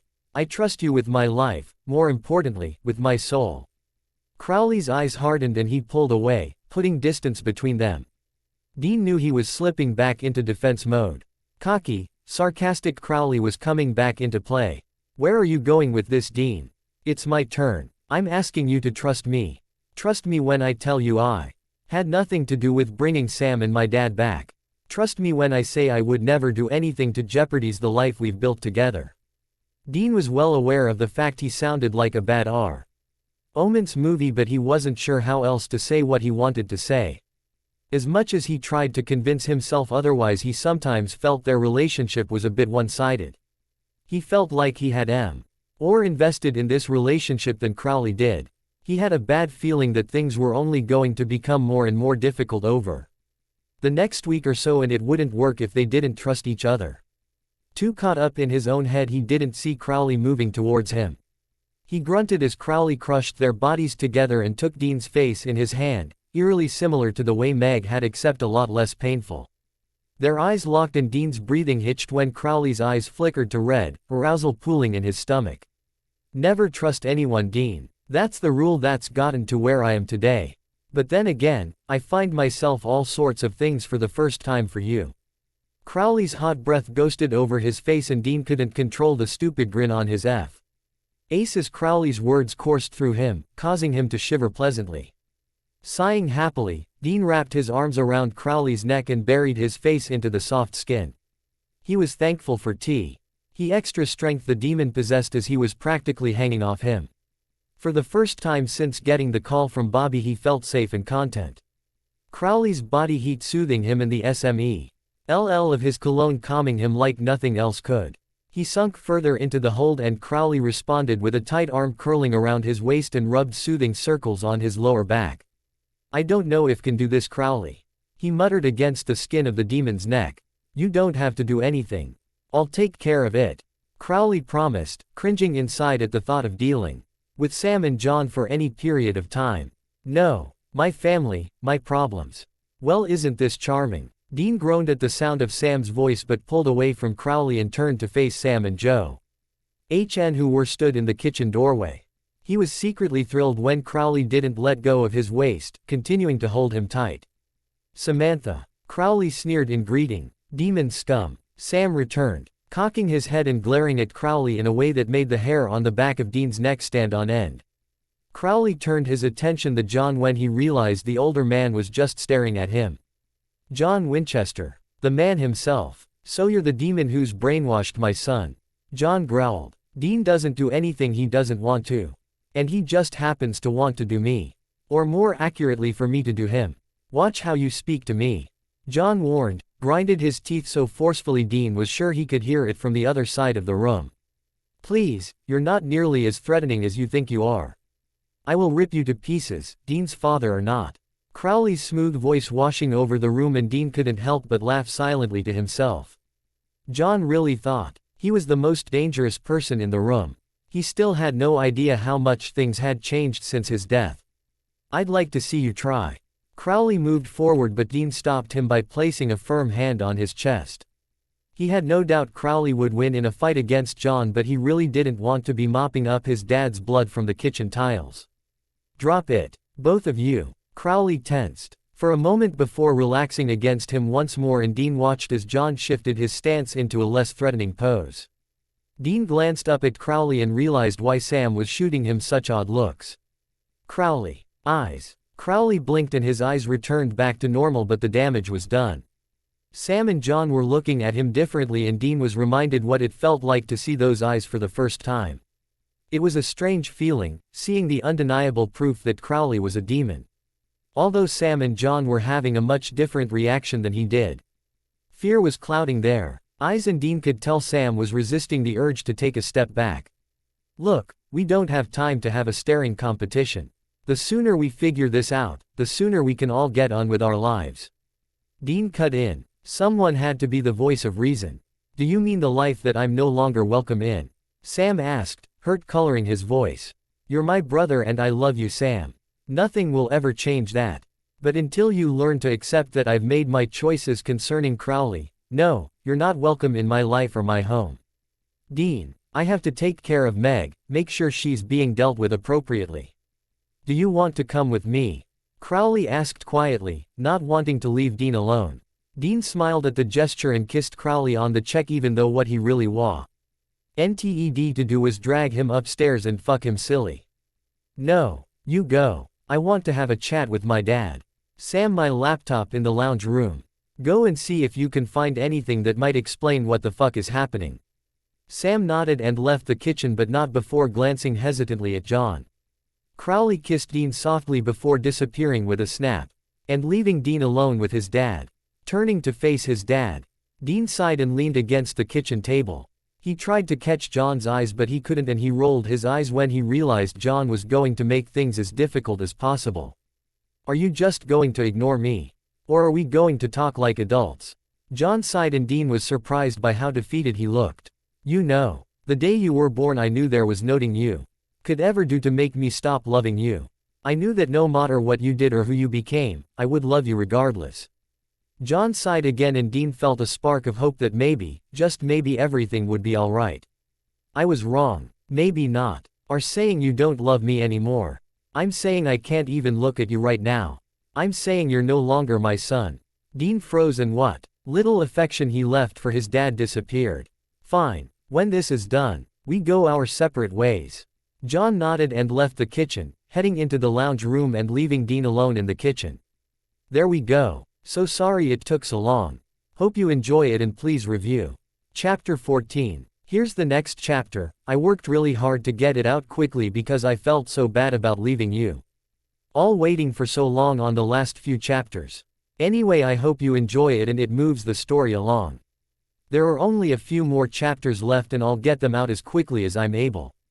Enjoy. Dean wasn't sure how long he stayed in the kitchen. All he knew that when he finally entered the lounge room his dad was nowhere in sight and Sam was hunched over his laptop, pretending he didn't exist. Dean sighed and slid into the chair across from Sam, resting his elbows on the dining table. Sam continued to ignore him so he reached forward and snapped the laptop shut. Sam grunted and leaned back in the chair, folding his arms and glaring at Dean. Come on man, I've already got dad pretending I'm invisible, I don't need you ignoring me too. What do you want me to say, Dean? Well, you could start with where dad is. Dean asked. The thought of John wandering around the house made him very uncomfortable. He didn't need his dad rifling through his things. Said he was going for a walk. Yeah, a walk to the nearest bar.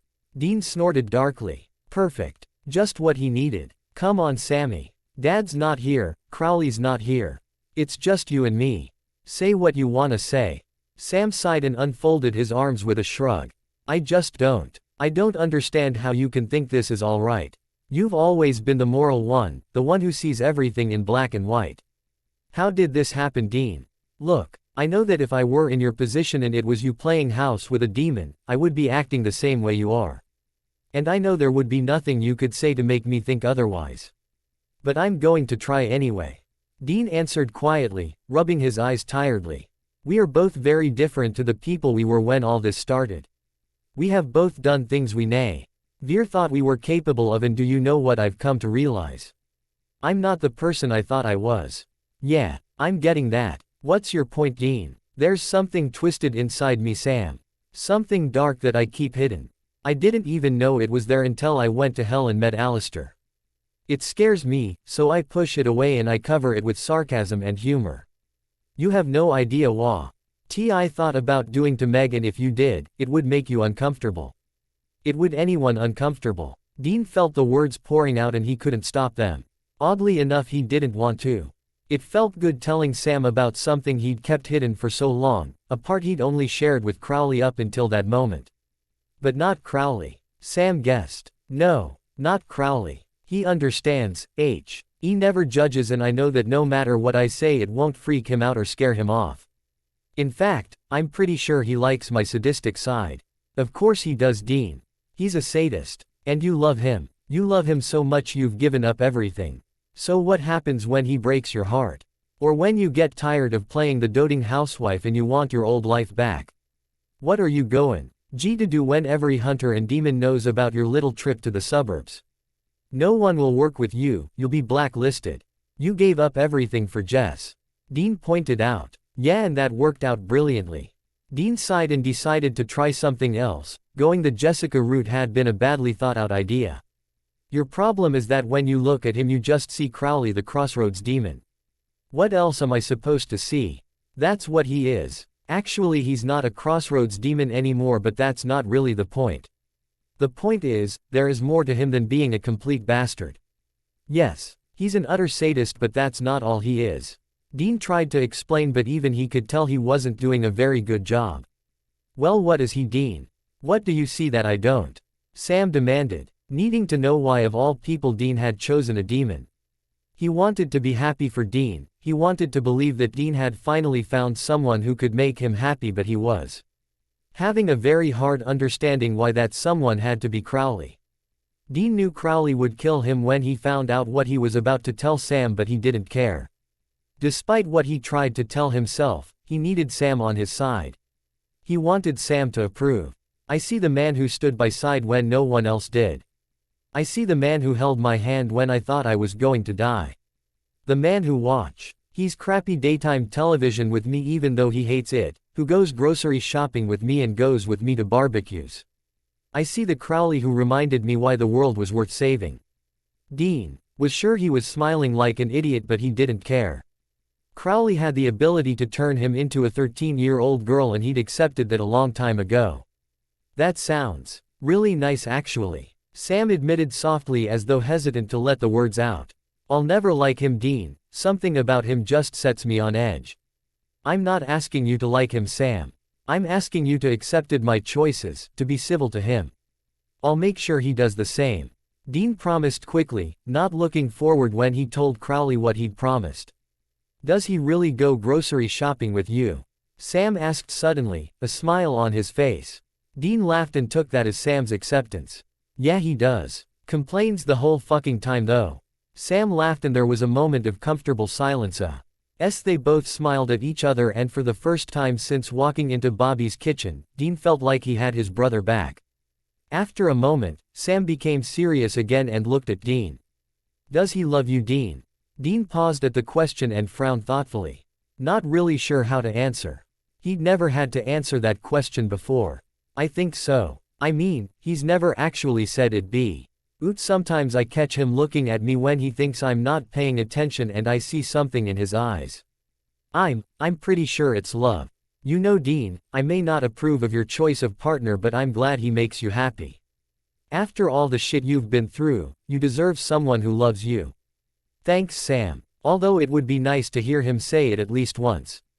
Say what? Sam jumped at the sudden appearance of Crowley, but Dean didn't even flinch, he just craned his head back and stared up at him. Crowley was standing directly behind his chair and rested his hands on Dean's shoulders. Just talking about you. Dean smirked. Crowley leaned down so their faces were closer and glared playfully. What about me? See now, that would be telling. I could make you tell me. Crowley threatened, and Dean shivered at the thought of exactly what that would entail. You could try. You'd like that, wouldn't you? You bet I would. Speaking of making me talk, did you deal with Meg? For the moment. Didn't start any of the fun stuff though. Dean knew exactly what Crowley meant by the fun stuff, but it didn't bother him. Meg would only be getting what she deserved. Why not? The fun stuff is your favorite. True. But I thought you might like to join me. Really? Of course. We'd make a good team and I'd love to see what Alistair taught you. Dean hesitated as he thought about it. Did he really want to cross that line? Before he could answer, Crowley leaned down further and captured his lips in a tender kiss before pulling away. You don't need to decide yet. Give it some thought. The demon muttered against his ear, causing him to shiver pleasantly. It's completely up to you.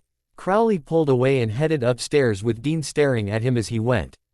Completely forgetting about Sam frowning at him from across the table. Seriously.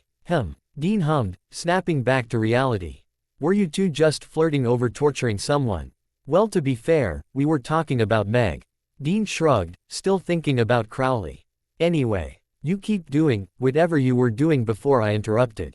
He leaned across the table and opened up the laptop before spinning it around to face Sam, who was looking at him suspiciously. And I'm just gonna go upstairs and do some stuff. You're gonna go and have sex with Crowley, aren't you? Sam muttered, shaking his head and pulling the laptop closer towards him. No. Okay, yes. So if you want to go upstairs for any reason, well, it would probably be best if you just didn't go upstairs. Dean answered quickly before standing up and heading over to the stairs. About halfway across the room he stopped trying to appear calm and bolted up to bedroom, leaving Sam to pull a face and hope he wouldn't be able to hear them. 1 o'clock in the fucking afternoon. Horny bastards, he muttered, hitting the keys of the keyboard harder than strictly necessary. When Dean found Crowley, the demon was rifling their cupboard with his back to the door. What are you looking for? He asked, leaning against the doorframe. Crowley continued to search through his clothes, and for a moment Dean thought he was being ignored, but then with a huff Crowley slammed the closet door closed. Have you seen my suit? Which one? The black one. All your suits are black. Crowley rolled his eyes and moved to his chest of drawers to begin search through his ties. Dean snorted and moved across the room with the sort of stealth it had taken years to develop, and with a triumphant grin he wrapped his arms around Crowley's neck and pressed his body against the demon's back. Crowley straightened and abandoned his hunt, turning his attention to Dean. What are you doing? Dean didn't answer and instead slowly begun to unknot Crowley's tie. Moving with precise movements. He let the tie slip to the floor and took advantage of the newly revealed skin. Crowley groaned low in the back of his throat when sharp teeth began to bite and nibble at the tender skin of his neck, only to be soothed by gentle kisses. The biting quickly turned to sucking, and Dean felt a surge of arousal at the fact Crowley was allowing himself to be marked. When he had finished paying attention to that particular patch of skin, he put his hands to use by unbuttoning Crowley's shirt, nibbling and sucking on every area of skin he could get his mouth on. The shirt soon followed the tie to the floor, and he wrapped his arms around Crowley's waist, hands roaming freely and playing with dark chest hair. Crowley was still moaning Dean couldn't believe how good it felt to be the one staking his claim for once. As he continued to feast on Crowley's neck and collarbone, the heat was slowing building between their bodies and arousal flooded his mind. It was that heady mix of lust and desire that caused the words in his head to come tumbling out of his mouth without thought. I want to fuck you, he murmured against the demon's ear, the thought alone making his shiver. Crowley froze, his entire body tensing up, and it brought Dean out of his lust-induced haze rather harshly. Before he could process what was happening, Crowley was removing his hands, and the wonderful body heat was taken away to be replaced by a startled look demon. You want to fuck me? Crowley repeated. I probably could have used more tact when I said that, but yes. Crowley nodded slowly, and his body began to unwind after the initial shock of the question had worn off. What's brought this on? I thought you were happy with our sex life. I am. It's not about that, Dean assured him, rubbing the back of his neck sheepishly. Meg, Bobby, Sam, even Dad, they say I'm yours. And I am yours. But you're mine too, and I want you to belong to me the same way I belong to you. If that makes any sense. Crowley smiled, one of those rare, real smiles that Dean loved, and reached forward to undo Dean's belt. Well, you can't fuck me with your pants on.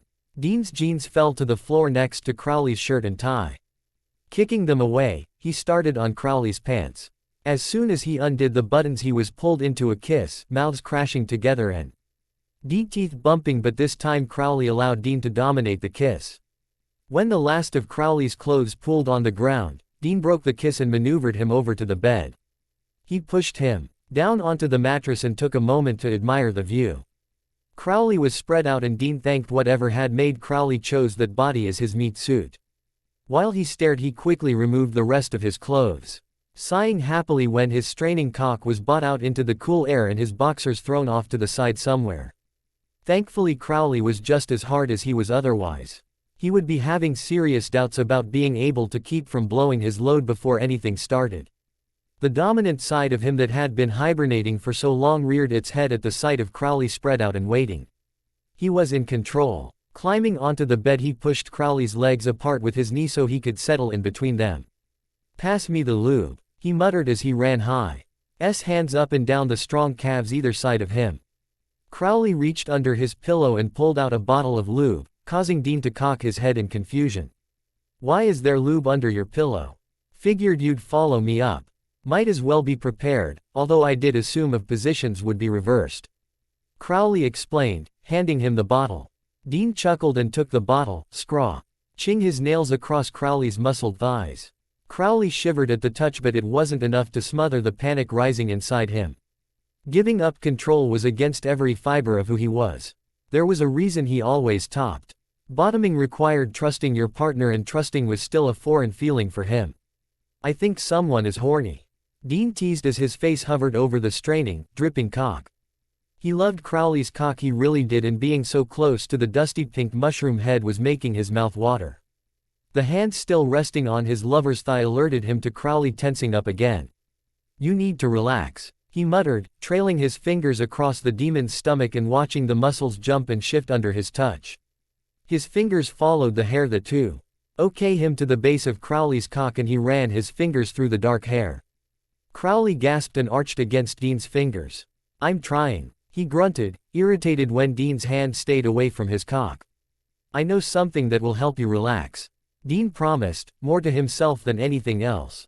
He leaned down and licked a strip from the root to tip, swirling his tongue around the tip and dipping it into the slit. Crowley's hips bucked. Dean took the not-so-subtle hint. Crowley groaned low in the back of his throat when Dean's impossibly hot mouth enveloped his cock and suckled lightly on the head. "Fucking hell," Dean chuckled, and the vibrations traveled through Crowley's cock, making his pant. Dean was doing his best not to hump the mattress, the noises his lover was making driving him insane with want. Taking a deep breath, he swallowed Crowley until the head touched the back of his throat and was rewarded by a hand gripping tightly in his hair. He looked up at Crowley. "WHO was silently asking permission, and he answered with a nod. The hand tightened and Crowley began to thrust his length in and out of Dean's mouth, fucking his face roughly. Dean was doing his best not to gag while his free hand popped the cap of the lube open. Crowley was too busy fucking his throat to notice the slick finger rubbing around his entrance. However, he did notice when that finger was pushed inside him and begun sliding in and out. He stilled his movements and focused on the invading finger. It wasn't as invasive as he'd thought it was going to be. He heard Dean start to choke, and he realized he still had Dean pushed down on his cock with his nose pressed firmly against his pubic hair. Dean's throat was clenching and twitching around him as he fought for air, and it felt fantastic. His whole body jerking as he gag reflex acted up.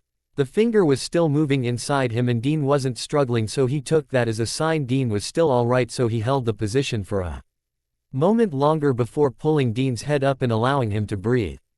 Dean gasped for air, spluttering as his gag reflex calmed down and the need to throw up faded. He was slightly dizzy from lack of oxygen, but he continued stretching Crowley and added another finger to join the first. He progressed quickly from there, a third quickly joining the second and then a fourth as he battered Crowley's prostate while the demon let loose a string of what Dean assumed to be profanities. He wasn't too sure what language Crowley was speaking. He pulled his fingers out and marveled at the sight of Crowley's whole stretched, quivering hole. The possessive part of himself rising up and preening at the sight. Crowley was his, only he got to see this. He was the only person in 600 years Crowley had given this to. Without wasting any more time, he coated his length in lube and settling on his knees he lifted Crowley's legs over his shoulders and guided his cock into the waiting hole.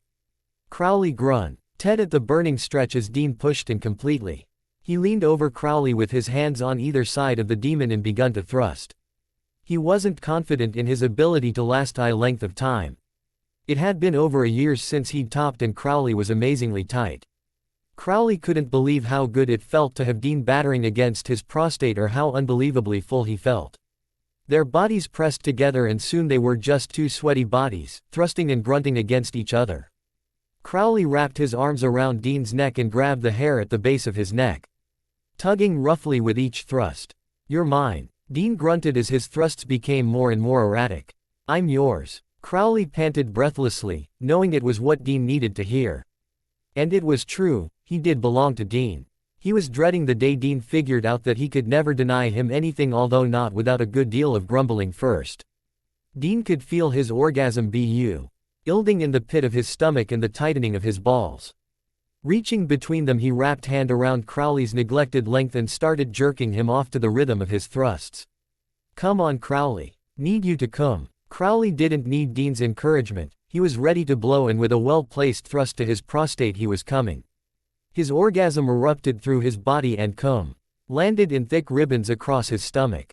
Dean followed him with a deep grunt as he emptied himself inside Crowley's body, filling him to the brim with cum. Rolling off Crowley, Dean hit the mattress with a thump before turning and cuddling into Crowley's side. They lay in silence while they both caught their breaths and their heart rates returned to normal. Dean rested a hand on Crowley's chest and traced patterns idly, enjoying a moment where his mind was completely empty. Unfortunately, the moment didn't last long and Crowley brought him back to reality. "So where has you complete asshole of a father gotten to?" "Out at some bar getting utterly shit-faced.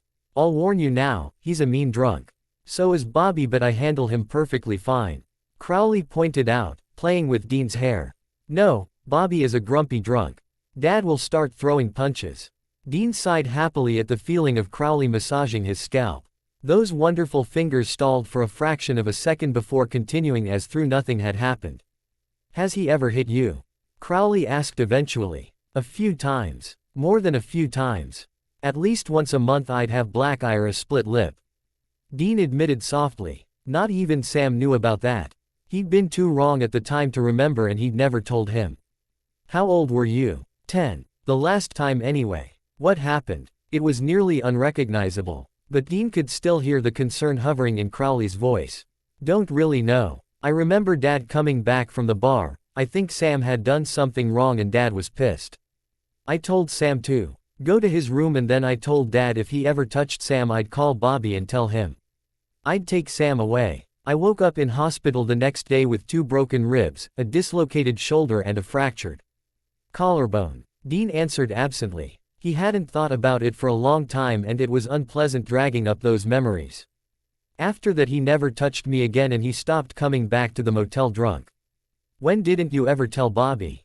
Or anyone?" "I was a kid. Dad had taught me not to trust anyone but family, and I knew if I told Bobby he'd take us away. I'd already lost my mom, I couldn't lose my dad too," he said with a shrug. "Did you ever hit your son?" "Gavin. Once," Crowley muttered, taking Dean's hand in his and twirling the ring around Dean's finger thoughtfully. "I hated him in general, don't know why. There was just something about him that I didn't like, but I mostly ignored him. One day he came over for dinner with his wife and she had a broken arm. She said one of the horses had done accidentally, but I knew it was Gavin. It was obvious she was terrified of him, and Gavin had always been quick to anger. He took after me in that respect. I beat the shit out of him. I was a bad person, Dean. In fact, I could be downright cruel, but out of all the shitty things I'd done in my life, I never hit my wife. No matter how angry I got." Dean didn't say anything. He was nothing to say, and instead he buried his face against Crowley's neck and closed his eyes. He was taking full advantage of what would probably be one of the last moments of peace they would have for a while. The street was empty when John stumbled out of the bar, tripping over his own feet and swaying slightly when he stopped to regain his balance. He wasn't sure how long ago the sun had set, but the streetlights were on and the sky was pitch black, clouds covering the stars from view. Sighing heavily when his head started to swim, he leaned against the nearest streetlight and closed his eyes until the spinning stopped. "I didn't bring you back to get pissed at the local dive bar." John started upright to face a tall black man in a well-tailored suit standing in front of him. "You were right. About everything," he murmured. "They're not the sons I raised, they've forgotten everything I taught them." "Not forgotten. They've been corrupted. The demon blood has changed Sam, the need for it will never go away, and it clouds his judgment," and Dean left his humanity in hell, becoming the whore to a demon. John flinched at the words but couldn't deny their truth. He hadn't believed man who called himself an angel at first, but seeing Dean and hearing what Sam had done since his death had proven his words. Something had happened to his boys. He'd always known Sam could go either way, but Dean had always been the good one, the moral one. Now he spread his legs for demonic scum, and Sam was an affront against humanity. They had to be stopped before they caused any more damage to the world than they already had. What do you want me to do? He asked, slurring his words slightly even though the cool night air had sobered him up significantly. Nothing. Not yet. I need them to get me something first. John nodded, dreading having to go back to Dean and Sam. Who are you really? The Archangel Raphael, John. You're doing God's work. Sam was still sitting at the laptop when Dean and Crowley came down the stairs and entered the lounge room. Do we have anything? Dean asked, pulling out a chair and sitting next to Sam. Sam glared at him and snapped the laptop shut before crossing his arms. Are we just going to pretend I didn't hear what I heard? He asked. Well, if you prefer, we can talk about how pretty your brother sounds choking on my cock. Excuse me. I was only choking because you wouldn't let me fucking breathe. Enough. Fucking hell. Sam yelled, shaking his head wide-eyed at the both of them. Crowley smirked and leaned against the back of the couch, winking at Dean. Dean suppressed a smile and turned his attention back to Sam. Back to my original question. Do you have anything? Well, I couldn't find anything, but then I remembered what Bobby said when you came back from hell. Before or after he tried to stab me. He said the only thing capable of pulling you out of the pit was an angel. Sam continued, completely ignoring Dean. Dean blinked and leaned back in his chair. Why didn't they think of that before? It had taken serious juice to pull Sam from the cage, and angels were the most powerful creatures they knew.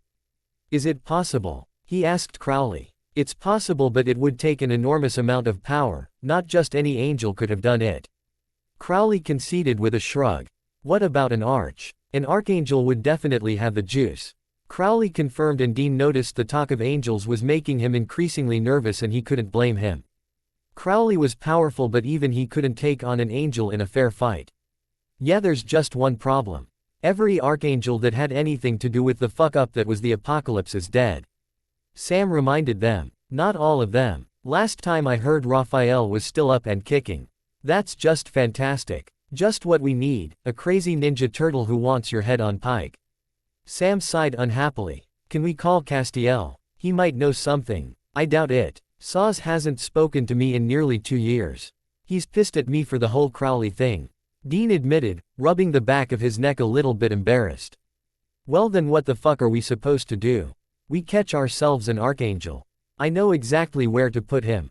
Crowley spoke up. He was smirking in a way that told Dean he wasn't going to like the next thing Crowley said. I'm going to need a few things though. Well, there it is. I managed to get it out a lot quicker than the last few, and I hope everyone likes it. Remember to review. I love getting feedback. Stay tuned for the next installment coming soon. Chapter 15. I would say I'm sorry about the wait, but that won't make you feel any better, as I hate to say it's becoming a habit with this story. I don't know what it is. I think it might be how hard this story is to write. I really need to be paying attention and give it everything. I can't just blurt it out at 12 o'clock at night. But I promise I am doing everything I can to update as soon as I'm able. The venom of a manticore and the blood of a virgin. Dude, your boyfriend is fucking creepy. Sam muttered, throwing himself onto the creaky bed of their motel room. Dean rolled his eyes and settled across from Sam on his own bed. Virgin blood will be easy. I don't even know what the fuck a manticore is. Sam frowned and cocked his head, narrowing his eyes at Dean. Did you really just use the words, getting the virgin blood will be easy? Dean shrugged and leaned against the headboard of the bed. He reached over and picked up the cherry pie he'd bought at the first gas station they came across. He hadn't had a pie in ages. In fact, being back on the road was making his junk food addiction kickstart again. So what is a manticore? He asked around a mouthful of pie. Sam looked like he was going to mention Crowley again, but instead sighed heavily and flicked the lid of his laptop open. He scrolled through a page Dean couldn't see and rubbed his eyes. A manticore is a monster with the body of a lion, the face of man, and shoots poisonous spikes from its tail. Sam read out from the website. When we get back, remind me to punch your boyfriend in the face. Even Dean had to agree that the sound of what they were hunting was terrifying. But according to Crowley, their venom was the only thing outside of a heavenly weapon that could actually hurt the feathery bastards. You like saying that, don't you? My boyfriend. I'm going with this theory that if I say it out loud it will stop sounding ridiculous. How's that working out for you? Dean asked around a mouthful of pie, nearly choking in the process. Fabulously. I can now say it without flinching. Baby steps, baby steps. So where are we supposed to find ourselves a manticore? That's exactly what I was wondering. They haven't been around for a couple of millennia and never outside of Persia. Crowley was less than helpful by the way, but Bobby managed to pull through. Sam said, not being able to hold back the dig at Crowley. And are you going to tell me what Bobby said, or are you gonna make me guess? There's been some bodies found at Gila National Forest that slightly resemble what a manticore would do. Gila National Forest. That's in New Mexico. That's the least of our problems. Gila National Forest covers an area of over 550,000 and acres, and our manticore is in there somewhere. Sam, why does the universe hate us? Because we're bad people. Dean watched his brother as Sam continued to scroll through the website, and he couldn't deny the fact that this felt right. Being with Sam in a crappy motel room and a monster to fight. It all had an odd sense of comfort, and it scared him. Giving up hunting had been an easy decision a year ago. Sam had been gone, and he had done the only thing he could to hold on to the most important person in his life, the one thing he had left. But now Sam was back, and Dean was finding it hard to ignore the fact that whether he wanted it or not, deep in his soul he was a hunter. It was in his blood, it was embedded into his consciousness, and he didn't know what to do. Dean, Sam's voice, pulled him out of his thoughts, and with a small shake of his head he turned his attention to his brother. Sorry, what? I said, do you think Dad has been acting weird? Sam repeated after sending Dean a strange look. You'll have to be more specific, Sam. Dad's never exactly been a vision of normality. Dean quipped, resolving to push aside his troubling thoughts and deal with them another day. Sam sighed and closed the laptop, spinning around so he's sitting on the edge of bed facing Dean. All right. Dad storms out after you have a massive argument and pretty much disowning you, only to come back the next day and apologies. You're telling me that doesn't send off alarm bells? I have never once heard Dad admit he was wrong, ever. Dean rubbed his face tiredly. Look, I don't trust Dad as far as I can throw him, but I think this is one of those times where we just have to work with what we've got. So you don't think he's up to anything? Oh God, no. I think Dad is neck deep in whatever the fuck is going on. I also think he's going to fuck us over the first chance he gets. So we watch him, keep him close, and make sure he doesn't cause any damage. Watch him. Dean, Dad is 1,000 miles away. Sam pointed out with a frown. John had been sent to get the third ingredient to Crowley's little angel weapon, a knife forged with dragon fire. Dean had to admit, John had gotten Don the short straw. That kind of blade would be harder than hell to find. What, did you think I would just let Dad wander off by himself with no supervision in sight? Ye, of little faith, Sammy. One of the KS of being the king of hell's boyfriend, I have my own private army of demons at my disposal. I've got 2 of them following Dad as we speak. Sam looked momentarily stunned at Dean's words and opened his mouth a few times before he could make words come out. So are these demons loyal to Crowley? Sam asked eventually. Dean shrugged and grabbed another slice of pie. Demons don't really go for the whole loyalty thing. However, they are shit scared of Crowley, so it amounts to the same thing really. You know, Dean, I kinda like this version of you. Sam admitted. You're a lot nicer to be around when guilt isn't eating at you. And you're a lot less whiny than you used to be. Dean answered with a smirk, although Sam had a point. Life was a lot easier when he wasn't swimming in guilt. And he wasn't drowning himself in alcohol. Sam laughed and threw a pillow at him, hitting him in the face. Dean snorted and tried not to think about where that particular pillow had been. Come on, Moose. We have a manticore to kill. How do we kill one again? The only place a manticore is vulnerable is the inside of its mouth. Perfect. Just perfect. And don't call me Moose. Dean laughed harder and threw the pillow back at Sam. There was a moment of silence while Sam chewed on his thumbnail, obviously trying to gather the courage to say something. How old is Crowley? He finally spat out, looking decidedly uncomfortable. Dean shrugged and kicked the empty pie packet onto the floor. He was trying not to laugh at Sam's question. Not sure, I don't think Crowley even knows. Around 600, I think. No, I mean the meat suit he's in. Oh, late 40s, I think. Dean guessed, not sure of the answer. Sam's eyes widened and he chalked down a laugh while Dean could actually feel irritation. What? Dude, You're fucking someone older than Dad. Sam gasped, laughter pouring out. When Sam had mentioned they were going to Gila National Forest, he'd thought the hardest part would be finding and killing the manticore, completely forgetting that Gila National Forest was over 1,600 miles from where they were. That added up to at least 2 days on the road. 3 if they couldn't push themselves. It hadn't even occurred to Dean that he would be forced to spend all day in the car with Sam. By the time they had packed their duffel bags and were en route, the road stretching out forever in front of them, singing along to AC/DC, Dean was enjoying the time alone with his brother and certain that the road to New Mexico would be a peaceful one. He'd gotten just what a whiny passenger Sam was. 100 miles. Dean settled into old habits quicker than he'd anticipated, sliding into the driver's seat with a hamburger, a Coke and ready for a long drive. Sam was sat next to him, leaning on against the window and staring out at the scenery. AC/DC was thumping through the radio and Dean drummed his fingers on the steering wheel along with the beat. Out of the corner of his eye he could see Sam fidgeting, shifting around in his seat and frowning uncomfortably. Dean narrowed his eyes at his squirming little brother and wondered what his problem was. "So, me one put itching powder in you knickers again, Sammy?" Dean teased, smirking at the memory.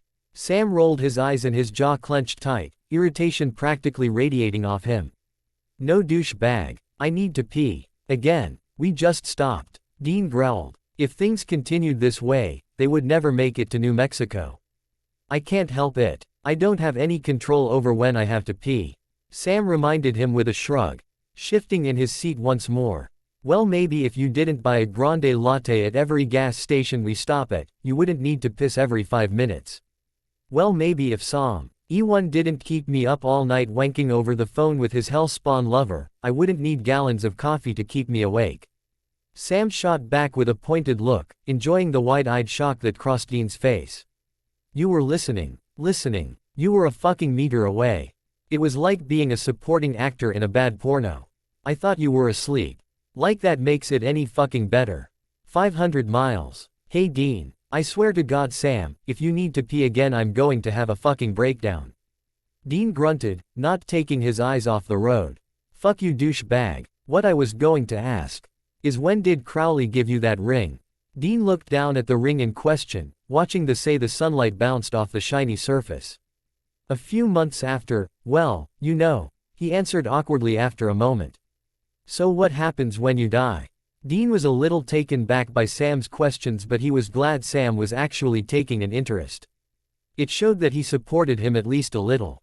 "What do you mean?" "Well, eventually you're going to die. Are you going to give up heaven for him?" "What's so great about heaven, Sam? I can think of quite a few angels who old love nothing more than to have our eternal souls screaming in agony." Dean pointed out. Hell might be full of demons, but while Crowley was in charge, he had nothing to worry about. Whereas in heaven, there would be nothing between him and hundreds of pissed-off angels with nothing better to do than make him suffer for the rest of forever. "I bet no one ever saw that coming. You going to hell while I go to heaven." Sam chuckled darkly. Dean shrugged and his lips quirked up in a half-smile. "I always knew." "Oh yeah, are you the physic now?" Sam teased. "No, I'm your big brother. No one will ever know you like I do." 700 miles. So Dean, who tops and who bottoms? Kill me now. 1,000 miles. I want to drive. Dean gripped the steering wheel so tight his knuckles turned white. He'd known it would only be a matter of time before Sam started pestering him to drive, and that first quietly asked question was the beginning of what Dean knew would be a very irritating afternoon. "No. Why not, Dean? It's not fair. I never get to drive. Because when you drive you turn into a fucking manic." "I do not. You're just a control freak."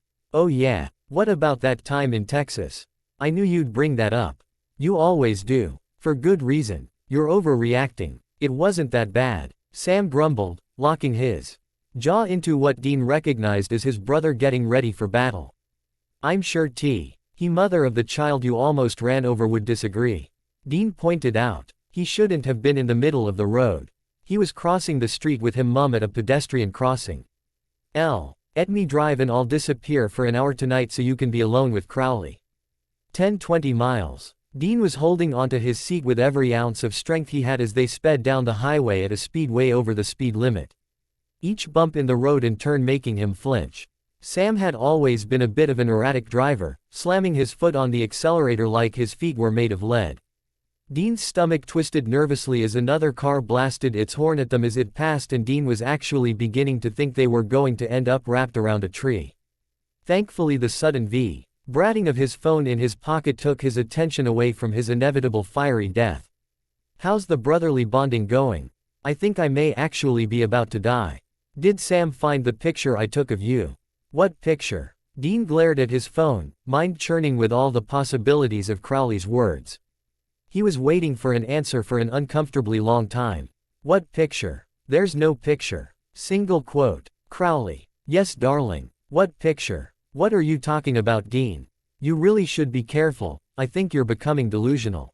Imagining all sorts of things."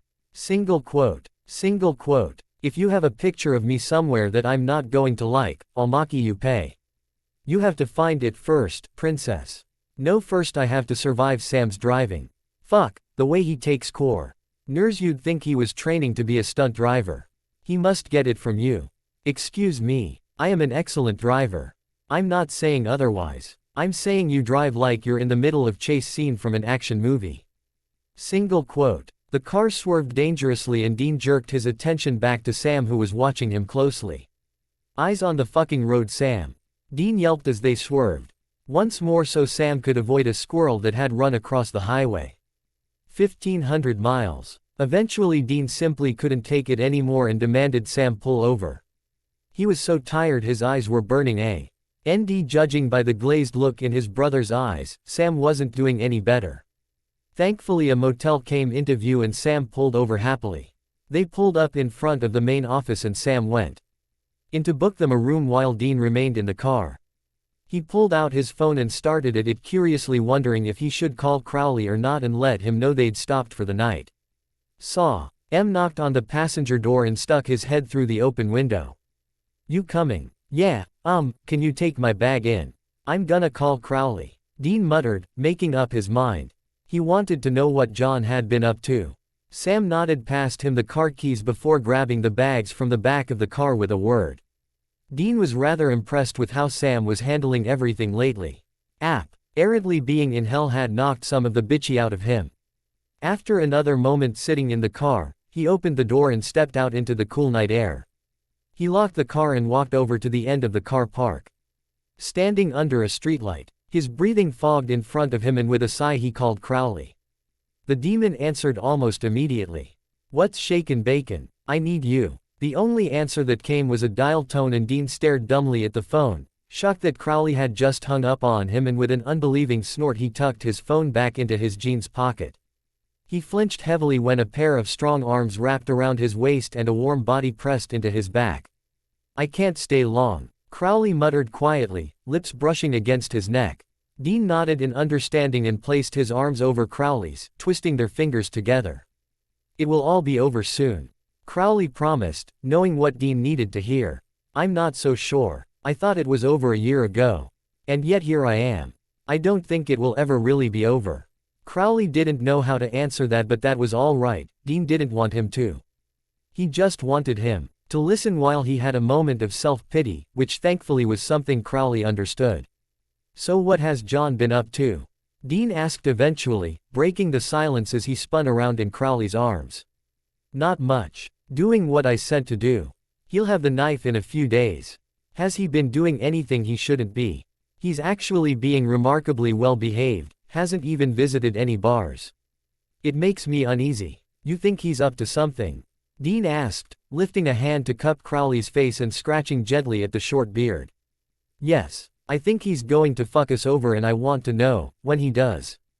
Are you willing to do what needs to be done?" "I have very little sentimentality left towards John." Dean smiled grimly and looked down at Crowley's tie, using a free hand to play with the soft fabric. "I bought you this one," he muttered absently. He had bought it as a joke really, never really expecting the demon to wear the bright blue tie. Dean blinked, heart skipping. A beat at Crowley's smirk before he leaned down and captured Crowley's lips with his own. Crowley's hand crept around the back of his neck and gripped his hair while Dean moved his hand down to Crowley's ass, squeezing possessively. Crowley grunted against his mouth and Dean grinded their lower bodies together in answer. Crowley pulled their lips apart and placed small biting kisses down Dean's jaw and up to his ear. Biting his earlobe, Dean groaned and arched his head back to give Crowley more access to his neck. The shorter man was sucking a hickey onto his neck, causing shivers to Rachda. Anne's body when a yawn broke its way out of him. There was a horrifying moment of utter stillness as they both froze. Embarrassment flooding Dean's cheeks with red as he realized what he'd done. Crowley, White pulled away from his neck slowly and looked at him with one raised eyebrow. Am I boring you, darling? I am so sorry. Dean muttered, horrified that he'd yawned in the middle of makeout session. I'm just so tired. He tired to explain. Crowley was still watching him, but a smirk had spread across his face and could see he was trying not to laugh. Don't worry about it, darling. I'm not offended. I'm going to go to bed. I have to fight a manticore tomorrow, Dean said with fake enthusiasm. He kissed Crowley gently once more before pulling away and backing up back towards the motel. Sweet dreams, sweetheart, Crowley called after him, smirking broadly. I really like you in that tie, Dean called back in answer, watching Crowley disappear with a smile. I still think we should check out the bodies first, Dean grumbled as they pulled up outside the Gila National Forest head office. Over the past 5 years 12 people had been found dead somewhere in the forest. The police had put it down to accidents. Tourists wandering off the track, getting lost or killed by one of the numerous dangerous wildlife found in the area. Dean was getting a little jumpy. He hadn't been in a forest since the Wendigo incident and he didn't like being blocked in by trees. Too many variables in such an open area and it made him uncomfortable. Dean sighed and followed Sam into the head office, shoving his hands in his pockets and shifting uncomfortably in his fed suit. It had been a long time since he'd been forced to wear a suit and it felt like the tie was trying to strangle him. He didn't know how Crowley wore suits every day. They drove Dean mad. Can I help you boys with anything? Dean turned his attention to the owner of the voice, who judging by his uniform was the head ranger.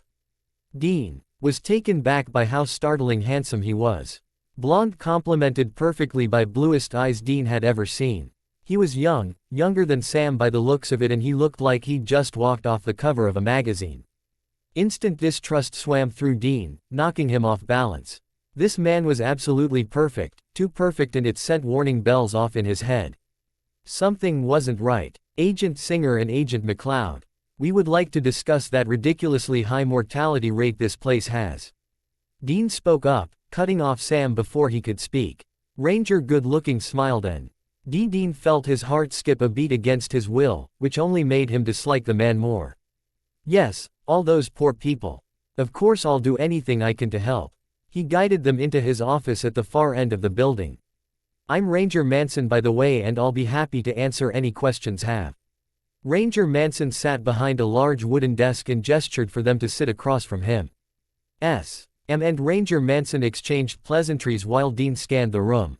It looked normal enough, but there was something off about the place, something he wasn't seeing. Did you know any of the victims? Sam asked, drawing Dean's attention back. Not really, no one ever comes to the office. I thought if you wanted to camp here you had to check in through the front desk. Dean pointed out, smiling pleasantly. That used to be true, but a few years back we started using online booking so people don't have to come all the way out here to check in. It can be a bit of an inconvenience if you're staying on the other side of the forest.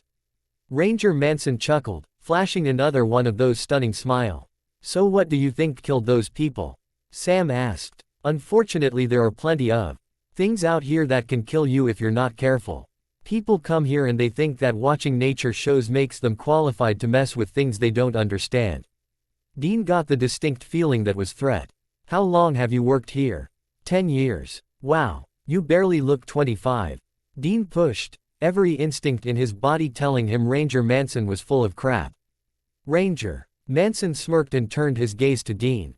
I'm older than I look. Those impossibly blue eyes pinning Dean down and made his head spin. He fought the urge to smile back stupidly and giggle like a school girl. Thankfully the moment passed and Dean was certain Ranger Manson was their manticore. I hope you liked it and I apologize for the lack of Crowley. Unfortunately I needed to establish the plot, but not to worry. He'll be back next chapter. Chapter 16. So here is Chapter 16. This one took me a long time, mostly because it was so complicated for me to write. I've never had come up with my own hunt before, and I'm trying to get in all the plot points I need for my last few chapters. I hope you enjoy it and please review. I'd love to know if it makes any sense. I'm telling you, Sam, he's our guy. Dean muttered once more as he unlocked the door to their motel room. They'd been having the same argument since they'd finished their interview of Ranger Manson. Even when picking up the victims' medical records at the local sheriff's office, Dean hadn't let it drop. Yeah, one problem: Dean, our guy, is supposed a lion with the head of man and a giant stinger sticking out of its ass. Now I may have missed it, but Ranger Manson looked pretty human to me, Sam pointed out with a sigh. Dean huffed and sat down in one of the rickety chairs next to what passed for a dining room table. He rubbed his eyes tiredly and shrugged. Well, maybe it can change its form. It wouldn't be the first monster we've come across that can. Maybe that's how it's survived this long. And maybe it vomits glitter and sings show tunes. Who knows, the lore is hazy at best. What I do know is that we can't go and killing a man simply because you get bad vibes from him. Oh come on, Sam, you can't tell me you didn't see it. Dean pushed. That man is perfect, like ridiculously perfect, like so perfect. He shouldn't exist. Nobody is that good looking. He looks like he just walked out of a fucking magazine. Sam looked at him like he'd gone mad for a second before understanding sparked in his eyes and his lips curved into a soft smile. I get it. This is because you were attracted to him and it's freaking you out. Just because you're with Crowley, it's not a bad thing if you're attracted to other people. Sam promised him soothingly, voice dripping with his best comforting tone. Dean stared at him blankly for a few seconds, blinking slowly before irritation began radiating off him in waves. Are you fucking kidding me? Dean, it's Al. Fuck you, Sam. I know how to keep the job separate from my private life. And I am telling you, Ranger Manson isn't human. Sam sighed heavily and Dean noticed happily he looked more than a little chastised. Sam sat down at the end of the bed, lifting his hands in surrender. All right, what's your theory? Dean stood up and picked the medical files off the kitchen counter before handing them to Sam. I was reading them in the car. There are no defensive marks on their bodies. No sign any of them fought back. One woman was found barely 100 feet from a campsite of 10 families and no one heard her scream. And where they were staying there are no signs of a struggle. What are you saying, Dean? Sam asked as he flipped through the 5 medical files, grimacing at the horrific pictures that greeted him. I'm saying he doesn't take them by force. His victims go with him willingly. But he uses his venom to paralyze them. Why do that if he can control them? Sam wanted to know, reading the toxicology reports on the victims. He reverts back to his natural form to kill them. Once they see what he really is, their adrenaline shoots through the roof, survival instincts kick in and overpowers whatever spell he has them under. It makes sense, Dean, it does. But none of this. Sam waved the medical flies in the air. Points to Ranger Manson. You didn't feel what I felt in that room, Sam. When he looked at me, it was overwhelming. It wasn't just everyday attraction. It was complete and utter devotion. Dean admitted, the memory of it making him shiver. He hadn't realized at the time just how strong the feeling had been. It was only afterward, when his head had cleared, that he could think back and shiver in horror at how little control he'd really had. Dean could see Sam hesitating, shifting as he tried to come up with a decision, but Dean wasn't worried, he knew he'd won. All right, I trust your instincts, but we still need more proof. We need to be sure beyond a shadow of doubt, because if we kill Ranger Manson and he's not the Manticore, we've blown it. The real Manticore will go into hiding for another 200 years and then we're fucked. Dean wanted to argue and suggest they just stab Ranger Manson in the throat, but he knew Sam was right. They didn't even know how to kill a Manticore, and it never hurt to 100% sure you were stabbing the thing you were supposed to. Fine, but I'll go. You stay here and give Bobby a call. Dean muttered, pulling his jacket back on with a sigh. Why do I have to stay here? Not the smartest idea to be alone with Mr. McDate Rape. Sam pointed out. Dean shrugged and shoved his car keys in his pocket. Someone has to figure how to kill it, otherwise all this is useless. And besides, it's 7 o'clock. His office will be empty. Sam sighed but knew it was useless to argue, besides Dean had a point. They didn't have a lot of time to wrap this up. They needed to get this done and it would be quicker if they split up. Fine, but ring me when you get there. You worried about Sammy? Dean teased. I'm worried about what Crowley would do to me if something happened to you. Sam answered with a dry smile. Crowley may be a bastard, but he was a scary bastard. Ian snorted, but he wondered what Crowley would do to Sam if anything happened to him. Or what he'd do to anyone who actually hurt him. Nothing pleasant, he knew that much. Dean arrived at the Ranger office and looked out of the car window uncomfortably. The forest was especially creepy at night and it made him shiver. Shaking his head and cursing himself for acting like a scared teenage girl, Dean stepped out of the car and headed towards the building. When he reached the door, he reached into his back pocket and pulled out his lock-picking kit.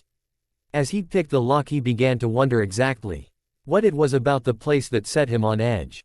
There was just something about the office he didn't like. Inside was exactly like every other he'd ever been in. The entire office smelled vaguely of dirt, and there was a large stuffed bear standing by the front door. Dean wondered if the bear had been killed by one of the Rangers or if there was some wholesale warehouse you could buy them from he didn't know about. There was a check-in desk on the left and behind it a door that led to what looked to be a staff room. He had walked past the desk when he froze and backtracked. Turning to face he frowned and swiped his finger across the top of the computer. His finger cut a clean line through a thick layer of dust. Upon further inspection, he saw the entire desk was covered in dust.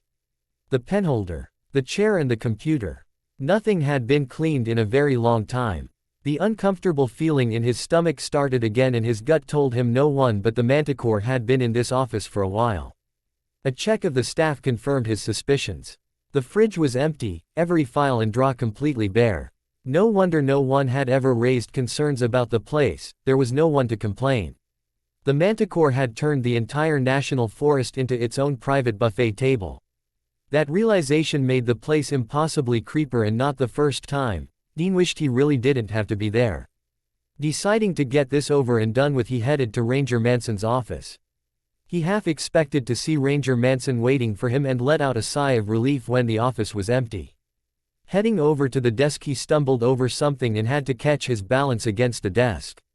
Swearing loudly, he bent down to pick up the offending item. It was something roughly 30 centimeters in length. It was black and surprisingly flexible. Well, I've never seen a Manticore spike before, but if I had to guess, this is exactly what one would look like. Dean muttered to himself. Smiling smugly, he flicked the tip of spike and causing it to spring back and forth. What he wasn't expecting was a small amount of thick, yellow liquid to ooze out of the tip. It's my lucky day. Right. Let's get this show on the road, Crowley said as he tucked the tin in his suit pocket. If you leave tonight, you'll be home in 2 days. What are you taking about? We still have a Manticore to deal with. Crowley froze and turned to face him. Sam's eyes widened as he sensed the atmosphere shift in the room. His gaze flicked between Dean and Crowley as he backed away and did his best to blend in with wall. We have the venom, the job is done, Crowley growled out. Dean blinked at Crowley's answer and shook his head. No, it's not. That Manticore is killing people, innocent people, and I can stop it. No one is innocent, Dean. So they deserve to be torn to shreds. I can't just walk away, not while there's a job to be done. Dean answered, his voice rising to a shout.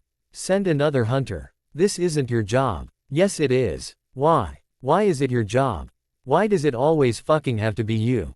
Crowley was shouting now too, and it was making Sam feel very awkward. This was private and he shouldn't be here, but he didn't want to leave and draw attention to himself, as they both seemed to have forgotten he existed. Someone has to. Dean had to grit his teeth to stop from outright screaming. Crowley paused for a moment before narrowing his eyes at Dean. Bullshit. This your, save the world so you don't feel guilty, shit. I'm a hunter. It's who I am. Silence echoed through the room, and somewhere in his anger-clouded mind Dean realized he was very close to saying something he couldn't take back, something he'd regret. No, Dean, you used to be a hunter. You gave it up. Or have you forgotten? Crowley had stopped shouting, but anger was still dripping from every word he spoke. You gave it up for me.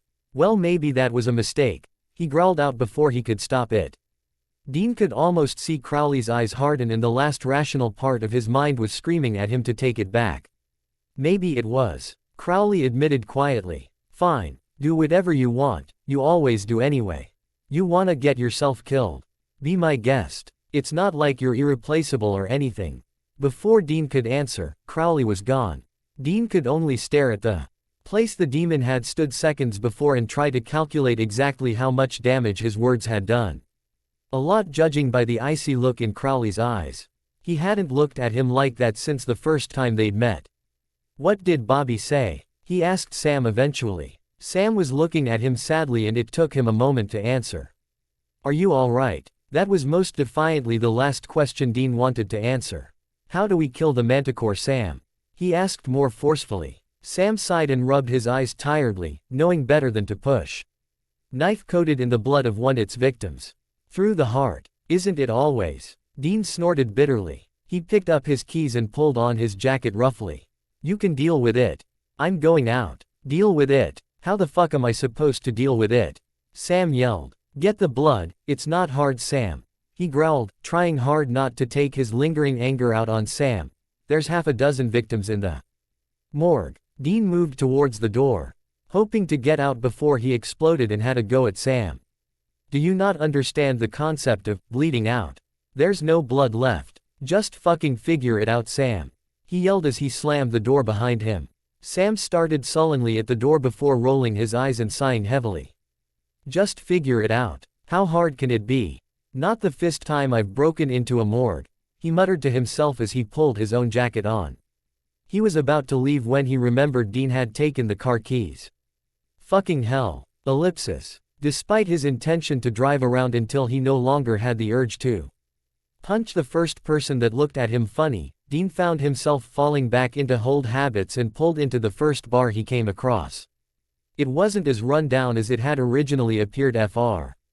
On the road, and judging from the empty parking lot, there weren't a lot of people out that night, something Dean was glad of because the last thing he wanted to do was deal with people. Walking into the old wooden building, he made a beeline for the bar and was thankful to see the pail was empty. Sliding onto a stool, he gestured for a bartender. The bartender was a young woman with red hair, and 2 years ago Dean would have been very drawn to her low-cut top and low-riding jeans, but at that moment all he wanted was a beer. "What can I get for you, honey?" "Beer, thanks," he grunted, smiling tightly. It wasn't her fault he was in a crappy mood. "Any particular kind?" "A cold one." A moment passed before there was a crisp crack and a bottle was placed in front of him. Reaching out, he took a sip, before putting it back down and staring at it sullenly. "Girlfriend troubles?" Dean shook his head softly and traced the rim of the bottleneck absently. "Something like that." "How'd you know?" The wham, and shrugged and wiped the table in front of him with a less than clean cloth. "Comes with the territory. Wanna talk about it?" My boyfriend doesn't approve of what I do for a living," Dean answered, not taking his eyes off the bottle of beer. The bartender didn't miss a beat at his mention of a boyfriend and smiled down at him sympathetically. "What do you do for a living?" Dean opened his mouth to answer, but the words caught in his throat. It took a moment before he realized why. "I don't know," he answered truthfully. "How can you not know?"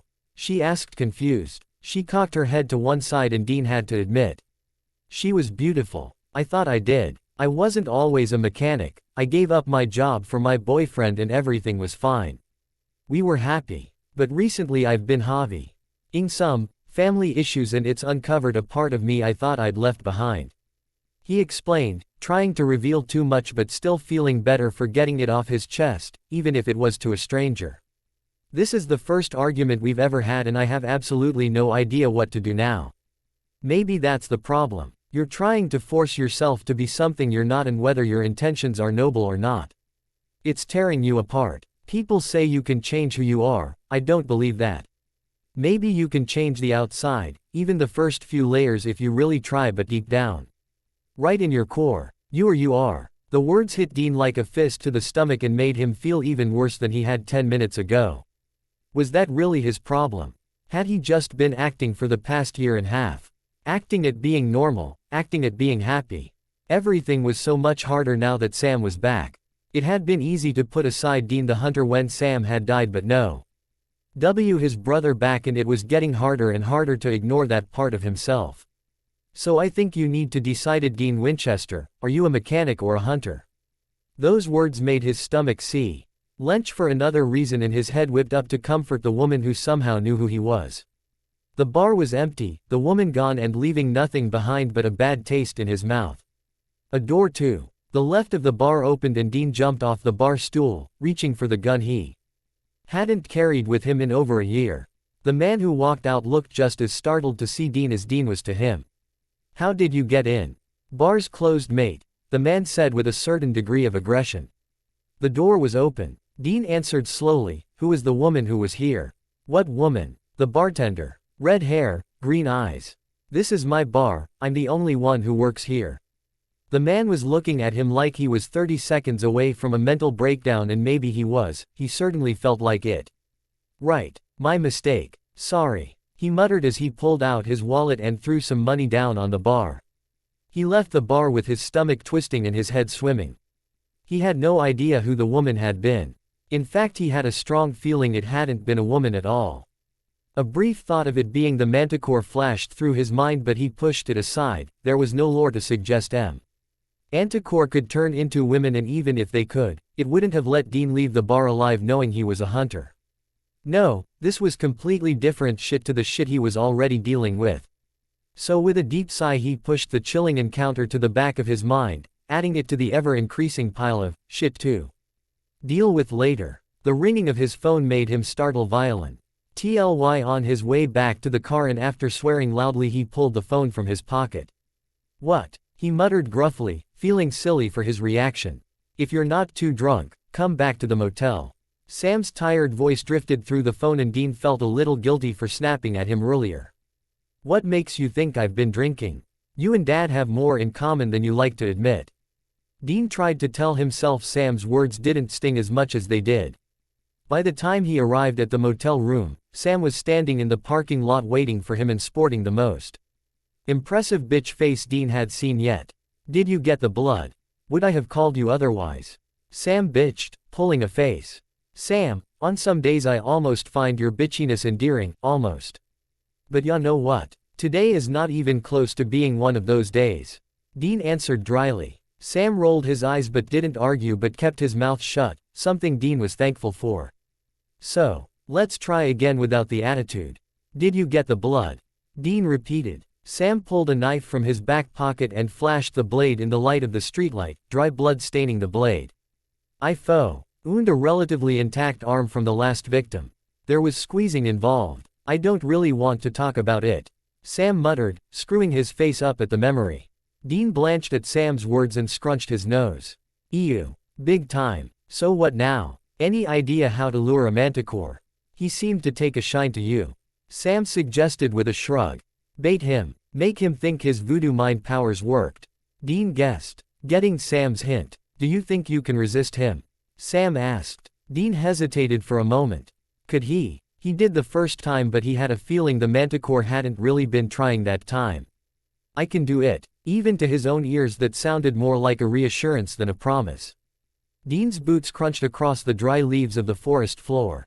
His heart was beating wildly in his chest, and he shivered violently in the freezing night air.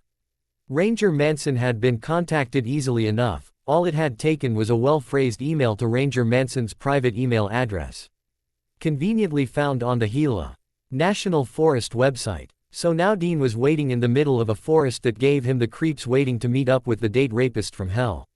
"You came." The impossibly smooth voice made Dean jump, and he spun around to face Ranger Manson. The nervous that had been thrumming through him all night disappeared at the sight of Ranger Manson. It should have been impossible, but the man was even more good-looking at night, the glow of the moon making him shine. "Of course. I haven't been able to stop thinking about you," he whispered in answer. "No. Manson is the Manticore. A killer. I've been thinking about you too." "Dean." He answered the unasked question. "He's a killer." "Dean, fight it." "Dean. What a wonderful name." The man's voice was like butter, and it washed over Dean. He felt his heart stutter at the compliment, and he was beginning to feel lightheaded. God, the man was gorgeous. Manson stepped closer until they were inches apart. Dean's mind went completely blank as he inhaled Manson's musky scent, and his head spun pleasantly. This man was wonderful. How had he ever thought otherwise? A hand reached up, cupping his face softly, and Dean pushed into the touch. He shivered in desire as piercing blue eyes bore into him, causing him to pant. "Do you want me, Dean?" "I want you," Manson whispered, his breath ghosting across Dean's face. Their bodies pressed together and Dean found himself arching his body into the touch. Lust pooled in his stomach and his body burned in want. He reached up and dug his fingers into Manson's hair. I want you. I want you so much. Please. Dean wasn't sure what he was begging for, but he knew whatever it was, he needed it. Manson backed him up against the nearest tree, crushing their bodies together and making Dean gasp desperately. He hooked his leg around Manson's waist and rocked his hips, trying to relieve some of the pressure in his cock. Manson kissed down the expanse of his neck, biting at the tender skin. When he pulled away, Dean raised his left hand and rubbed a thumb across Manson's lips. He blinked when a flash came from his finger, the light from moon hitting something and catching his eye. Doesn't matter. Manson is only thing that matters. It happened again, and this time something was creeping into the back of mind. Something wasn't right. He blinked heavily and focused his attention to where the flashing was coming from. A ring. Why do I have ring? Why is it important? Look at me, Dean. Just you and me. His head was swimming, but this time it was making him feel sick. He didn't want to look at Manson. There was something important about that ring. It signified something important, something so important. What was it? Crowley. Oh God, Crowley. Dean felt like throwing up. What had he done? Manson was still pressed against him and it made him feel sick to his stomach. His skin was crawling with disgust. Towards himself or Manson, he wasn't sure. Both. Definitely both. Manson reached for his face and he flinched away. Manson froze and frowned at Dean, taken by surprise by the rejection. What's wrong, Dean? The voice that moments ago made his knees weak with desire now made bile rise in his throat. Dean plastered on a fake smile and reached a hand around to the back of his jeans, grabbing the hilt of his knife. I'm taken, Manson. He may be a sadistic bastard, but he's my sadistic bastard. I wouldn't change him for anything. So he may not be tall and tan, with eyes bluer than the sky, but that's all right, and you know why. Why? Manson asked, his mouth twisting into a nasty sneer. I prefer red eyes. Dean swung the knife forward, slicing through skin and muscle tissue into Manson's stomach. Normally it wouldn't have been a kill shot, but Dean was hoping it wouldn't have to be. The blood and knife would do its job. It did. Manson slumped against him, mouth open in a silent scream. His eyes flashed and yellow blood poured from his mouth. He jerked against Dean before slumping to the ground. Dean stared in horror as Ranger Manson disappeared and he saw the true form of a manticore for the first time. It was massive, and laying spread out dead on the ground. Dean was surprised to see it still had blue eyes. He slumped against the tree and slid to the ground.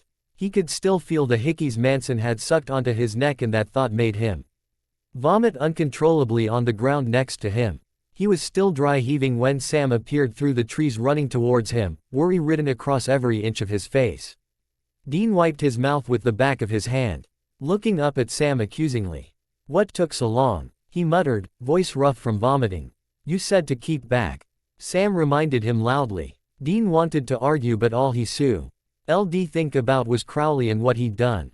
He was horrified when tears began to flow freely down his cheeks, but he couldn't stop, and when Sam pulled him into a hug he cried harder, while Sam pretended not to feel the Dean's tears wetting his neck.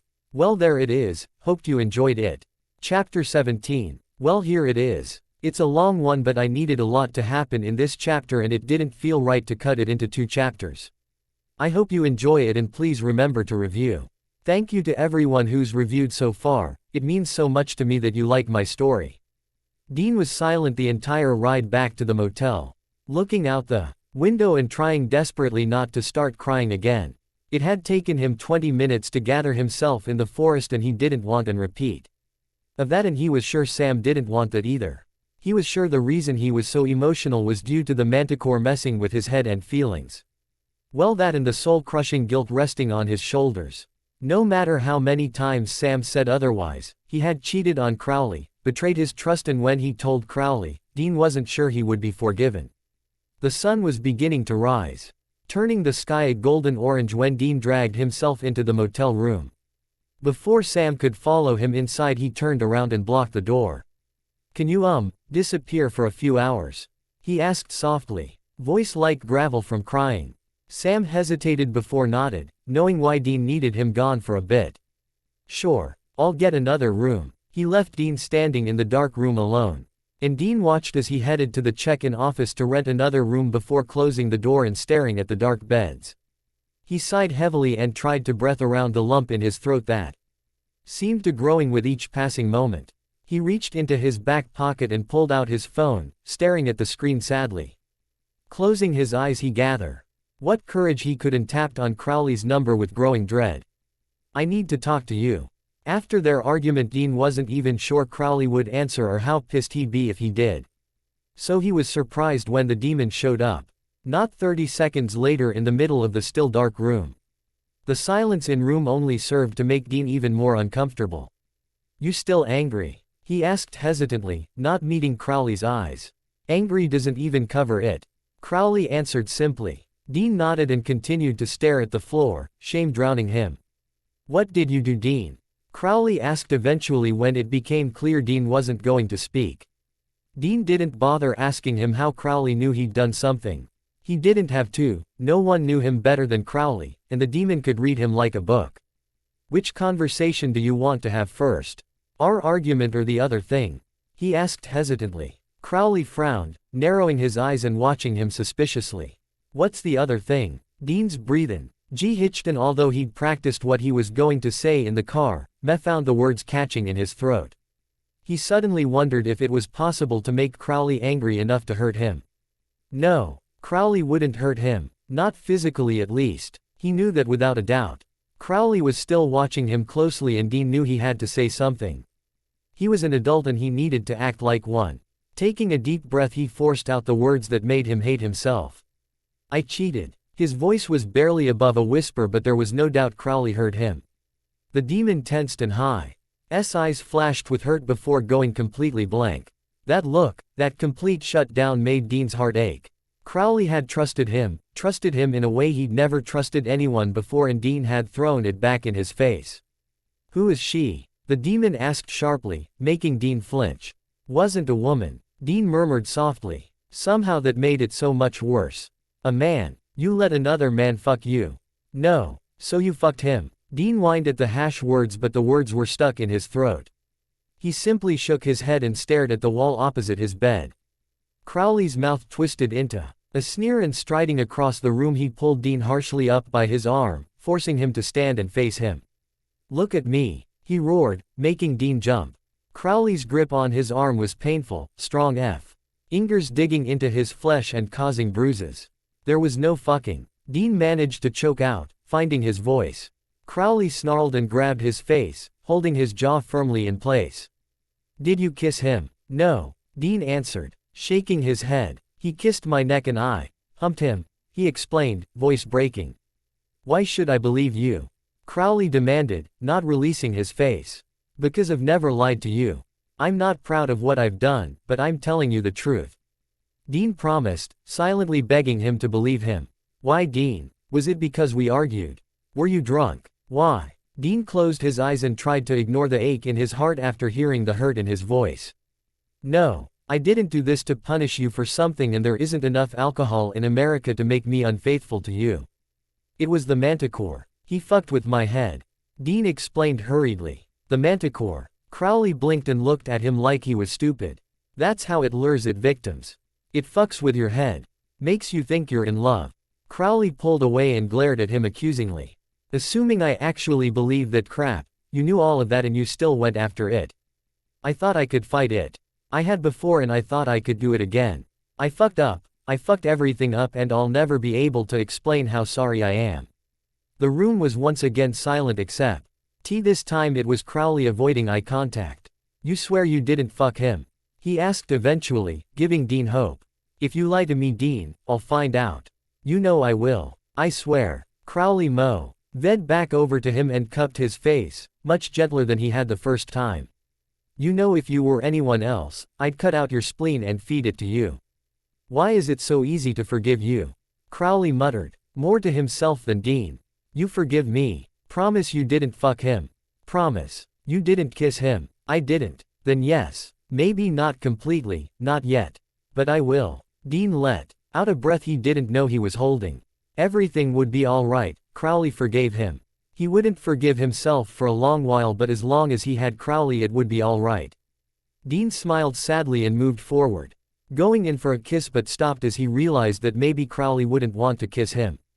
Thankfully his fears were unfounded and Crowley captured his lips in a soft yet possessive kiss. Dean moaned into the kiss and pulled their bodies together. He knew they still had to have a conversation about their argument but that could wait until later. Dean flinched when Crowley pushed him against the kitchen table but he said nothing, feeling like he deserved a bit of pain after what he'd done. Crowley smirked and pulled Dean's shirt over his head roughly and attacking the vulnerable skin with sharp teeth. Biting and nipping, Dean gasped loudly and arched into the heated touch, desperate to erase the memory of Manson's touch from his body. Punishing teeth scraped across his collarbone, leaving red marks in their wake. A strong hand wrapped around the side of his neck and a well-paced thumb under his chin kept his neck exposed to every harsh bite. With no warning, Crowley reached down and popped the button of his jeans open, ripping his pants and boxers down before spinning him around and smashing the front of his body into the kitchen table hard enough to cause bruises. Before he could protest, he yelped when his hair was griped roughly and his head pulled back. "You are going to do exactly what I tell you to do. You belong to me and I think you need reminding of that fact." Crowley growled into his ear, biting his earlobe hard enough to draw blood. "Yes, I'm yours, whatever you want," Dean whimpered, arching back against the demon, body crying out for Crowley's touch. Crowley growled and held Dean steady. "Now don't be naughty," Crowley warned. A strong hand came down on his exposed ass, the slap echoing through the room followed by Dean's yelp. Crowley had never spanked him before. He'd teased him about it but Dean had never thought he'd actually do it. Before he could think more on the situation, 2 fingers were shoved near his mouth. "Suck." Dean opened his mouth and greedily sucked in 2 fingers, coating them in as much saliva as he could, knowing exactly what they would be used for. He wet them as much as he could, knowing it would be the only preparation he'd get. Normally Crowley used 3 and large amounts of lube but Dean knew this was less about pleasure and more about Crowley marking his territory, dominating him. "You're so good with your mouth, baby. You were born to do this." Crowley pulled the fingers out with a pop and in any other circumstances Dean would have been embarrassed at the obscene slurping noises he made. Dean screeched when he felt 2 slicked fingers roughly push him, the pleasure of having something inside nearly completely overwhelmed by the pain of the sudden intrusion.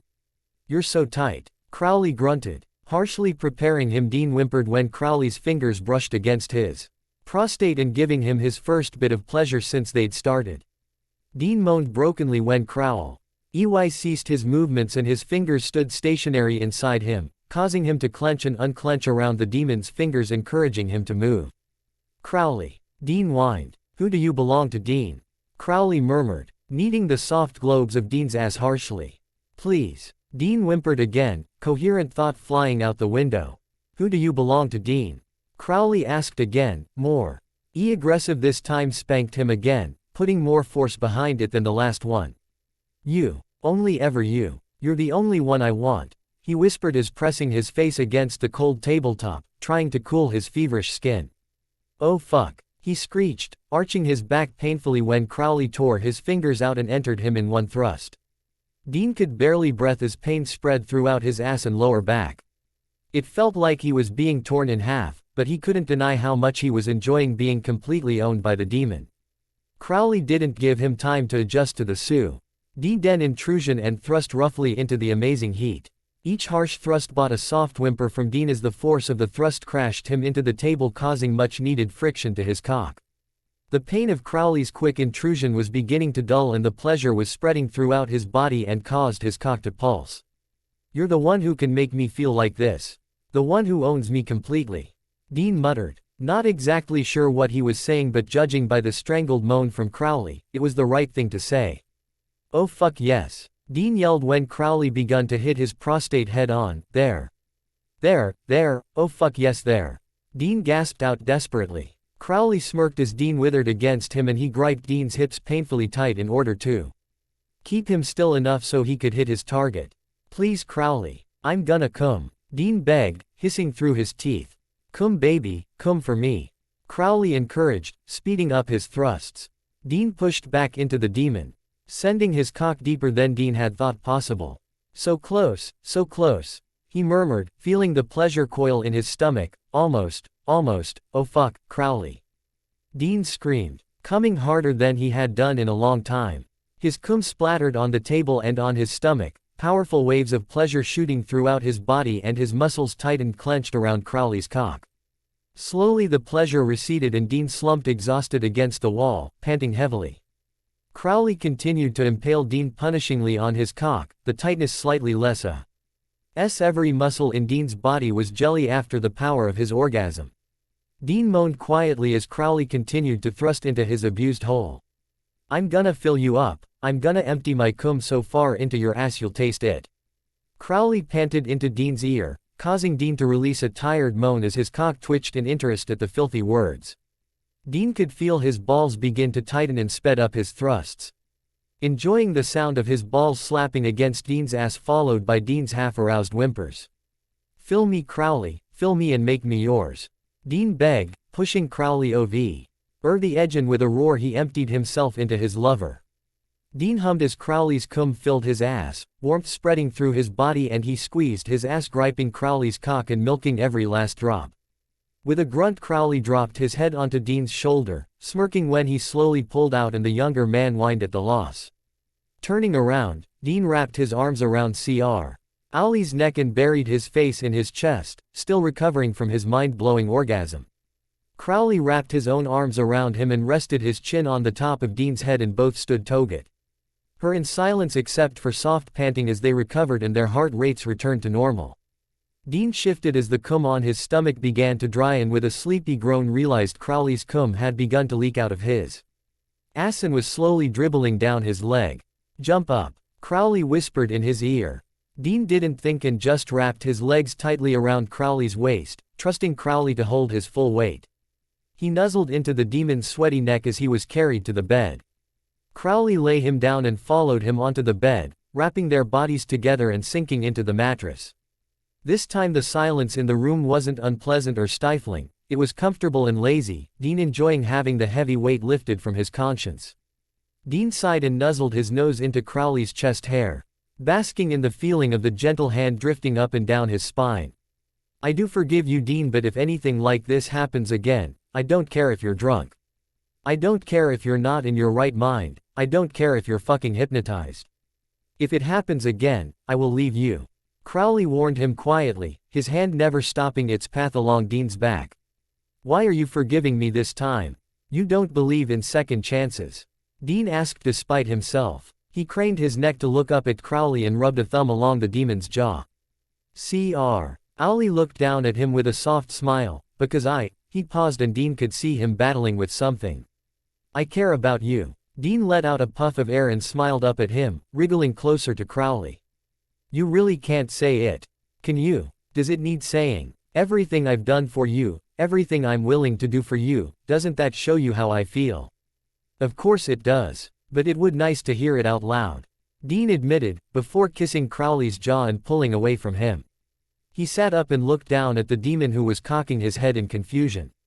There are still some things we have to talk about. Are you going to apologize for acting recklessly?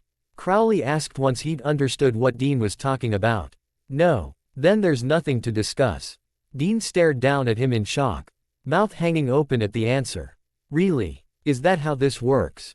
Doesn't matter if we have a difference of opinion because you're right and I'm wrong. That's bullshit and you know it. I am right. I told you not to go after the manticore. I told you something would happen and I think we'll both agree that something did happen. Crowley growled, leaning up on his elbows and frowning at Dean. Dean rocked back and his face hardened like he'd been slapped. Don't do that. Don't say you forgive me for something and then throw it back in my face to win an argument that has nothing to do with it. You had no idea what I might do with the manticore. You just thought I'd die. Just die. Dying is not a paper cut, Dean. It is not a joke. Do you have any idea what would happen to you if you died? Crowley roared, shooting up and pushing his face close to Dean's. Yeah, I'd go to hell. To you. Right. Dean answered hesitantly, not sure of the answer. No, Dean. Maybe a month ago, but not now. Raphael is pissed, Dean, and he wants you to suffer. If you die, he will take your soul before I can get to it. And although I would burn heaven to the ground to find you, I wouldn't. Not where he'd put you. Crowley wrapped his hand around the back of Dean's neck firmly and pressed their foreheads together. Raphael would spend eternity carving into your soul like a Halloween pumpkin, and there wouldn't be a damn thing I could do about it. Dean closed at the demon's words and lifted a hand to cup Crowley's cheek. I get why that scares you. It scares me too, but I can't change who I am. And I think it's pretty shitty that you expect me to. When we first started dating you told me not to expect you to change, and I never have. Do you think I like washing blood out of your clothes? Do you think it doesn't bother me when you come home angry as all fuck and ignore me for days? Do you think I like coming downstairs and finding demons eating breakfast in my fucking kitchen? Trust me, Crowley, you're not exactly a shining beacon of perfection. But I have never asked you to be something you're not, and I never would. Crowley sighed and pressed his lips against Dean's softly. Dean's eyelids fluttered at the kiss and sunk into the touch, soaking in the comfort he received. The kiss wasn't passionate or demanding, there was no fighting for dominance, it was simple and soft. And one of the most perfect kisses Dean had ever experienced. Can we both agree that we handled it badly? Crowley asked once they'd broken the kiss. That sounds good. Dean agreed with a crooked smile. Where the fuck are we? Sam muttered, scrunching his nose in disgust. The building was massive from the outside, and Sam got the feeling it was even bigger than it looked. It had the air about it that at one point it had been a decent place, but years of neglect had made fall into disrepair. The windows were smashed and the walls peeling and stained with dirt, grim and mold. The place gave Sam a massive case of the creeps. It's a old mental institution. Abandoned in the 50s, Crowley explained, opening the door and gesturing for them to go inside. Dean went inside without a word, but Sam pulled a face before stepping hesitantly inside. They followed Crowley down a maze of corridors until they were both completely lost. Inside's was just as disgusting as the outside, and Sam found himself ignoring various suspicious stains on the floors and walls as they moved further into the building. What do you use this place for? Dean asked curiously, looking around with wide eyes. It has kind of a serial killer aura going on. Punishment mostly. Demons aren't really afraid of hell, and I needed to give them something to fear, otherwise they might start getting dangerous ideas. It also comes in handy as a prison. Meg is in here, so are a number of other Lucifer loyalists. Crowley explained, guiding them into a room at the end of a corridor. When they entered the room, N was surprised to see John standing in the middle of the room. After all the trouble over the last few days, Dean had completely forgotten that John was involved in all of it. What took you so long? John grunted, crossing the room. I've been waiting here for hours. Yes, and he's been absolutely charming company. Crowley muttered, rolling his eyes in Dean's direction. Well, hello to you to Dad. Yes, Sam and I are fine. Thanks for asking. Dean answered, feeling his blood pressure spike just by being in the same room as John. He noticed an elaborate drawing on the floor drawn in what Dean guessed to be blood. He didn't recognize the marks, but he assumed it was the angel version of a demon trap. Crowley picked up a knife from a battered table and reached into a drawer to pull out the jar of manticore venom. Dean watched as he unscrewed the lid and poured the small amount of venom onto the knife. Will that be enough? Dean asked, worried when he saw how little of the venom there actually was. It's not how much you have, it's what you do with it. Crowley muttered, spreading the venom across the knife with a cloth and being careful not to let any touch his skin. Everyone spread out equally around the circle. He instructed, pointing where he wanted them to stand. When they were in place, Crowley swallowed and took a breath. Dean knew from his tense posture, the demon was nervous, and Dean couldn't blame him. No demon wanted to mess with angels, no matter how powerful the demon was, and Raphael wasn't just an angel, he was an arch. John moved away from the circle and Dean felt the hair on the back of neck stand up in warning. What are you doing? He asked, following John with his eyes. John headed over to the table and picked up an old piece of tattered paper. So this is the angel summoning. Get back in the circle. Crowley answered, narrowing his eyes. No, I don't think I will. Before Dean could react, John pulled a gun out of the back of his waistband and pointed at him. Hands where I can see them. John demanded. Dean sighed and raised his hands, followed by Sam and Crowley. You didn't check if he had a gun. Sam growled at Crowley. I didn't think he'd be that stupid. Crowley grunted back before flicking a finger in John's direction. Nothing happened. Crowley frowned and flicked his fingers again, Once more nothing happened and he narrowed his eyes at John. John shrugged and used his spare hand to pull a necklace with a small wooden talisman attached. Sorry, your Jedi powers aren't going to work on me. It pays to have friends in high places. Crowley huffed and closed his eyes. Fucking Winchesters, he muttered bitterly. Yeah, raging pains in the ass. I know. John shrugged. Now, I have some business to attend to, so you're going to have to leave the room for a while. Don't worry though, it won't be for long. Dean sighed and looked around the gray-walled cell. The room was even more disgusting than the rest of the building. Dean was pretty sure there was a decomposing finger in the corner. John had locked him and Sam in 2 separate rooms, but there was a small barred window near the roof and he could hear Sam pacing back and forward. For some reason he hadn't bothered putting him and Crowley in different rooms, probably because he still didn't view Crowley as a threat, a mistake the demon in question would make sure he regretted.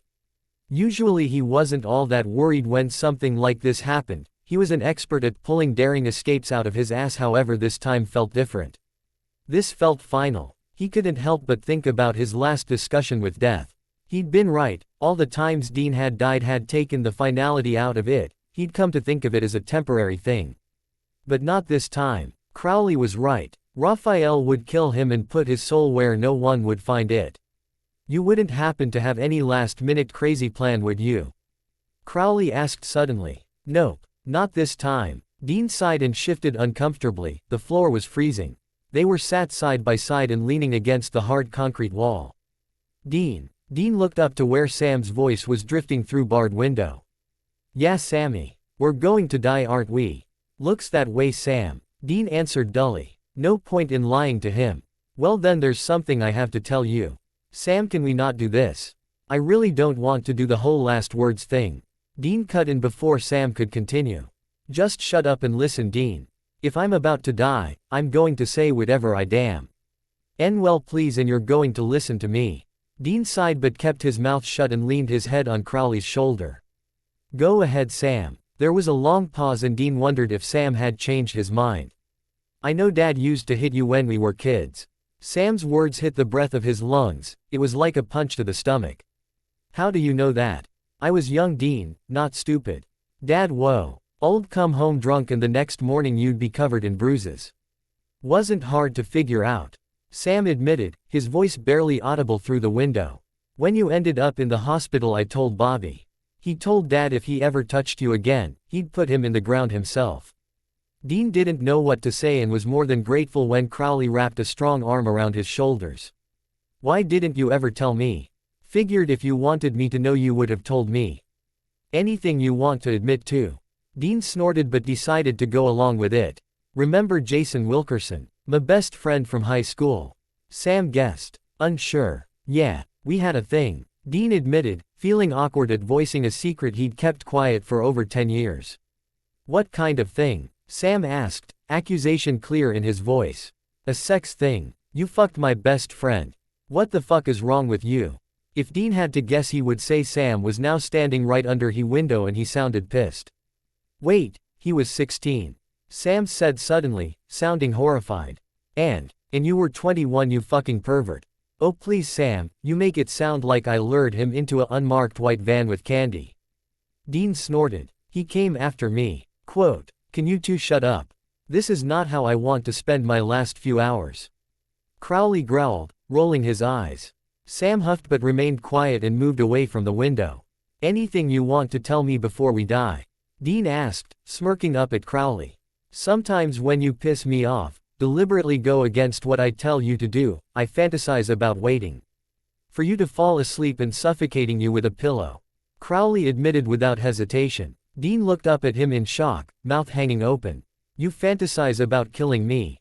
Not all the time, and I'd never actually go through with it. Crowley shrugged. Don't look at me like that. After all this time you should know not ask me questions you don't want the answer to. Dean closed his mouth and shook his head. He glanced up at the window and wondered how much Sam could actually hear and then decided he didn't care. He slipped out from under Crowley's arm and stood up before standing over Crowley's legs. Dean smiled softly and lowered himself down onto Crowley's legs. He leaned forward and undid the buttons on Crowley's pants with practiced ease, pulling them down as far as he could. What are you doing, Dean? Crowley asked softly but made no effort to stop him. Dean shrugged and pulled Crowley's boxers down. If I'm going to die, I want to make love to you one last time. When Crowley made no objection, Dean unzipped his jeans and wriggled out of them before kicking them across the room. He didn't bother with either of their shirts, they didn't have time to get dressed and after as Raphael or John could come in any minute. Crowley was only half hard, so Dean reached forward and gripped his cock firmly, pumping him to full hardness. They were so close Dean could feel Crowley's breath against his face and shivers racked his body as desire coursed through him. It wasn't desire for sex or orgasm, it was simply the desire to feel close to Crowley. A need to feel contented and safe for one last time before an eternity of torment began. He spat on his hand and lathered Crowley's cock with as much as he could, before gripping the demon's shoulders tightly as he pulled himself up. Crowley's hands shot out and gripped his waist to keep him steady. He lowered himself down slowly on Crowley's cock, gasping at the painful burn of the barely lubricated entrance. His body shook as he was filled completely and settled down on Crowley's lap. He was on fire and he rested his head on Crowley's shoulder, rolling his hips in circles. Crowley moaned wetly against his neck and gripped his hips tightly, fingers slipping against the sweat-soaked skin. He sped up his thrusts and nibbled along Crowley's jaw. Crowley's hand left his hip and cupped his face tenderly, guiding air lips together and kissing him passionately. Dean groaned and kissed back wantonly. Crowley was filling him to the brim and his stomach was twisting as he neared his orgasm. His hips jerked uncontrollably, his body shaking as unconditional love for the demon beneath him crashed over him like a wave. Crowley pressed their foreheads together and their eyes locked, green against flaming red, mouths open and breath mingling together. Their orgasms came slowly, building between them and washing over them like warm water. Crowley empty inside him and Dean exploding between their bodies. They both stilled as they shuddered through their orgasms, holding each other close and basking in the feel of the other. Crowley cupped Dean's face and kissed him softly.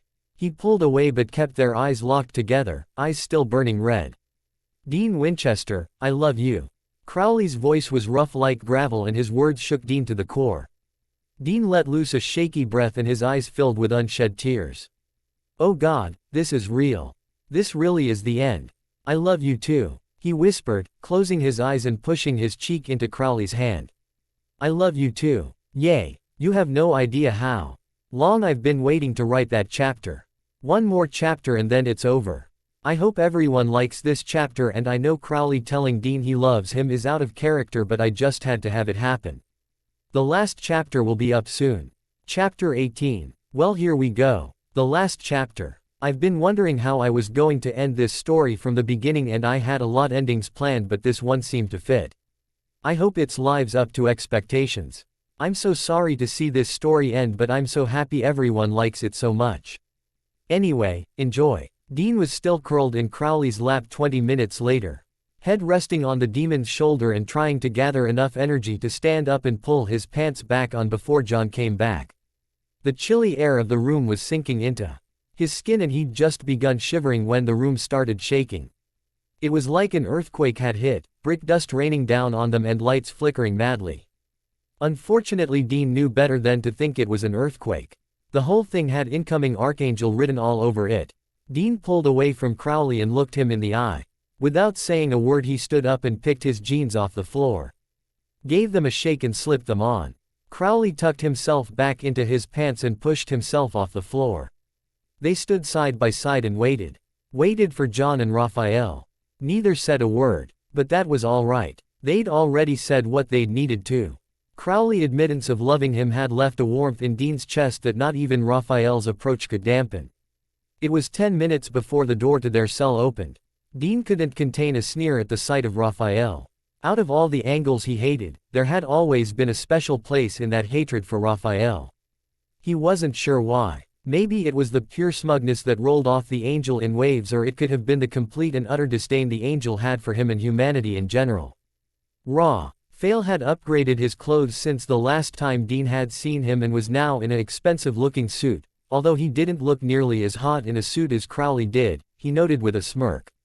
Dean, it's been a while. Not long enough. I'd hoped you've forgotten about me. Dean answered with a shrug. No matter how scared he wasn't going to let Raphael see it.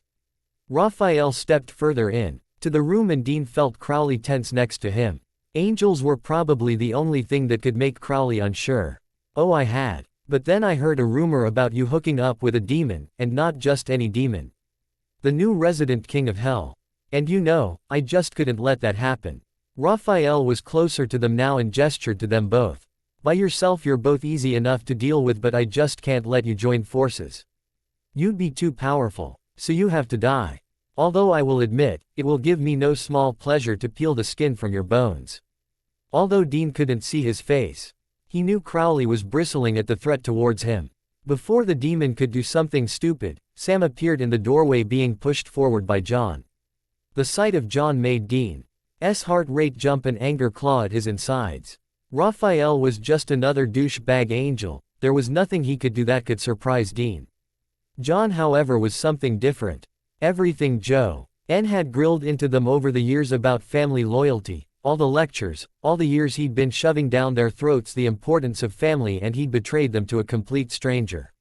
He'd led them right into a trap and turned them over with a moment of hesitance. So why bother brining me back? Sam asked as he pushed roughly towards Dean. He stumbled slightly but caught himself and stood next to Dean, staring at Raphael stonily and silently demanding an answer. Oh, you were a mistake. Raphael shrugged. John was my goal. After all, you two have proven over and over again that the only thing that can really break a Winchester is another Winchester, but I wasn't specific enough and I got Sam instead. Spells are tricky like that. Don't make things clear enough and you end up with the wrong Winchester. As he explained, Dean gritted his teeth. The same cocky attitude Dean loved in Crowley made the bile in his throat when it came from Raphael. You are a massive bag of dicks. Dean muttered at Raphael before turning his attention to John. And one day you're gonna realize just how much you fucked up and it's going to be too late. And you're spreading your legs for a hell spawn. Don't really think you're in any position to throw stones, Dean. Raphael shook his head at Dean like he was a naughty child. The angel pulled out the manticore venom-dipped knife out and twisted it around, watching it catch the light. Thank you for this, by the way. That manticore was the last in existence, its venom was the only thing that could really hurt me, well, the only thing a human could get their hands on. That's one less thing I have to worry about. Dean swallowed and unconsciously shifted closer to Crowley, pressing their arms together and wishing he could feel the demon's body heat through the thick suit jacket. He had a feeling Raphael was coming to the end of his gloating. Anyway, let's get this show on the road. I have a proposition for you, Crowley. Shove it up your feathered ass. Crowley growled. Don't be hasty. Technically you're still a crossroads demon, you should be able to appreciate a good deal. Raphael pointed out, leaning against the wall and examined his nails calmly. Sam and Dean are going to die, that's just a fact, but you don't have to. No one knows where demons go when they die. Do you really want to find out? So what did you have in mind? Crowley sneered. I can't run heaven and hell by myself. Of course you'd work for me, but you'd still have reign of hell, and more importantly, you'd be alive. Raphael explained. That wasn't part of the plan. What are you doing? John yelled, speaking up for the first time. I'd watch how you speak to me. You have officially outlived your usefulness, don't push it. Raphael warned John, shooting him a disdainful look. John looked shocked at Raphael's sudden change in attitude but wisely chose to say nothing. Raphael watched John a moment longer before turning his attention back to Crowley. But of course you'll have to prove you're serious about working for me. You can start by killing Dean. Dean froze and his gaze turned to Crowley sharply, but the demon was ignoring him, and instead staring hard at Raphael. Would Crowley take the offer?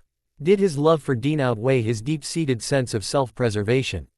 Fuck you. And fuck your offer. Crowley finally answered. Crowley. Dean muttered, reaching out and laying a hand on his shoulder. Crowley looked at him in shock, knowing what Dean wanted him to do. No, Dean. Dean sighed and pushed down that little voice and was rejoicing at the fact Crowley loved him more than his own life. I'm going to die, one way or another, but if there's a chance for you to get out of this, and what? All I have to do is kill you. Crowley whispered, cutting him off and reaching out and stroking Dean's cheek softly. His hands were rough and Dean knew then how broken the idea made him. Crowley's hands were shaking. No, I can't. I won't. I'd rather die. You know, Dean, I've died a lot of times, but this is the shittiest way yet. And it's all your fault. Dean started at the sudden blast of angry words from Sam and had to blink a few times before he understood what Sam wanted him to do. You know, Dean, I've died a lot of times, but this is the shittiest way yet. And it's all your fault. Dean narrowed his eyes and stepped away from Crowley. Excuse me, how the fuck is this my fault? He hissed. You just had to fuck the demon scum, didn't you? And not only that, but you fell in love with the bastard. And now we're all going to die because you couldn't keep your slutty legs closed. I am not a fucking slut. I haven't been with anyone but Crowley in nearly 2 years. Being called a slut hurt, even if he knew Sam didn't mean it. If I weren't spreading my legs, you'd still be in the cage being bitch slapped by Lucy and Mickey. And you have no right to get all high and mighty. It seems fucking demons runs in the family. Oh please. I bet Crowley passes you around his demon buddies like a used tissue. Lucifer and Michael were right, you're a whore. You bent over for that manticore quick enough. Watch. What you fucking say or I'll kill you myself. Crowley growled, pushing past Dean and grabbing Sam by the throat. Sam may have been head and shoulders taller than Crowley, but he didn't have the same supernatural strength the demon did. Crowley managed to force Sam backwards closer to John, who was looking on horrified. Let him go, Crowley. Dean pleaded, following them across the room. Are you sure? Crowley asked, gaze flickering between Sam, John and Raphael. Yes. Now. Everyone moved quicker than Dean could see. Crowley let Sam go, who then lunged forward and tackled John to the floor. Ian and Crowley jumped at Raphael while the angel was still startled by the surprise attack. Dean was thankful for all of Crowley's angel warding throughout the building. They were enough to cut down Raphael's power significantly. Enough for Dean to kick the knife out of Raphael's hand and pick it up himself. He stabbed at the first bit of skin he saw, ramming the blade deeply into a shoulder. Why? Crowley was enjoying getting in few punches. Unfortunately, the warding didn't block Raphael's powers completely, and once the element of surprise had passed, the angel threw them off like rag dolls. Sam had overpowered John easily enough, holding him down with a knee to the back, but it didn't last. He went flying through the air with Dean and Crowley before they all crashed painfully against the wall. That was smart. I didn't see that one coming. Raphael panted, the venom from the knife coursing through him. It wasn't enough to kill him, but it did slow him down. Dean tried to pull himself away from the wall but found he couldn't. He was stuck, and judging from the way Sam and Crowley were fidgeting, so were they. Raphael stepped in front of Dean and wrapped a hand around his throat in a crushing grip. I was going to kill you quickly, but just for that, I'm going to make you suffer. He nodded his head in Crowley's direction. And I'm going to make him watch. The hand tightened round his throat, and Dean could feel his lungs fighting for air. Cold fear washed over him as he realized, this was it. He was going to die, and this time he wasn't going to come back. Just as his vision began to blur, there was a knock at the door. Everyone froze in surprise. Raphael turned his head to look at the closed door with a frown. There was a beat as they waited. Another knock. You should really get that. Sam pushed, looking wide-eyed as Dean continued to struggle for air. Raphael paused before rolling his eyes and letting go of Dean's throat. Dean gasped for breath, spluttering as his throat ached. That would definitely leave a bruise. There was another knock as Raphael reached the door. He opened the door and revealed the source of the knocking. Dean blinked stupidly. Things really couldn't get any fucking weirder. It was the woman from the bar. The one who had disappeared on him. Oh God, it's her, he muttered. Her? Who's her? Crowley asked suspiciously, eyes narrowed at the newcomer. I don't know who she is. I met her bar and she disappeared in front of me when we were hunting the manticore. Dean explained. And you didn't bother mentioning the mysterious disappearing woman? Sam accused, looking at him like he was an idiot. I had other things on my mind in case you're forgetting. Shut up. You people are the single most irritating morons I've ever met. Raphael yelled. Dean glared at him before turning his attention to the woman. Who are you, lady? He demanded. The woman looked startled at Dean's question. She frowned and looked down at herself. Don't you recognize me? Clearly not. She cocked her head to one side before understand sparked in her eyes, and he smiled. Oh right. You don't know this body. Sorry, I've had so many over the years. It gets hard to keep track. Dean watched, his mouth hanging open as the air around shimmered and Chuck replaced her. Chuck, Dean muttered, sure he'd finally lost his mind. Hey Dean. Hey Sam. Chuck answered, stepping further into the room. And Crowley, I don't believe we've met yet. Dean looked over and was shocked to see Crowley staring wide-eyed at Chuck.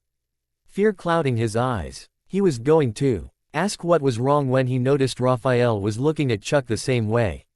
Father. Raphael whispered shakily. It took a moment for those words to sink in. Father. As in, God. Dean stuttered. Holy shit. Sam whispered. Quite. Chuck answered dryly. What the fuck is going on? John demanded to know. I'll deal with you in a moment. Chuck promised before he turned his attention to Raphael. You know, you never did play well with others. I had thought leaving you in charge might teach you a valuable lesson. Evidently I was wrong. Chuck's voice sent shivers down Dean's spine.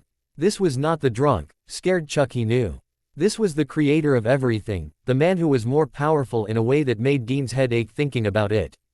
You left us. We did everything you wanted us to, we loved you. And you left us. No warning, no instructions. What were we supposed to do? Raphael demanded. For the first time, Dean could actually sympathize with the angel. He knew what it felt like for a father to leave you without warning. You weren't supposed to take your anger and pain out on humanity. You always loved them more. The filthy mud monkeys. Chuck sighed and shook his head sadly. That's not true. I don't have favorites. Humans just required more attention in the beginning. He looked at the other people in the room before turning back to Raphael. This is a conversation to have later. Go back to heaven. Why? So you can throw me in the cage with Lucifer and Michael. No. I'm stopping you before you go too far, before you do something you can't take back and I have no choice but to lock you in the cage. Raphael looked like he was going to argue but thought better of it, and with one last withering glare at Dean he disappeared, allowing them to pull away from the wall. Chuck sighed sadly and turned his attention to John. I am very disappointed in you, John Winchester. Sam and Dean are good people, in fact I like to think they're my friends. They've been through a hell of a lot for this world, they don't deserve to have their own father turn on them. Chuck narrowed his eyes and Dean was glad he wasn't the one getting that stare. What am I going to do with you? Send him down to me. I'll take care of him. Crowley growled, straightening his jacket and shooting John a look of pure hatred. I'm sure you would. But no. He's going back where he came from. He never should have been brought back. Raphael will be punished severely for that. John has no place in this world anymore. If it were up to me, I'd more than happily let you tear his heart out through his ass. Dean muttered to Crowley, who smiled at him in return. You sure how to make me all tingly inside, Dean. Crowley smirked, bumping Dean with his hip. Disgusting. John murmured, watching them with a sneer. Keep your mouth shut or I might change my mind. Chuck warned softly. When it seemed John wasn't going to heed the warning, Chuck cocked his head and John fell to the floor in a heap. What did you do? Sam asked. Sent him back to where he came from. What about me? Do I have to go back? Sam asked fearfully. Chuck looked at him closely as though deciding something. No, I think you still have a role to play in this world. So that's it. John conspires to kill us and he gets sent back to heaven. Raphael literally tries to destroy the world and he gets a slap on the wrist. Dean yells, despite common sense telling him not to yell at God. What would you have me do? Kill one of the few angels I have left. My last arch. What did you do with Chuck? Sam asked suddenly. Chuck Winston scratched the back of his neck. There was never another Chuck. It's always been me. You were there the whole time. You saw what was happening and did nothing. You son of a bitch. Dean yelled. The only thing stopping him from lunging at Chuck was Crowley's hand on his arm. Chuck froze and shot Dean a look that was overflowing with anger, making Dean take a step back. For a second he'd forgotten who he was speaking to. Excuse me. I interfered more in that year than I have done since the beginning of time. Or are you forgetting all my little hints and warnings? I introduced you to Becky. I put you on that plane. I bought Castiel back more than once. If it weren't for me, you never would have met Crowley. Chuck reminded him. You could have stopped it. All those people we lost. How close we came to losing, and it's all your fault. Dean yelled back. My fault. See, now my memory must be fuzzy because that's not how I remember it. Chuck said, stepping towards him. You're the one who sold your soul and started torturing in hell. He pointed at Dean before turning on Sam. And you're the one who started drinking demon blood and continued despite numerous warnings. From many, myself included. The apocalypse happened because you two made a series of remarkably bad decisions, and that's somehow my fault. You still could have stopped it. Sam pointed out. Yes, I could have, but I didn't, and you know why. Because it is not my job to clean up your mess. You wanted free will, the ability to make your own choices, choose your own destiny. Well, guess what? The choices you make have consequences. You don't get to fuck up the world and expect me to make everything better. Chuck ranted, the simmering anger enough to make them all nervous. Dean dropped his head, feeling chastised like a small child. He wanted to continue to argue but decided he'd pushed his luck enough. He wasn't stupid enough to risk the wrath of God. Right, well, I'd love to stay and chat, but I've got some work to do. Everything's gone to hell since I've been gone. Chuck shrugged, the anger evaporating as quickly as it had appeared. Wait, did Raphael do something to Saz? Dean asked suddenly. Maybe that was why Castiel hadn't spoken to him in over a year. No, Castiel has been on house arrested since Raphael took over. He's fine. Dean opened his mouth to ask Someth. Ing else, but Chuck was gone before he could. Is it just me, or was that a little anticlimactic? Sam muttered, looking around the empty room. It all seemed a little too easy. I don't know. We did go. Our asses saved by the big man himself. And either way, something was easy for once in our lives. Let's not question it, Dean said with a shrug, leaning heavily against Crowley. Crowley wrapped a strong arm around his waist and pulled him close. His throat was sore, every time he swallowed it felt like swallowing razors. So what now? Sam asked what they were all thinking. Now we go home and forget this whole fucking mess ever happened. 6 months later. Forgetting was a lot easier said than done. Sam had moved in with him, and Dean had to admit, it was nice having someone around when Crowley was away. Although it had taken months before Crowley would leave his side for longer than a day or two. Dean nearly dying had ramped up Crowley's protectiveness to near overbearing levels, but Dean was too busy basking in it to be annoyed. Dean's problem was he just couldn't settle back into his old life. He dreaded going to work, he hated coming home and doing housework and laundry. And he hated watching Sam going on hunts and feeling the burning desire to go with him. He generally hated himself for being this unhappy with his life. It shouldn't be like this, he was happy before. Why not now? You know why. Sam being back changed everything. He shook his head and opened the fridge door. The orange glow of the setting sun lit up the kitchen, his muscles ached from being under cars all day, and all he wanted was to go to bed. He continued to be lost in his thoughts as he removed the groceries from the paper bag and put them in the fridge. Dean. Sam's voice startled him and caused him to nearly drop the orange juice. Yeah, Sammy. Can ya help me? Sam waved a green folder in the air. Sam had been taking over some of Bobby's hunters. Researching and taking calls for them while Bobby took a bit of break. Sure, let's have a look. Sam handed over the folder and Dean flicked through the pages. It's a Vetala. Tell Lee to be careful, they hunt in pairs and their venom will knock you out cold.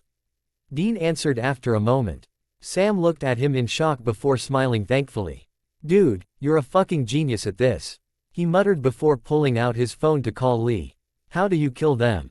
Same thing that kills most monsters. Silver knife to the heart. Dean shrugged, returning to his job of putting the groceries away. There's a bit about them in John's journal. Sam nodded and left Dean to his job. Soon the fridge was full and Dean was rubbing at his eyes tiredly. Do you want dinner? He yelled out to Sam, hoping the answer was no. Nah, I ate before you got home. Sam called back, making Dean sigh in relief. Dean headed into the lounge room where Sam was busy on his laptop and ruffled his brother's hair. I'm off to bed. I have to be at work at 7 tomorrow. Night. I won't be here when you wake up. I told Bobby I'd check something out in Kansas. Sam said, looking at him with a smile. Dean felt a twinge of jealousy that Sam got to go on a hunt and he didn't. Quilt swiftly followed and with a shake of his head he went upstairs to his bedroom. Locking the door behind him, he walked to the bathroom and pulled off his grease-stained clothes. Leaving them in a pile on the tiled floor. He'd deal with it later. He kicked his boxers off and grabbed a pair of dark green pajama pants, pulling them on before throwing himself face first on the bed. He'd changed the sheets that morning so they were crisp and clean. With a tired sigh he buried his head in his pillow as much as he could without suffocating himself. He was just drifting off to sleep when a heavy weight settled on his lower back. He jerked awake but was quickly relaxed again when he recognized Crowley's touch. A pair of hands began massaging his shoulder blades. The touch was strong enough for it to almost be painful, but it made his muscles melt.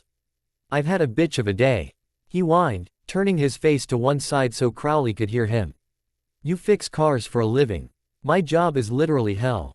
How can you complain? Because I'm not a mechanic and pretending I'm not miserable every day is killing me. It's just been a long day," is what he said instead. Besides, he wasn't miserable all the time, just when Crowley wasn't there to take the mind off the boredom.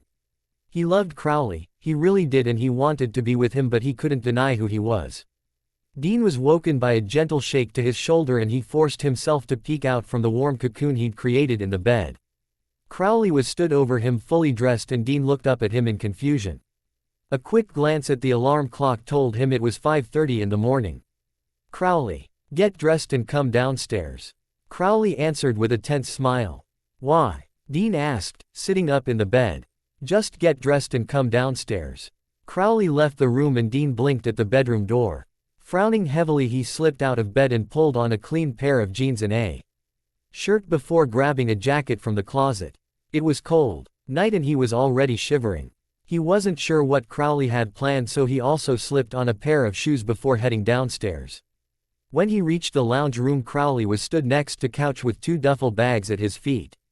"What's going on?" Dean asked, not liking the way his heart jumped into his throat. "I'm calling in your debt," Crowley answered simply, confusing Dean even more. "My debt? Our first date, we made a deal. I'd answer your questions and you'd owe me something. So what do you want?" Dean was fighting his rising fear. Those were his duffel bags on the floor and he knew exactly what Crowley wanted. "Sam is outside in the car. There's a hunt in Kansas and I want you to go. Go with Sam. You're kicking me out." "No. If you can look me in the eyes and tell me honestly you don't want to go, I won't force you," Crowley promised. Dean opened his mouth but he couldn't force the words out. He never could lie to Crowley and now was no different. So instead he said the only thing he could. "I love you." "I know. Wanting to leave doesn't change that. You're not happy here, Dean. This isn't who you are. You're a hunter and you can't change that any more than I can stop being a demon.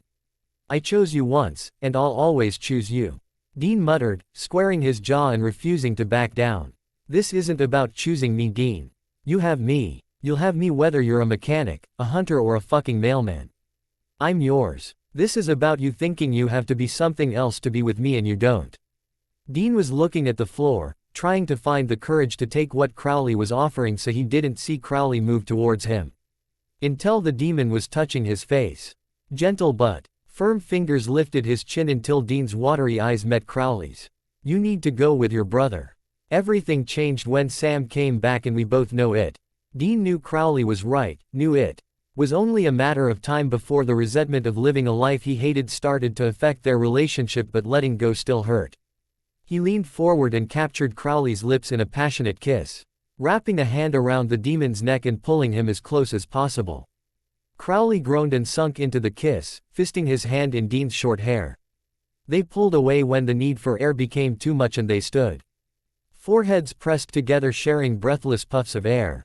"You had better come and see me," Dean warned. "Every chance I get. Promise." Crowley chuckled breathlessly. "Get all this helping people out of your system because I'm gonna turn you into one hell of a demon.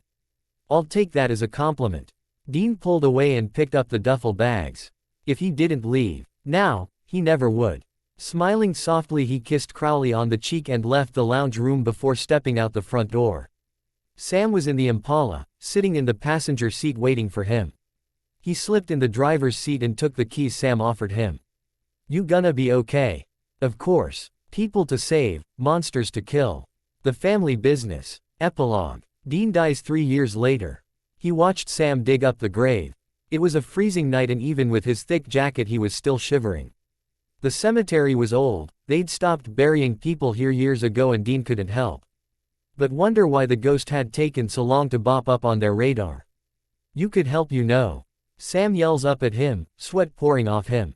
Dean grinned down at him. Sorry Sammy, you know the deal. I dug up the last one, your turn. I fucking hate you. Sam muttered, shoving the shovel angrily into the dirt. 5 minutes later there was a thump as Sam hit the coffin. Dean was about to jump down to help Sam lift the lid when he was thrown backwards. He flew through the air and smashed into a tombstone. The force of the hit forced the air from his lungs and he was still struggling for air when the ghost appeared in front of him. He pushed himself against the tombstone in a feeble attempt to get away. A hand forced its way into his stomach and he choked when blood filled his mouth, the ghost staring down at him. Her name was Meredith Wells and she'd killed her husband when she found out he'd been cheating on her with a man. Over the past 200 years she'd killed over 30 gay men, and although Dean was bisexual, he had feelings she wouldn't be too concerned with technicalities, she was going to kill him all the same. She twisted her hand and Dean screamed. He was in agony, pain making his head spin and his vision blur. He dimly heard a something whoosh in the background and seconds later Meredith went up in flames, her hand still inside Dean. Sam had salted and burned her bones but it was too late. Half of Dean's stomach was ripped out and blood was pooling around him. There was so much blood, impossible to see in the dark but Dean could feel it. He could feel seeing his clothes and blood loss was making him dizzy. Sam appeared in front of him, and Dean was dimly aware Sam was yelling something. His brother knelt beside him and tried to get to stand up but he couldn't even if he wanted to. He couldn't feel his legs anymore. Come on Dean. The hospital's 20 minutes away, get up. Sam begged, tears building in his eyes and panic rolling off him. Dean chuckled wetly, blood splattering his lips. Sam, we both know I'm not making it to a hospital. Sam closed his eyes but didn't argue and slid down next to Dean. He stretched out his legs and wrapped an arm around Dean's shoulders and pulling him close. Dean didn't fight and leaned against Sam's chest, each breath causing bone-shattering pain. Sam was shaking against him and Dean knew his brother was fighting tears. Come on Sam, this isn't the first time you've had to watch me die. He pointed out softly, all the energy leaving him. Doesn't get any easier though. Sam choked out, holding him tighter. If it makes you feel any better, this is the first time I'm actually excited about what's on the other side. Crowley had better take damn good care of you.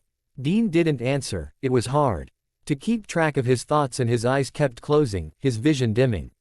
Love you Sammy, he whispered. He was dying so he did something he'd never done before in his life. He stopped fighting. Love you big brother. That was the last thing Dean heard before he died. Ellipsis. He found himself standing at the back of a long line. He stuck his head out and raised his eyebrows when he saw the line went on for as far as he could see. There was a machine next to him and a sign above his telling him to take a ticket. He frowned at the dejected-looking people and stepped out of line. Nothing happened. Demon guards didn't step out the shadows, lightning didn't strike him down and he wasn't attacked in any way so he took another step.